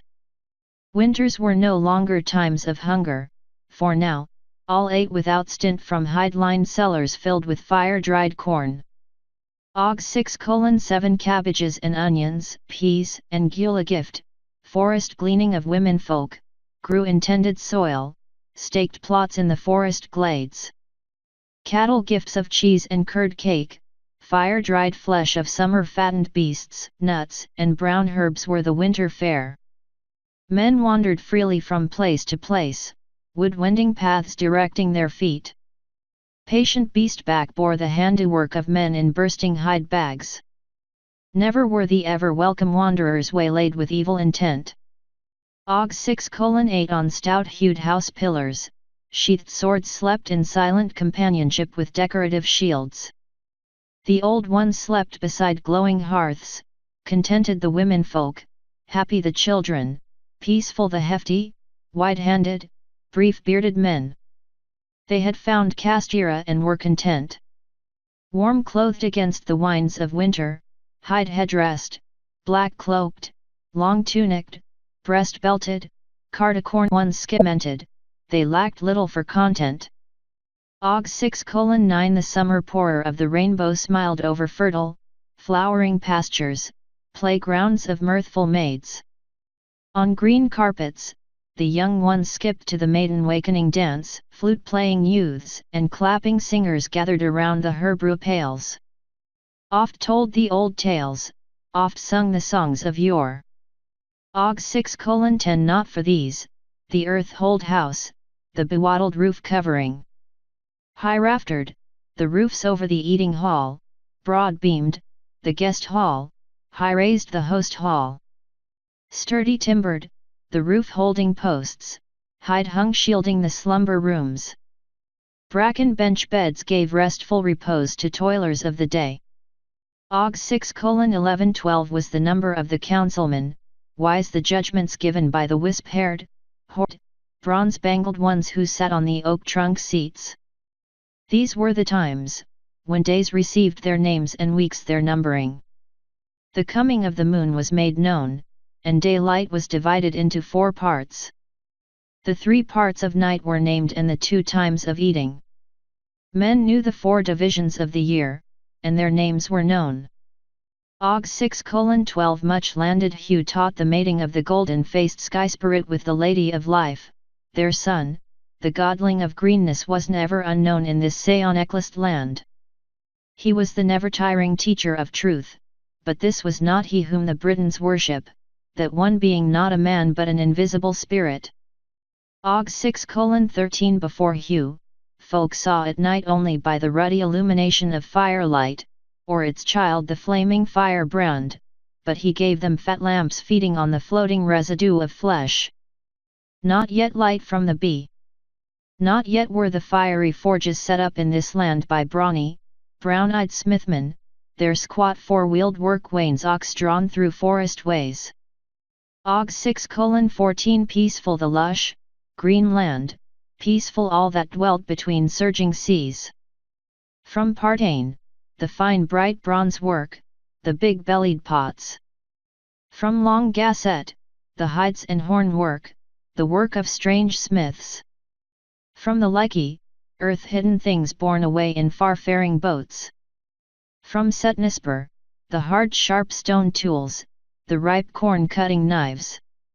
Og 6:15 Yearly, from the Aram at Harroganos came the tribute of murky maids, mothers of the stud brood, workers with hillside herds and forest feeders, gatherers of wood and fruits. Never had the tribute been withheld, well were the Aram instructed. Enoch the collector, chooser of bright-eyed murky maidens, came always with the best, fitting ones for mothering the stud brood.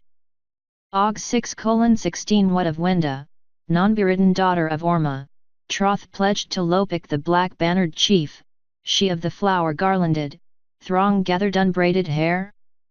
Small-breasted, small-handed, delicately wiry-bodied, rowan-cheeked, sombre-eyed.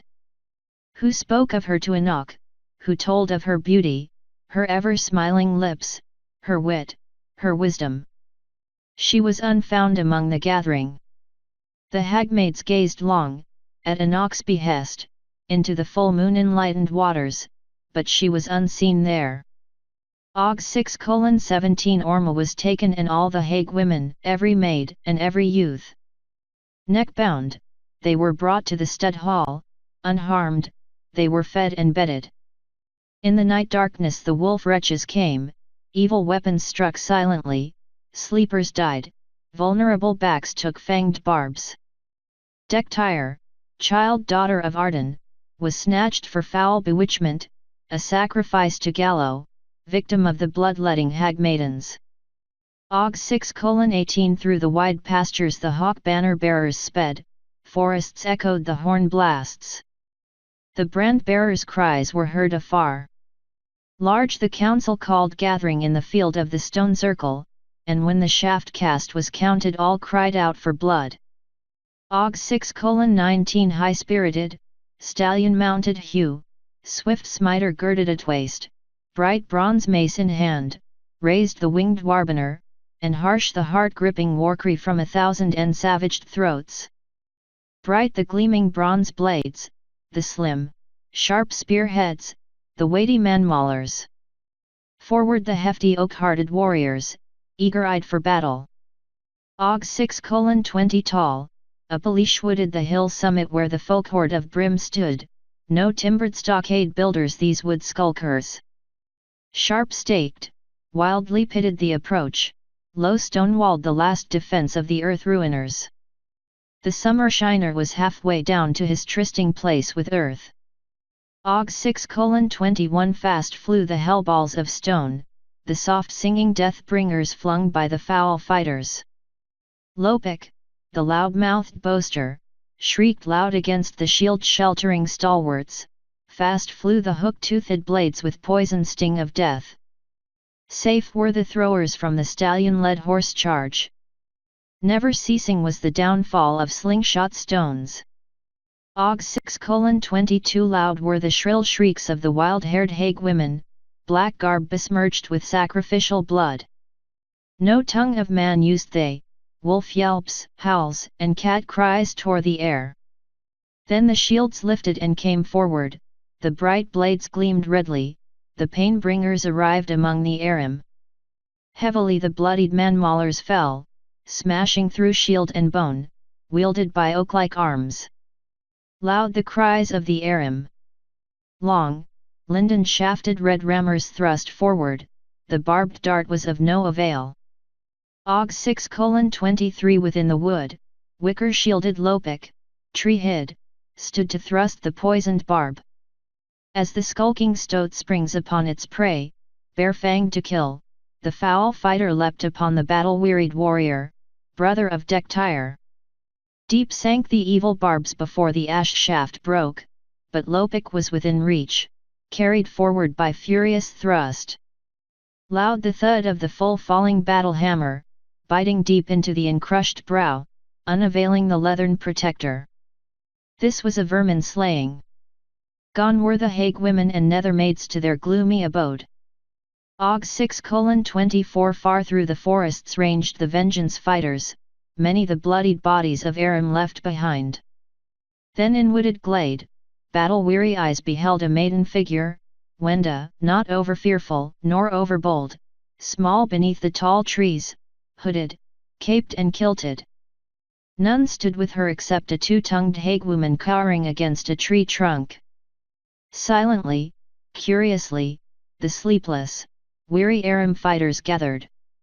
Og 6:25 Here was a self-given peace pledge, a ransom for faint-hearted fighters, a deed not unworthy of those, to whom she came. No gallant generous heart could not accept. Tiny indeed was she before the great Hugh. Here was no stud mother, but one worthy of being a true wife. No man indeed he who would accord her less. Og 6:26 It was Lur, grandson of Wenda and Olva, who built the first house on the place where walled London now stands. Og 6:27 These are the sayings of Wenda the wise: the woods are havens for the heavy-hearted, for trees soak up sadness. The lofty trees, sheltering sheet of forest dwellers, whisper soothing words to the worried. The only true friend is the tongueless tree. Og 6:28 The most painful ills are the heart-smiting ones, therefore, never leave it unshielded. A high-sounding title is a poor wood waif, unless it is parented by eminent virtues. The tree-tops bow in homage to the winter winds, forest creatures are lean, and sheep no longer graze on the summer pastures. Woe to him, say the whistling winds, who sacrifices his honor for worldly gain. Og 6:29 The chill arrows of winter cleave the fall air, within the home a warm fire, and low conversation is pleasant, but much talk unguards the tongue, and to dishonor a confidence is the sign of weakness. Og 6:30 The brow of the hill is white with snow, and wild birds search diligently for food. Squirrels sleep soundly, dreaming of nut hoards. The wind whistles through the wall's wickerwork. Then call to mind that when winds of adversity blow, the fire of friendship comforts, but prefer to be a fire tender, not a fireside squatter. Og 6:31 Having no feelings, the fish is chaste. What claim to virtue has a woman chaste as a fish? As a bench bride's love flowers in dark corners, can sweetness be anticipated from its fruits? The woman surrendering to a true man has become a conqueror. No lover of children the bench bride, or she would not act as she does. The bench bride's love is consummated in darkness, for darkness is the befriender of shame. Tarnished or inferior love sold cheaply, that is the bench bride's bargain. Chapter 7 Tale of Gwynvera Og 7:1 Because they are incomplete, 4 tales, of Helen the sun-faced, of Lavid the fool and the Warking, of the 3 spear-kings and of Helen Blodot and the golden chariot, have been omitted. This is the tale of Gwynvera as it has come down to us, and to we who reconstruct it. The task is not easy, for the pages are torn in several parts. Og 7:2 The tale is told, how, back in the bygone days when gods walked the earth, they made the first woman in this manner. They prepared a vessel shaped by the future desires of men, placing into it these things: the gleam of sunlight mixed with the yellowness of ripe corn, this became her hair. The cold clear dawn dew mixed with the hue of the violet, this became her eyes. The pale radiance from the moonbeam mixed with down from the neck of a swan, this became her brow. The red from the cherry mixed with the color of mayberries, this became her lips. The whiteness of the snowflake mixed with a mayflower's purity, this became her bosom. They took the sparkle from running waters for her smile and the cooing of a dove for her voice. The heat from the fire to fill her passion and the edge from the sword to arm her tongue. From the core of a flint worked keenly they made her mind, and from the fall of a snowflake they made her touch. To this they added a blended mixture of extracts from the playful cruelty of the cat, the dancing lightness of the sunbeam's notes, the flutter from the wings of a butterfly, the song of the nightingale, the industriousness of the bee, the gentleness of a mouse, the softness of a rabbit and the shiver of an aspen tree. If this were a god-made woman, then Gwynvera was a product of their hands. But did these gods not try to keep this woman for themselves, as being something too good for man? But man, in his brave audacity, stole her, and she became the great woe-maker. Truth is embedded in the old tales for the wise to find and use as they will. Og 7:3 When the mother of Gwynvera was in child labor, her father, the battle chief Cumway, was at the festive board, and as was the custom, he called upon the soothsayer to foretell the future. The soothsayer told his lord that the woman-child now approaching the vale would grow to be the most beautiful woman in the land, but would be the death of many men, including her own brother, the Warkif's only son. These words ate at the heart of Cumway. Og 7:4 He asked the wise soothsayer what should be done to avert disaster, and the crafty one answered that he would seek advice among the stars. Not all soothsayers had a temple of truth in their hearts.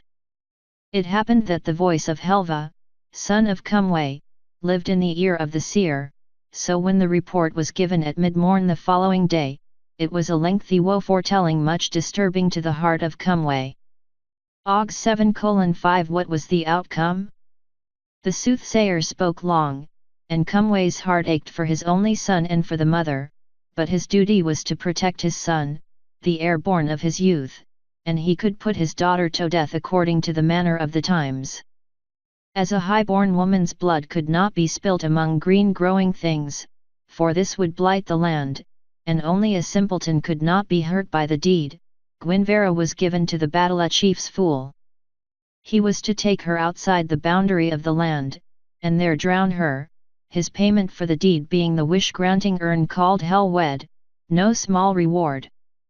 Og 7:6 The kind-hearted fool had little liking for the deed, his heart was heavy and the aspect carried cradle-child so contentedly lovely that the fool's load of sadness grew increasingly heavy. So they went on, the kindly fool and the lovely young one, until they came to the great, gloomy forest of Kiliabans lying beyond Dunmerkill. The fool and his ass-load kept on through the forest, for thought he, where else can I go, as well here as any other place? It is in keeping with my heart. Og 7:7 Deep in the forest, just before the stars opened their eyes, they came upon a small, stream-traversed glade, and there, nestling among the woodweed was a tumble-down half-house. The fool blew the wayfarer's horn and there came a small, shy forestman, first cautiously peeping around the doorpost, then timidly approaching. Had it been anyone other than a gaudy-garbed fool, the small one would have fled, but these forest-farers were taken in and made welcome in the humble hut. Og 7:8 Later, the forestman's brothers came back from their foraging and there was much lively chatter, for among such folk, the fool did not feel out of place. He stayed for 3 days, and it was agreed that the forestman should take the little one from him and take care of her. What else could they do? For forestmen are gentle and kind-hearted, were they not they would never have been confined to the forest. What else could the fool do, if he could not bring himself to put the little one to death? What better place to leave her? Og 7:9 The ugly forestmen raised fair Gwynvera with tenderness, they were wise in their way, and because they did not want her to become vain and immodest, or perhaps because they did not want her to discover how different she was, there was nothing in the forest home, in which she could see her face. Knowing about the soothsayer's foretelling, they let her think she was ugly too, or was it because they really wished her to be one of them? Did they not know that love closes the eyes to defects? Her own loveliness was unknown to Gwynvera. Her playmates were the wild creatures of the forest, fawns, rabbits and squirrels played outside her door, and the wise badgers came to protect her at dusk. Wrens and robins were her constant companions. In summer she bathed in sparkling rill waters and garlanded herself with wild flowers, woodbells and primroses grew everywhere. In winter, she sang through the berry-bearing glades and gathered fallen kindling wood under the great trees. She slept on a bed of sweet moss under cozy coverlets of fir. She drank the pure stream waters flowing through the cooking place and ate fish and the plentiful forest fruits. Her garments were woven from fine forest flax and soft down, her mantle was made of white winter fur. Her long, braided hair took its color from the water marigold. Yet in all her forest-bounded childhood, Gwynvera never had a companion of her own age or saw any mortal being other than the forestman. Og 710 It happened that when the forest maiden had grown to young womanhood, and it was midwinter, huntsmen from the wood castle of the king came into the naked forest, seeking boars for the Yule feast. They came upon the rough forest home of fair Gwynvera, and she, not knowing who or what they were, acted like a frightened wren. They did her no harm, not knowing whether she were mortal or spirit, but went away marveling that the gloomy forest could contain such beauty. Such a tale could not long await the telling, and men argued among themselves as to whether a wood spirit had been seen or a mortal. Wood sylphs were known but rarely sighted.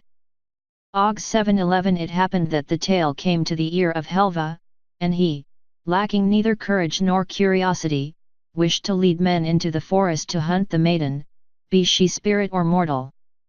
But first, as all wise men do before going on a quest, he sought the advice from the soothsayer.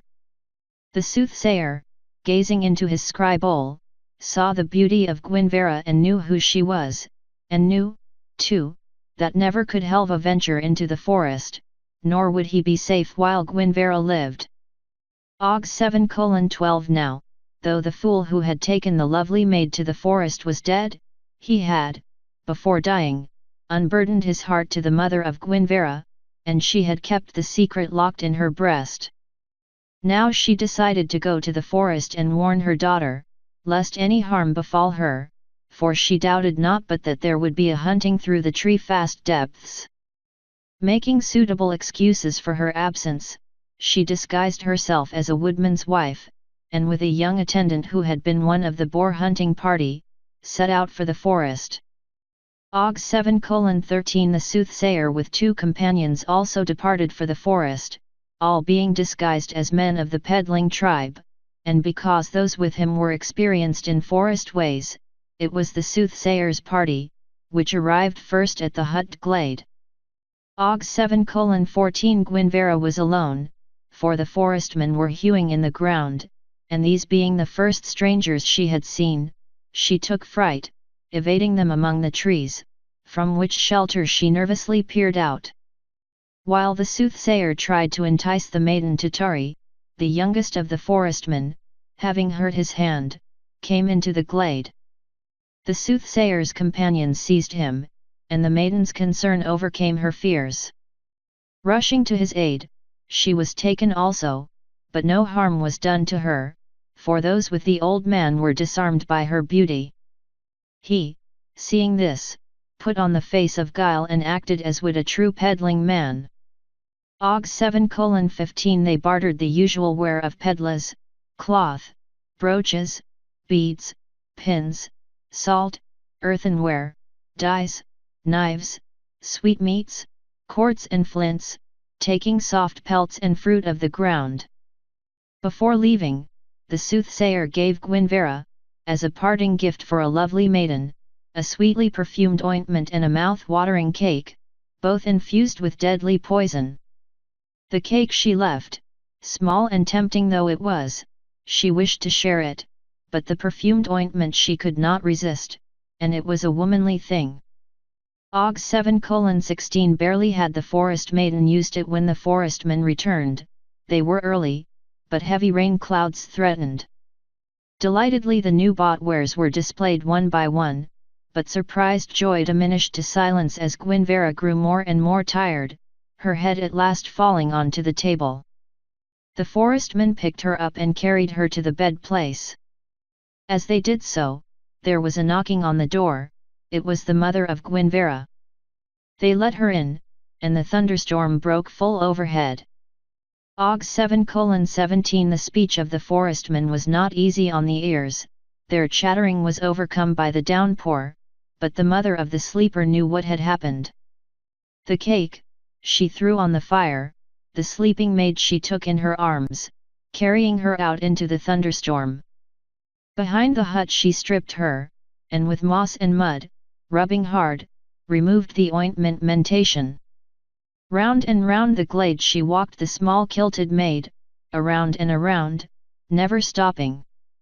Talking, prodding, lifting, smacking, stumbling together, falling and getting up, slithering on rain-wet moss, bedraggled, mudded and scratched, on tirelessly until final collapse. Og 7:18 The forestman helped the exhausted women inside, and the elder made them make hot brews for the still sleepy maiden. Her feet were placed in a wood tub of hot water, and she was seated by the fire. Later, Thetwa women were bedded down together, and in the morning, the forest maiden woke up well. Og 7:19 They broke fast with goat broth, but the raised mother of Gwynvera could not dally over long, nor could the maiden remain with the forestman, for surely the huntsman would come again. So a grave place was made, ringed round with stones and a mound raised, but no maid slept beneath the mayberry bush. Gwynvera left the forest, her long, fair hair beneath a leathern cap, coarse cloth covering her body. A distant herdsman's home gave her shelter. Og 7:20 It happened that the herdsman had two sons, one a hefty, hard-handed, wide strider, fond of brawling, the other a small-handed fireside dreamer, deft but not overstrong. The first was named Bagut and the other Daran. It was only days before Bagut was smitten with the beauty of Gwynvera, but she, knowing not the ways of men, treated him with friendliness and kindness. He, thinking she was being coy in him after the manner of irresponsible women, tried to take her when she was gathering eggs at the hayrick. She fled to the house and the good wife and Daran within. Og 7:21 Bagut became moody, he sulked the day long and neglected his work, and when once he came on Gwynvera alone, he was overcome. He told her that unless she gave herself to him he would be riding towards the wood castle on a money-making errand. She said, "Then having no love for me, what ails you?" He rode away. Og 7:22 Now, it happened that the soothsayer had looked into his scribble and seen the grave place in the forest, but looking again, days later, he saw Gwynvera seated on a tussock carding wool, and he knew she lived. He sent men to dig at the grave place, and it gave up its secret. Forestmen were brought in and put to the mouth-opening test, but they knew nothing of where she was and could say nothing to lessen their suffering. Og 7:23 So when Bagut arrived with his tale, the soothsayer knew who was being described as having hair yellower than broom flowers, skin whiter than driven snow, hands fairer than blossoms of windflowers, eyes brighter than a falcon's, bosom more snowy than a swan's breast and cheeks redder than mayberries. Men were sent with Bagut to capture such beauty. Og 7:24 But beauty had flown, accompanied by Daran, and sought sanctuary with Pentursil, king of the Houan, child of the land-holding Urs, and this was the cause of the bitter war, which made men scarce in the land. For Helva assembled his warbands and entered the lands of Pentursil, who met him at the place called Rathkelder even today. Og 7:25 We have reconstructed the tale as found, but here some part is missing, though account of the battle remains. Og 7:26 The chariot clove through failing ranks, through the drooping spears of the weary spearmen, through the ground-resting shields of the swordsmen, through the gasping forefighters, through the bloody-bodied lines of the axe-swingers. Behind the tossing, red-eyed heads of the white horses, gold-gilded reins loosely held in one hand and small bright ash-shafted spear firmly held in the other, golden hair unbraided streaming behind her, held back from her face by the golden headguard, her brilliantly broached cloak flapping like the wings of some heavenly battle bird, Gwynvera sped towards the still-standing bodyguard about Helva. No arrow touched her, no sling stone came against her body. She was like a battle goddess. Og 7:27 On the slope between reed-bordered river and tree-crowned hill, the warbands of Helva made their last death-awaiting stand. Then it was all over, and the battlefield foragers did their work. So the tale of the delicate forest-raised maiden who became a rage-driven war goddess, and of Darin who became war-wise in one night is one oft told in the Fias Thals. Chapter 8 The First Faith-Bringers Ogs 8:1 Once, wherever there was grass, there too was the old faith, for it could be contained within no particular domain. They who believed the things it taught were little-minded men, unthinking receptacles for strange tales. With the first faith came better men, adopted sons of Britain, and the axe-wielding Baruts, and it was he, who named this land the great white goddess of the cow-feeding pastures. The Baruts learned the sealery from the Chisite who first ventured out upon the salt waters, but their homeland is not known. Some say it was Rimvedi, west of the Lodg Rains, but no man knows for sure. The Lodg Rains who bowed to the great milk giver came later. Ogs 8:2 The first faith came only as a babe, it was here that it grew to maturity, schooled at Innisgwin. Those of the first faith respect trees even today, few though they are, but the true nature of the green god who gives life and fertility to all green growing things is unknown. They called trees the flutes of the great Holy One, yet did not believe as we do that trees contain within themselves part of the life-giving force of mankind, pouring out good and absorbing its evils. They did not understand that without trees to mediate for man between the life force and the death force, he could not live. Yet now even we are wiser, knowing the green god of life is not in trees alone. Ogs 8:3 They of the first faith made sacrifices at most of the Pradar and Herper times, but instead of leaf crowns, they wore masks in the likeness of sun and moon, believing them to be the rulers of omens. They worshipped in error the malignant horned star and her escorts, fearfully seeking to turn them away. Instead of the word mound they used Gularinth to set up the sun-measuring daypole, but this offended the shadows. They failed even to do this properly, setting up a new pole every year instead of every 7. Ogs 8:4 They did not treasure the soil from the pole circle, as we do that from the mound. The sons of May, instructors in the first faith, were not all wise, seeking signs of the future, otherwise clearly seen, in ashes, bird flights and bloody twisting entrails. They knew the making of a draught of forgetfulness from herbs and the draught of sorrow from berries, also the making of dradsbone which lightens the heavy heart. Ogs 8:5 They did not, as we do, judge wholly by known laws, but oft made trial by using a magic collar. This was first dipped in water blessed with cold fire, they then believing it would choke the guilty one. This is not for us, for are we not told man cannot avoid the responsibility for formulating laws to try his fellow men, and rules to govern his life? These things cannot be thrown back onto higher authority. Ogs 8:6 They hold one day in 7 holy to the creating God whom they worship in a transparent temple where the sun falls upon the heads of the worshippers. So there are many differences between the first faith and the Gwydynad. We worship in holy places built of stone or in caverns, using open spaces only for the midsummer festival. Ogs 8:7 In the first faith, the womanly maidenwed was always preserved for battle chiefs and the sons of May, who could claim it without dispute except among themselves. With this, we are not in accord, for women are not to be lightly treated, and a maidenwed is something kept for a husband, a woman's pledge of purity and to the well-being of the race.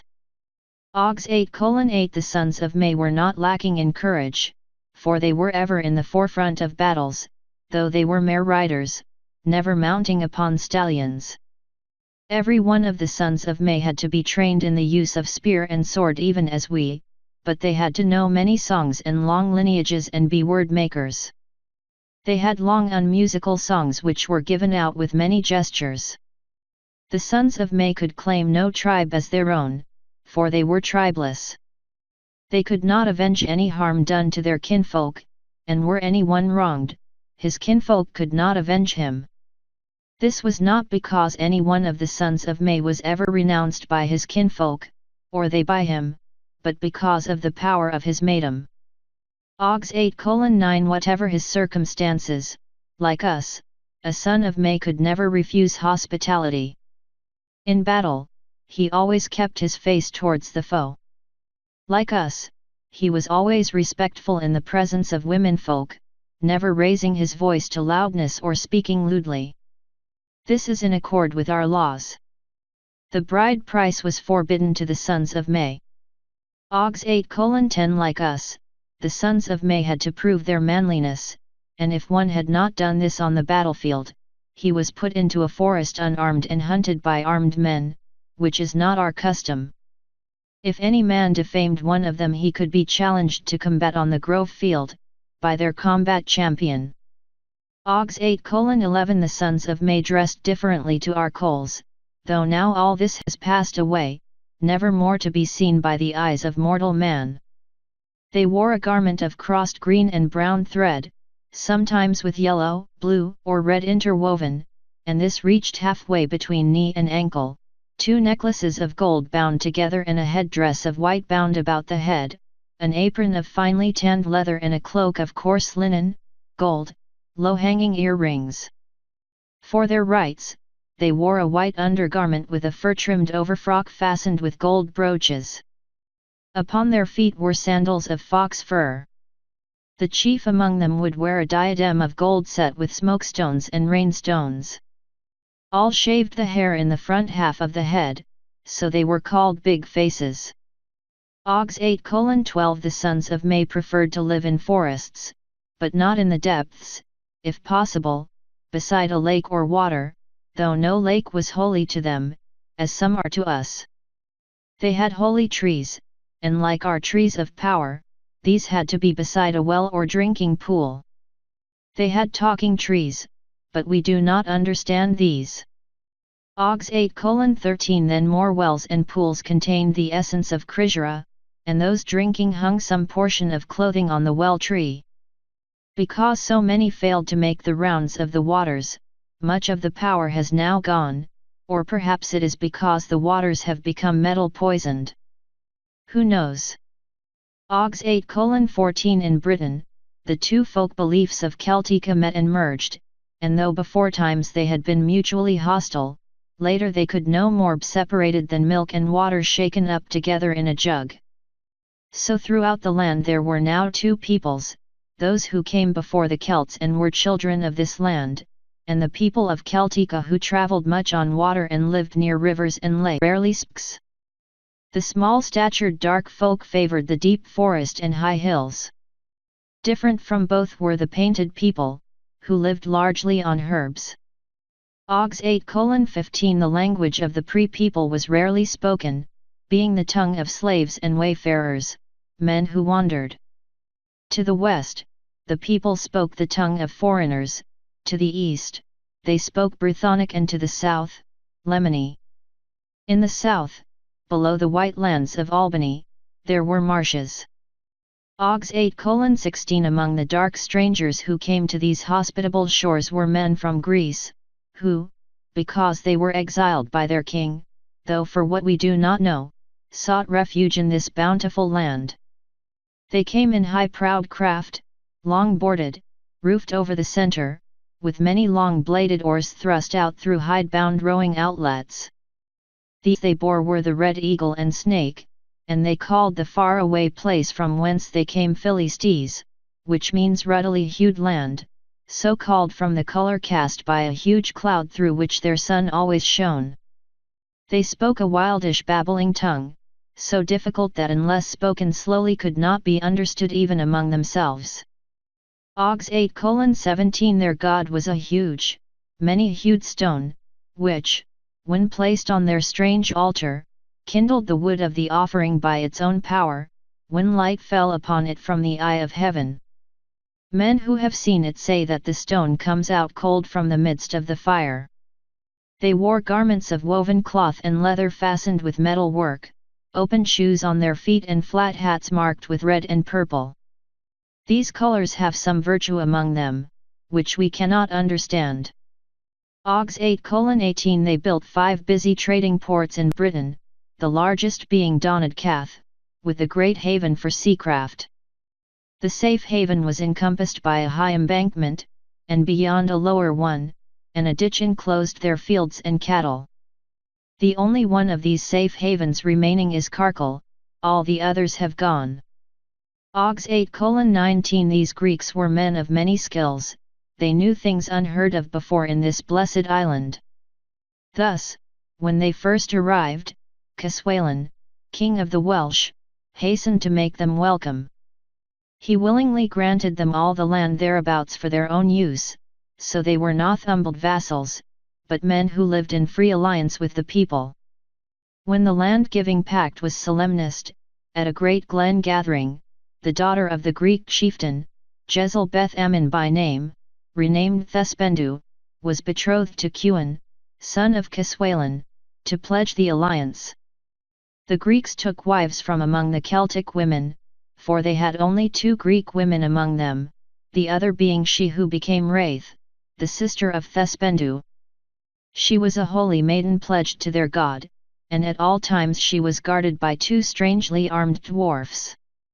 It was told of her that her soft touch cured the sick, and her holy hand healed all but the most grievous wounds. It was said that Caswalan sent his hunchback servant to be healed of a sickness, and that he returned walking tall and straight as a young pine tree. A foolish woman who fell through the roof while thatching and split her stomach open on the loom post was healed by washing in water made holy in the hand of Wraith.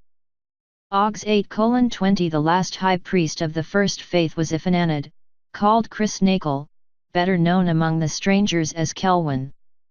It is said in truth that he was the wisest of men, and his is the protecting spirit, which hovers over the 12 green pastures of Britain.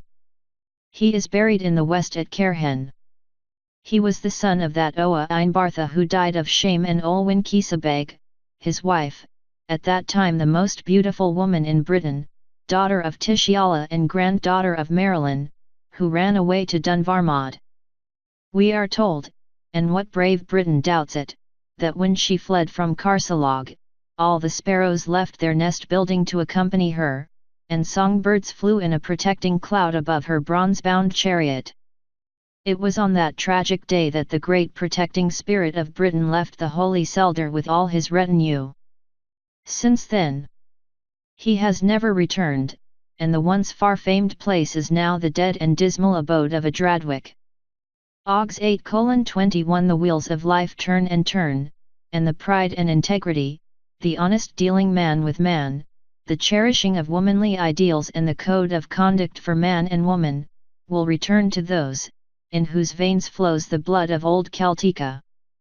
Great gods, old and new, hasten the day. There is but one God, but men view him differently, through their own deceptive eyes, in many aspects, and he appears to them to be many. Chapter 9 The Battle Book Og's 9:1 When I was a lithe, black-haired young warrior rejoicing in the springtime flush of man's strength, Aristolio was a veteran battle captain. This was the spirit-strengthening war code he taught long ago in the glorious fighting years of my virile youth, in a far-off, fertile motherland within the warm Central Sea. Og's 9:2 He rightly told us we need not over-concern ourselves with the strange ways of the high ones of heaven. Let the hidden gods fight their own somber battles in their wonderfully mysterious ways, for men, the grim earthly battles closer here below are sufficiently bitter. These we thankfully win or grudgingly lose, according to our courage and fortitude, our discipline and training, our skill at arms and tactical cunning. Og's 9:3 Such needful qualities and essential skills, we learn from our own war tutors, though some befitting things, they do not teach, and wars are not won by material armaments alone. To complete the equipment of a sturdy fighting man, something more is required, and to this end, these instructions are given. Og's 9:4 There are 4 codes to live by, each befitting the peculiar circumstances of the time. They are, the code of the warrior, the code of the citizen, the code of the kinsman and the code of the individual. There is the code of women, but that is something exclusively theirs and something, which all true men uphold. Ogs 9:5 Among all men, the bloodied warrior is the most important, for he alone is the guardian protector of the things, whatever they may be, all men value. None can have and hold any cherished belief or valued possession except by the grace of the sharp-edged weapon in the strong right arm and the sturdily protective shield on the left arm. He pledges something no other man can exceed in value, his throbbing lifeblood. Ogs 9:6 Each grim warrior is a loving and compassionate mother's son, and his war training starts in her protective arms. She never neglects him, and every care is given to ensure his contentment. A nervous mother conveys nervousness with her breast milk, she withholds from her man-child the basic warrior nourishment. As he grows beyond her tender arms, she must see in her small man-child the bloodied warrior of the heroic future years. He must not be pampered, he must be taught confidence and self-reliance with his first faltering steps. She must bear in mind that in the four ranks of the battle array, every man stands supported or betrayed by his mother, according to her handling of him in the forming first years of his growing. Ogs 9:7 The questioning man-child grows towards the restless youth, and the foundations for the fullness of manhood are laid down firmly or otherwise. The youth takes weapons, and, having been battle-blooded, becomes a man. The man is not only brave, he is heroic, for courage resides in all men, no matter how mean-minded. He is well-knit in body, he stands tall and his eye and hand are steady. Straightforward, keen-looking, stern-faced, he stands steadily still and moves with each foot striking the ground as though to assert his mastery of it. Ogs 9:8 Every movement is deliberate, his speech is slow and his voice strong and low. When he laughs, he does so heartily, the walls resound in comradeship, but he laughs rarely, more often he smiles, though his smile is not readily swift. He carries a batley harness just within his easy capacity, and when arrayed for action, he clothes his body just sufficiently for its protection. Ogs 9:9 Every war-readied warrior must struggle to gain absolute mastery in the use of his chosen weapons, by self-driven application, though of greater importance to victory is complete control over himself in battle stance. His body stands poised under the alert controlling mind, ready for any happening, he is never caught off balance in an awkward stance. Yet though this, the clashing fray, climaxes his life, it is only a thin, compressed slice of his allotted lifespan, for the battle is not lost in its own time and action, it is decided in the preparation, which went beforehand. Ogs 9:10 Many ask, for what does the warrior fight? It is not for fickle wealth and encumbering possessions, for these the grim warrior rarely gains, and what puny things they are against his glorious life. It is not for elusive freedom, for of all men, apart from slaves, he is the least free.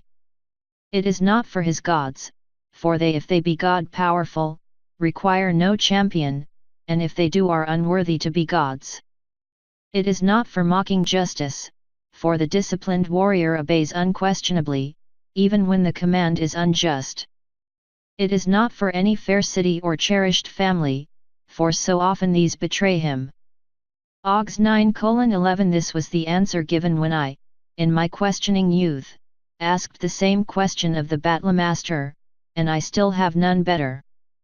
A man fights because it is the inbred nature of men to fight, and this is true, for it is only through strife that he becomes a man. A man lacking the human fighting spirit would be as unnatural a creature as a woman shunning motherhood. This goes against human inclination, yet true men do not despise these, for the nature of men and women is wide and varied and there is a place in life for all. Ogs 9:12 A warrior is a man responding gleefully to the stern demands of manhood, even as a mother is a woman lovingly responding to the demands of motherhood. The two are akin, for what motherhood is to a woman, war is to a man. Without motherhood, men would lose respect for womanhood, and without war, women would lose respect for manliness. OGS 9:13 All battles are not blood battles, there are other battles just as hard and demanding, and the blooded warrior who ignores them in unpreparedness is top-heavy and unbalanced. There is a just as deadly, if less obvious, war than any between kings and nations, and that is the war of life. Here the warrior faces his most deadly adversary, which is himself. Man arms his own foe in the battle of life and sends recruits to its ranks. OGS 9:14 The first rule of the warrior is obedience, and every warrior is a subordinate. The young cadet warrior, unblooded by battle, is the subordinate of every blood. Keenly young, abounding with high spirits, overflowing with energy, he is animal lithe, ever straining at the leash, baying to go, unwitting of caution. He will seek his outlets among companions of his own age, for in the presence of older men he must exercise the disciplinary restraint of respect. OGS 9:15 It is never unmanly to show respect for age and wisdom, in fact, it indicates the triumph of discipline. Disrespect for those to whom it is due signifies character weakness, which is an unmanly defect. Young, full-blooded warriors are not willful women or wayward children, they are men who know their exact standing. Therefore, cadet warriors will always defer to the greater skill and wisdom of their superiors and show proper respect for men of high rank. OGS 9:16 The disciplinary warrior code need not be detailed, for it is written in the hearts of all true warriors and is a piece of essential equipment. A warrior is the protector of all women, even of the womenfolk of his foe, and he will not rape or abuse any woman or child. To strike a woman in the heat of battle or to attack a child is unmanly, and those who do so are a reproach to better men. He who strikes the weak and afflicted, the unarmed or unprotected, shall not be numbered among those in the ranks of true men. OGS 9:17 A man's estate is decreed according to his manliness, and honorable warriors are men of high estate. If they serve for gold alone and not with high intent, if they serve mercenary men of low estate who manipulate them, then they, too, are warriors of low estate. Peace will come to the world only when warriors unite to impose it. That is the bad dream of rulers and men of cunning in high places. OGS 9:18 There is no debt to life placed on a man if he kill in a just wearer for his homeland, or for essential food or in defense of the sanctity of his family. Nor if he slay the adulterer who defiles his household, even though he become a martyr to marriage because of the laws of the land. It is unlawful to murder, which means killing for gain or deceitfully or striking behind the back. For true men, included in murder is that, which causes sorrow and suffering, which drive to death or robs the needy so they die, or takes away from a man his livelihood willfully or unjustly, so his family perish. OGS 9:19 These are the things that were taught to Golahan of the bitter-biting sword, no matter how grievous the crime of your comrade, he remains a comrade, and even though you condemn him at law, nevertheless, let the comradeship that was, help to mitigate his lot, no matter how undeserving he may be. If all that happened was that your comrade could not withstand some temptation, do not disgrace or desert him. Say instead, it is possible that had the same circumstances befallen me, I might have been in the same boat with him. OGS 9:20 A knight is a man who serves the cause of duty, loyalty, and good, and upholds the virtues of ladyhood. He is a man among men. Resolute but quiet, he speaks little, but what he says carries more weight in the scales than an outpouring of words by others. Therefore, I say to you, be a knight at heart, and let your armor be what it will, for you are a better man than one bearing impregnable harness. OGS 9:21 A knight does not allow himself to become prey to melancholy and self-doubt. If you are convinced that you are a worthy knight of the Supreme Commander, you have true cause for rejoicing. A knight is one who acts when action is called for, and he remembers that proper deeds without and proper thoughts within strengthen him in times of testing. OGS 9:22 Loud-mouthed men are to be despised, as are those who deal with ladies as they do with the common woman. The true knight deals with them rightly. A knight is never rowdy or boastful when he has been drinking mead or ale, nor does he ever become unsteady or lack self-control. He is never quarrelsome when in his cups, for this displays a small heart. Because you serve loyally and uprightly, do not think that you will escape temptation and trial. You can call yourself a true knight only when you have overcome many temptations and trials. OGS 9:23 As the waters to fish and the air to birds, so is fear to the coward, and sadness to the melancholy. Avoid the companionship of those who would contaminate you, and avoid hypocrites as you would the plague. They will fawn upon you, but this is the homage weakness pays to strength. Do not seek their praise nor expect life to be bountiful because of your goodness. Water loves the swimmer no more than the non-swimmer. OGS 9:24 Put no trust in yourself until after the days of testing. Never judge your comrade until you have stood in his place. Never take heed of the tangled-tongued ones, for they who talk in tangles will surely lure you into a delusive net. Give careful ear to the words of the wise and to the tales of the word masters, and always be a transmitter, not a transmuter, of traditions. OGS 9:25 A knight is steadfast, never the prey of passion swept along like mindless beasts by every vagrant wind of impulse. He is the champion of true love and knows that human love longing serves to initiate the soul spirit into the higher love that ultimately unites man with God. He honors the ideals of true love and shuns the lures of low love, which pander to the baser passions. OGS 9:26 The man of knightly ideals aspires only to the love of a true lady. He avoids the available woman who has been the plaything of promiscuous men and is consequently the end product of careless, clumsy, self-satisfying use. The man who gives his heart to such as these is to be pitied by all true men, for he wallows in complacent, but shallow satisfaction.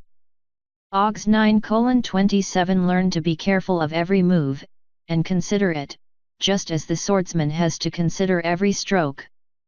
He never rains blows haphazardly, but remains alert to drive home the deadly thrust. There are sword thrusters and sword smiters, and each must master his own technique, for proficiency means life.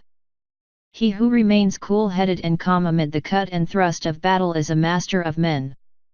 OGS 9:28 The young knight goes into battle saying, "May I die like a true knight," but the battle chief says such a wish is wrong, for your desire should be rather to live like a true knight, and it will follow naturally that you will die like one.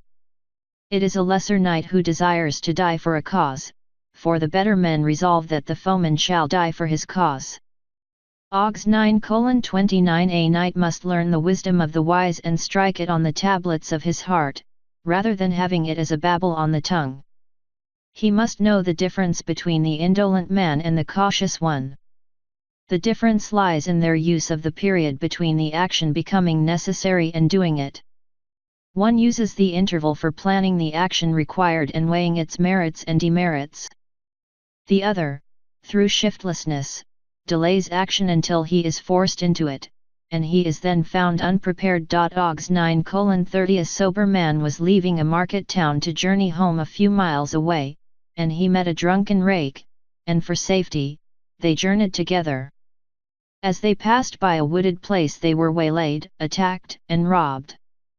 In the town there was a peddler who, next market day, met the drunkard and asked him whether it was safe to travel the road, which the drunkard and the sober man had travelled previously. The rake assured him that there was no danger. When the peddler questioned his cuts and bruises, all the drunkard could say was that he must have gotten them while he was drunk and incapable. OGS 9:31 When the peddler put the same question to the sober man, he was warned about the footpads and advised to travel in the company of armed men. Thus it is with those who journey along the road of life. We meet two classes of advisors, from which we can obtain advice. 1. Like the rake, tells that life is full of pleasures, and there are no dangers along the road. The other cautions us against the dangers and pitfalls and urges us to travel well armed with prudence, discrimination, and the virtues. Ogs 932 have a warm and compassionate heart. As frozen water cannot cleanse the body, neither can a frozen heart wash impure stains from the soul. The knightly man treasures nothing so much as his honor, which marks him as a man of high estate. Honor may be an attribute of the poor man, for it is not dependent on riches or station. Ogs 933 Earth is an apple orchard with fruits delightful to the eye, which waft fragrance to the nose from afar, but at the core, its fruits have the maggots of bitterness and decay. Yet the orchard is good and senses its purpose, which is to produce fruit. It is not in the hashish fields of the hermit's contemplatory life that men develop their souls. This is an escape for the weak and timid from the stresses of life. Those who are simple seekers after the smooth path become drowned in a sea of unproductive felicity. Ogs 934 You can pray, God help me, when you have expended the last ounce of your strength, for He did not place men on earth to play but to work.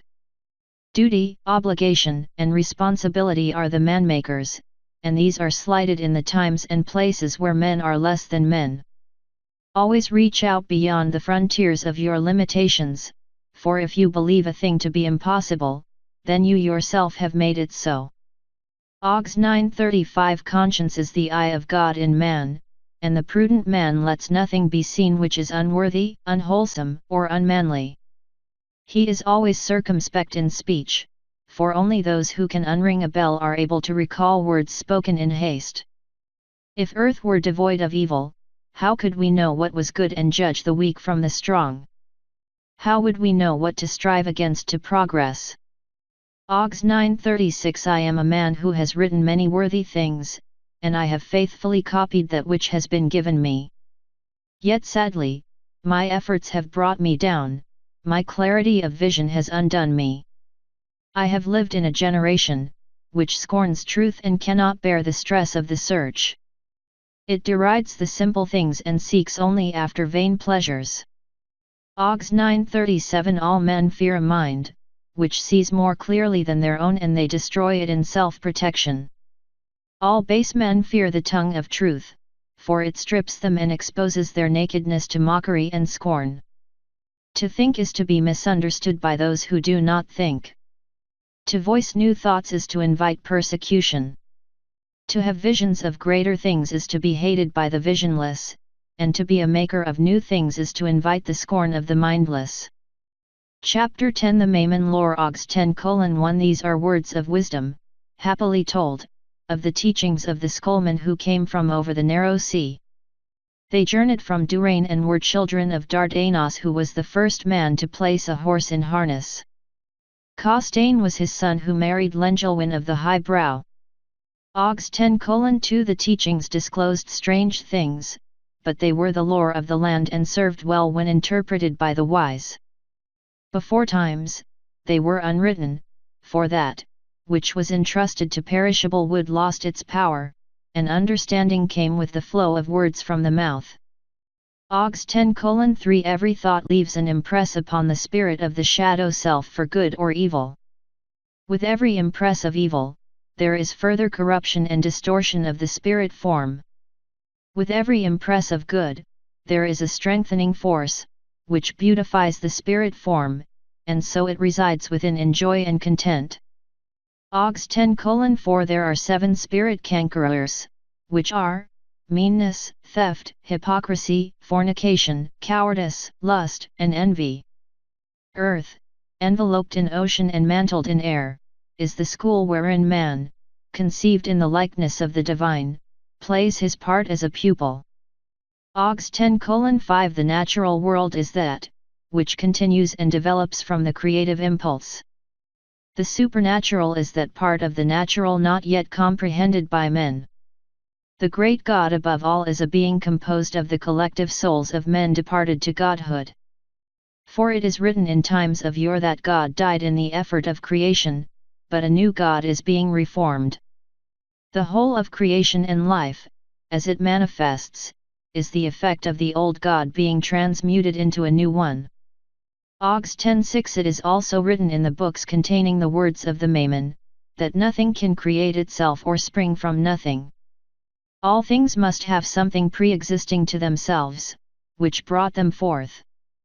This is the law, which teaches that there is a God and only this God was unpreceded by anything. That, which is preceded by nothing is God. The Maimon argued the existence of God by calling upon the natural state of things as witness. Ogs 10:7. There are 7 absolute values, which are love, truth, beauty, wisdom, goodness, creativity, and justice. Ogs 10:8. An animal, not having a soul form, lives only for the day, and if it lived 1,000 years would not be aware of anything out of place. But man, did he live for that time, would be intolerably bored, nothing would give him pleasure, and he would dread the future and hate the present. Ogs 10:9. If man were a mere mortal struggling for self-existence, how can we account for his sense of moral obligation, his power of pity, his generosity, his ideals and aspirations? What other creature manifests these? Can these be qualities engendered through earthly life? Are the highest aspects of loyalty, the most devoted love, the noble self-sacrifices, no more than the waste products of evolution? Ogs 10:10. The soul is supreme above all. It should be master of its own forces and never permit itself to be led by its servants, the senses. The purpose of the moral restrictions and discipline imposed by religion is to give it mastery, even as bodily discipline and proper care result in a healthful physical existence. Ogs 10:11. The soul is awakened by love, by happiness and sorrow. The soul acts upon the body, but the body does not act upon the soul, for mind commands matter. The soul, awakening to conscious realization, becomes one with the law and is no longer the slave of external conditions but the heir to truth. It is capable of rising above the illusions and uncertainties inherent in matter. Ogs 10:12. The last part is rewritten and reconstructed, but the original sense is conveyed. There were originally over 18,000 words in this book. Book of the Silver Bow preserved by the hand of Gwinder Apau in SVB 1:12. Scriptures come in many tongues, they serve different purposes and vary in value, but each suits and serves a group of people in a particular stage of spiritual development. The lessons of an infant are as essential to its future as are the lessons of an older child. Each scripture gives a glimpse of the light, a spiritual revelation from a different viewpoint, but in each case the light is the same, for there is only one light of truth. Table of Chapters SVB 1:1 SVB 1:15 Chapter 1 Interpretations SVB 2:1 SVB 2:14 Chapter 2 Teachings of Elijah 1 SVB 3:1 SVB 3:23 Chapter 3 Teachings of Elijah 2 SVB 4:1 SVB 4:32 Chapter 4 Teachings of Elijah 3 SVB 5:1 SVB 5:38 Chapter 5 Teachings of Elijah 4 SVB 6:1 SVB 6:28 Chapter 6 Teachings of Elijah 5 SVB 7:1 SVB 7:26 Chapter 7 Teachings of Elijah 6 SVB 8:1 SVB 8:41 Chapter 8 Elijah speaks to his disciples SVB 9:1 SVB 9:9 Chapter 9 Elijah on the Sacred Scriptures Chapter 1 Interpretations SVB 1:1 With scriptures such as these, no matter how pure the original inspiration poured out from the divine spiritual fountainhead, they still have to pass through fallible human hands. This could lead to differences of interpretation and discord among the readers, things most undesirable, where harmony and unity are to be the rule. SVB 1:2 To avoid all such differences and for the sake of accord and unity, the interpretation of these scriptures must be restricted to conform with the following rules. The interpretation must accord with authentic traditions.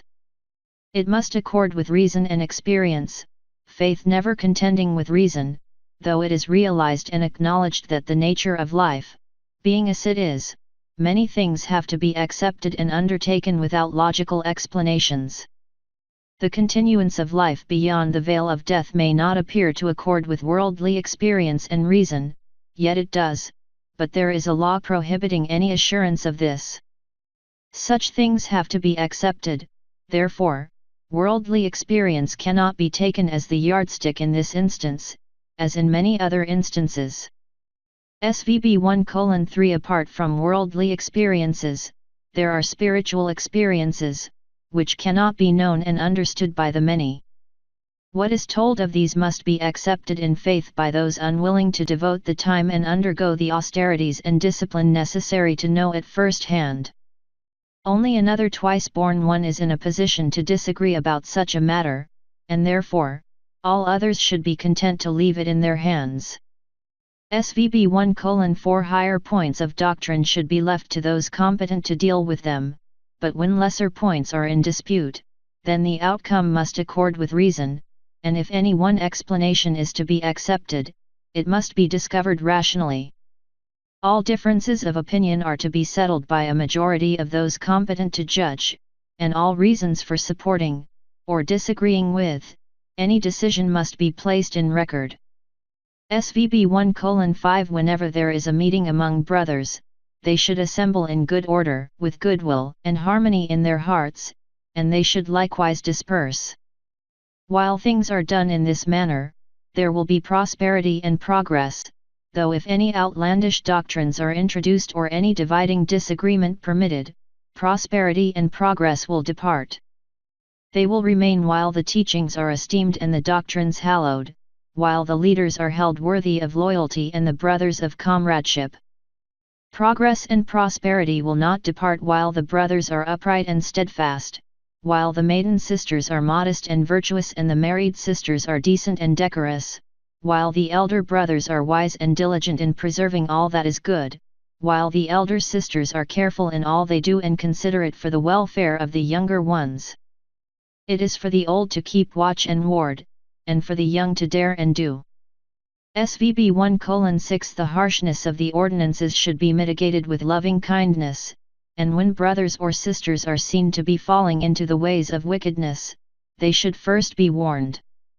After being warned, they should be reminded, and only after this should they be disciplined. Let some able and discreet person take them in hand and counsel them. SVB 1:7 When two disagree as to the teachings, this is to be the manner for reaching a decision. One shall say, "This is my opinion," while the opponent says, "No, this opinion is better." Each shall argue with the other with friendliness, self-control, and reason, following at all times the road of common sense. If there is something on which they hold a different opinion, let them try and decide first which viewpoint is best, which is clearest.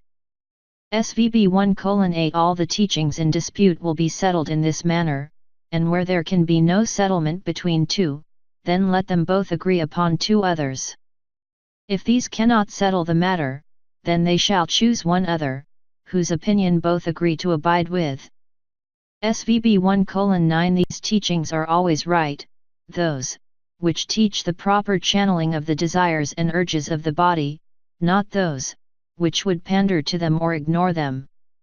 Those, which place spiritual objectives above worldly things. Those, which uphold the virtues and principles of humanity and attack anything, which would bring them down. SVB 1:10 Frugality is not meanness, and prudence is not fear. Wastefulness is not generosity, and weakness is not kindness. Happiness is not pleasure, and apathy is not peace. The defense of principles is not intolerance, and idealism is not prejudice. To compromise is not to surrender. To defer to the wishes of a loved one is not weakness of character. To avoid argument and discord within the family requires strength, while assertion displays inconsideration. They who stifle hasty or thoughtless words are better than they who speak according to their thoughts. SVB 1:11 To stand up for your rights is not necessarily right, and to do all things for peace and harmony is often wrong. The way of goodness traverses a very narrow ledge. The man who says, "Perhaps I am wrong," is always right. The man who says, "I am certainly right," is always wrong. To avoid a fight is not cowardice, and to fight with the certainty of victory is not courage. Weak men may often fight and strong men often run. Motive is all that matters. To judge anyone by his actions alone is to judge unfairly. SVB 1:12 Scriptures come in many tongues, they serve different purposes and vary in value, but each suits and serves a group of people in a particular stage of spiritual development. The lessons of an infant are as essential to its future as are the lessons of an older child. Each scripture gives a glimpse of the light, a spiritual revelation from a different viewpoint, but in each case, the light is the same, for there is only one light of truth. SVB 1:13 However, scriptures need interpretation, for they conceal more than they reveal. They are never just what they appear to be on the surface. If a particular scripture proclaimed that fire actually gives out cold instead of heat and that the sun really sheds darkness instead of light, the shallow-minded person would turn from it in scorn. But this irresponsible and thoughtless attitude cannot be applied to scripture, and it would be much wiser to assume that the scripture intended to convey a meaning and message quite different from the superficially apparent one. Scripture cannot be treated like entertaining and valueless literature, therefore, delve deeply and diligently. SVB 1:14 The only conclusion an intelligent person can come to is that all great scriptures, read properly and really understood, originate at one source. All are divinely inspired, but the clarity of vision varies considerably, as does the purity of transmission. Each suits particular needs and varying stages of development. Each provides for certain requirements and satisfies specific spiritual capacities, but in all, the essence of truth is watered down and the brilliance of the light is obscured. This is essential in all scriptures, for it is only when the divinity within is fully awakened that truth and reality can be gazed on. Then, the scriptures no longer serve their purpose. SVB 1:15 More than most, these scriptures reveal only a fraction of the whole on the surface. In worldly matters, in rules of life, of conduct and morals, in all things governing life on earth, they will be interpreted strictly according to their obvious meaning and intent. In all things pertaining to spiritual matters, the afterlife, the divinity, or not strictly concerned with earthly life and existence, they need not necessarily be interpreted literally, for no earthly medium is adequate to express such things concisely. Chapter 2 Teachings of a Lighter, 1 SVB 2:1 I am a prophet of the written word, a man with many books of wisdom, who comes to you in the name of the Supreme Spirit. I bear proof of my mission for all to see. I was a sleeper in the great stone chambers of initiation. The voices of the instructing spirits spoke to me, and I answered with the words of power. I prepared myself by the dread rites and became worthy to be called an inheritor of the ancient wisdom. SVB 2:2 They who awaken the sleepers charged me with the burden of a prophet, saying, Go forth into the highways and byways of the land, bearing the scars of one seared by nearness to the flame of truth. Be not a man of pleasure, a son of wickedness. Have no love of comfort and the flattery of fine clothes. Deceive no woman for fleeting satisfaction, nor be deceived by worldly shadows. Here, you have seen with the eyes of reality and know the true nature of earthly things. Are they not shadowy forms without substance, in which no trust can be placed? All earthly things pass away, the loveliness of flowers withers and fades, the beauty of a woman's face slips away with the passing years. SVB 2:3 The voice of an instructing spirit continued, Go forth, shaker of those who slumber in spirit. Go, stir up the minds of men, crying, Awake, bestir yourselves within the prisons where you are doomed to decay, cast off the fetters of worldliness, and uncover the eyes of the soul spirit. SVB 2:4 Go, gather the sincere seekers, and reveal to them a little light, guide them through the bewitching fairyland of earthly illusion, so they leave it to enter the daylight of truth and not the darkness of death. Deliver them from the delusions generated in dense bodies. SVB 2:5 Hearing these things, I said, who am I to be a prophet to men? My soul spirit, having bathed in the lakes of light, can never again be happy imprisoned within a daily decaying body.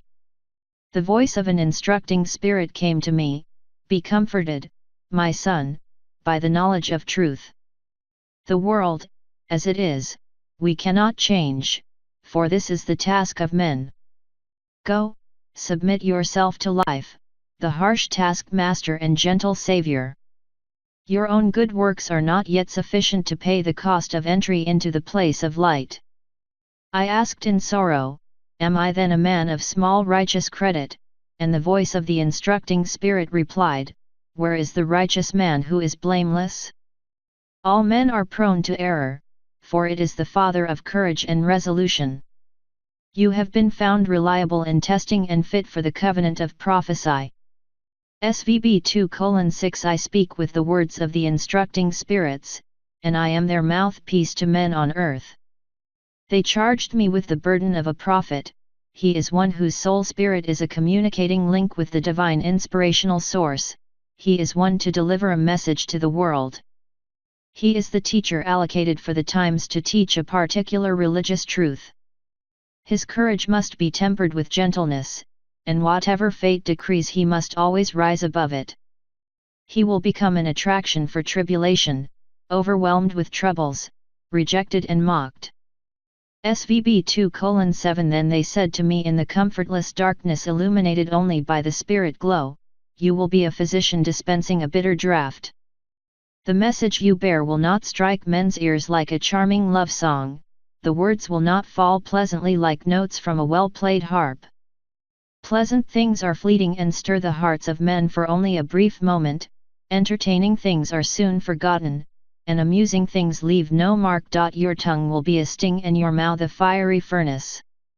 SVB 2:8 Men will hear your words, but they will not penetrate to many hearts.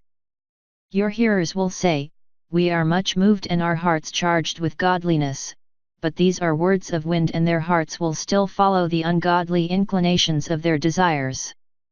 SVB 2:9 When a man enters the great stone chambers of initiation, he receives an infusion of the divine essence.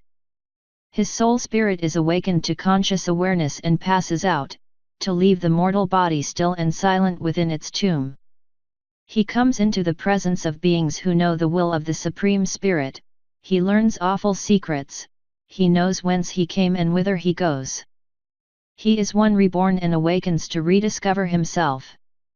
SVB 2:10 When I heard my fate, I asked for a smooth path and success, and my plea was rejected.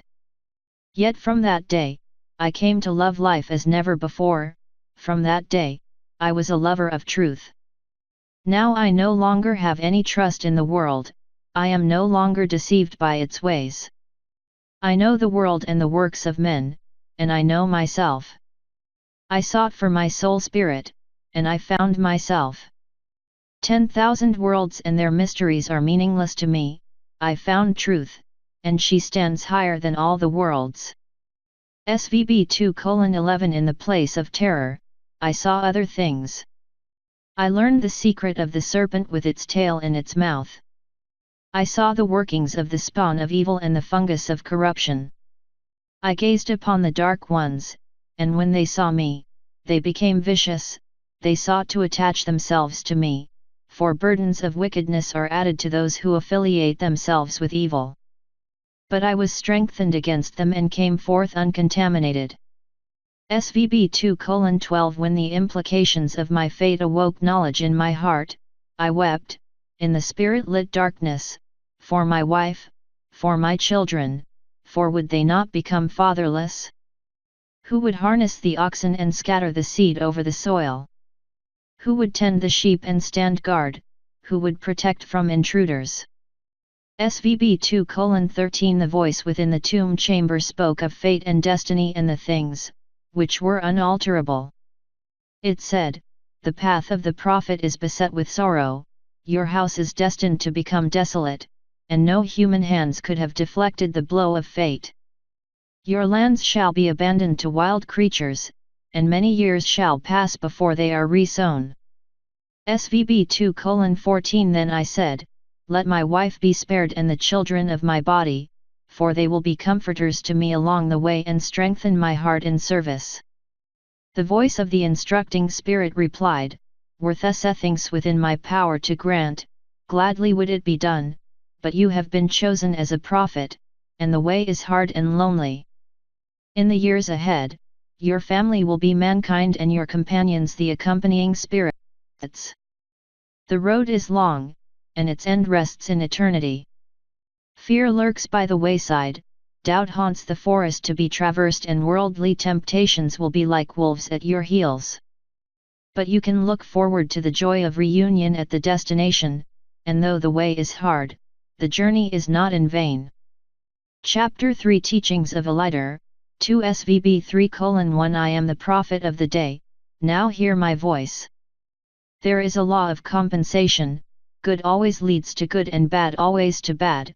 Whatever the demands made upon you, they are always within reason. To you who defraud the poor and oppress the weak and defenseless, I tell you, your day is coming. SVB 3:2 You who make justice a bitter draught or two-pronged weapon, or who twist the laws of the land to suit selfish ends, you shall not escape the remorseless divine justice. Who hate those who expose your evil ways and drag dark deeds out into the light of day, you scorners of honest men, you bribers and acceptors of bribes, have a pleasant hour. For a grimmer day will dawn. SVB 3:3 You who harvest in fields you have not plowed, who snatch a few pennies from the poverty-stricken, you who connive with the forces of ignorance, who are self-deceivers thinking yourselves learned, you who walk in the comforting security of God-bestowed riches, unheeding of your duty, enjoy your hour. The reckoning awaits. SVB 3:4 You who are self-satisfied, priest-deluded, going about like blind men led by the blind, who dwell under a cloud of shamelessness, gaining riches and power by the ignorance and weakness of others, you who say, "By our own strength have we accomplished our own ends," rejoice while you may. The day will come when you will be severed from your possessions, what will you have then? SVB 3:5 The inheritance of eternity is for the upright and frugal, but the wicked and wasters shall be shut out from the places of contentment and peace. Hear my voice, let every man deal justly with another, speak the truth, seek the path of true justice and never say, "We need seek no further." Walk in ways of modesty and simplicity, shunning all forms of deceit and hypocrisy. Seek earnestly and diligently, and surely you will find, but expect no results if you are half-hearted and lukewarm. SVB 3:6 Hear my voice, for I am one who has tasted the waters of truth at their source. I come to scatter the seeds of wisdom and enlightenment over the whole earth. The edge of my words has been sharpened on the whetstone of inspiration, and the comforting companionship of spirits has stilled the tumult within the quiver of my bowels. I am a smooth polished arrow shaft of inspiration waiting in the quiver of my mission. My tongue is a sword stabbing at the cuirass of worldliness, to open a wound exposing the sensitive conscience beneath. Do not delude yourselves that because I am among you, I have chosen you above others. I come among the worst, not the best, and I am charged to go to all men. SVB 3:7 Yet though I come as an eagle to strike the foxes who seek to wreck the fowl pen, I come also to salve the wounds of the broken-hearted and to lead those captive in ignorance to freedom.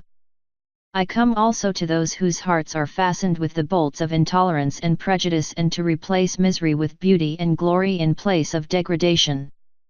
I am a planter of acorns intended to rise up into oak trees of divinity. SVB 3:8 I am not a prophet of new doctrines, neither do I declare true new thing. Truth remains always the same, however she is clothed. I am not a foreteller of the future and do not claim the ability to know the end of any one of you, or even my own. What lies ahead for any one of you is in your own hands. Some things are certainly revealed to me, and these I must reveal to you, for this is the obligation of a prophet. I come among you not as a miracle worker, but as one charged with the duty of warning you openly. SVB 3:9 Among you are many who make secret mockery of their religion, or who conceal their true beliefs behind a false facade of righteousness. To those I say, beware, awake to truth, for you are deceived by worldliness. They have failed the test of life, they are victims of its delusions. Hear my voice, every man is the maker of himself, this is truth. No man can intercede for another, and, could anyone sacrifice his soul spirit for another, such sacrifice would not be permitted by the Supreme Spirit, who is the essence of justice. As a man makes himself, so will he be known. SVB 3:10 Do not reject me because I differ not from you. Had the powers above chosen one of their number to be a messenger and sent him down among men, then surely, the appointed one would have taken the form of a man. He would have been clothed as men are clothed and eaten as men eat. He would not have been some freakish creature having wings or two heads. Man's body was made to serve man, and if a messenger from above comes to men, shall it not serve him also? Therefore, I speak in the words of men and act as men act. I make no claim to be more than man. SVB 3:11 If you say to yourselves, why should we listen to this one who is no more than a man seeking to change our ways and undermine the teachings of our fathers, I say, have I come with guileful tongue and lips coated with honey? Do I wear garments of silk and linen and eat at tables of luxury? I do not come to speak pleasantries to you, but to declare the harsh and unavoidable truth. What I bring is not a honeyed drink, but a bitter draught. Are these the wares of a false prophet? SVB 3:12 If I am in error, then all I endure is in vain, if I am wrong, then on me is the punishment, but I have the assurance of certainty. What I have can be any man's if he is prepared to suffer and endure as I did.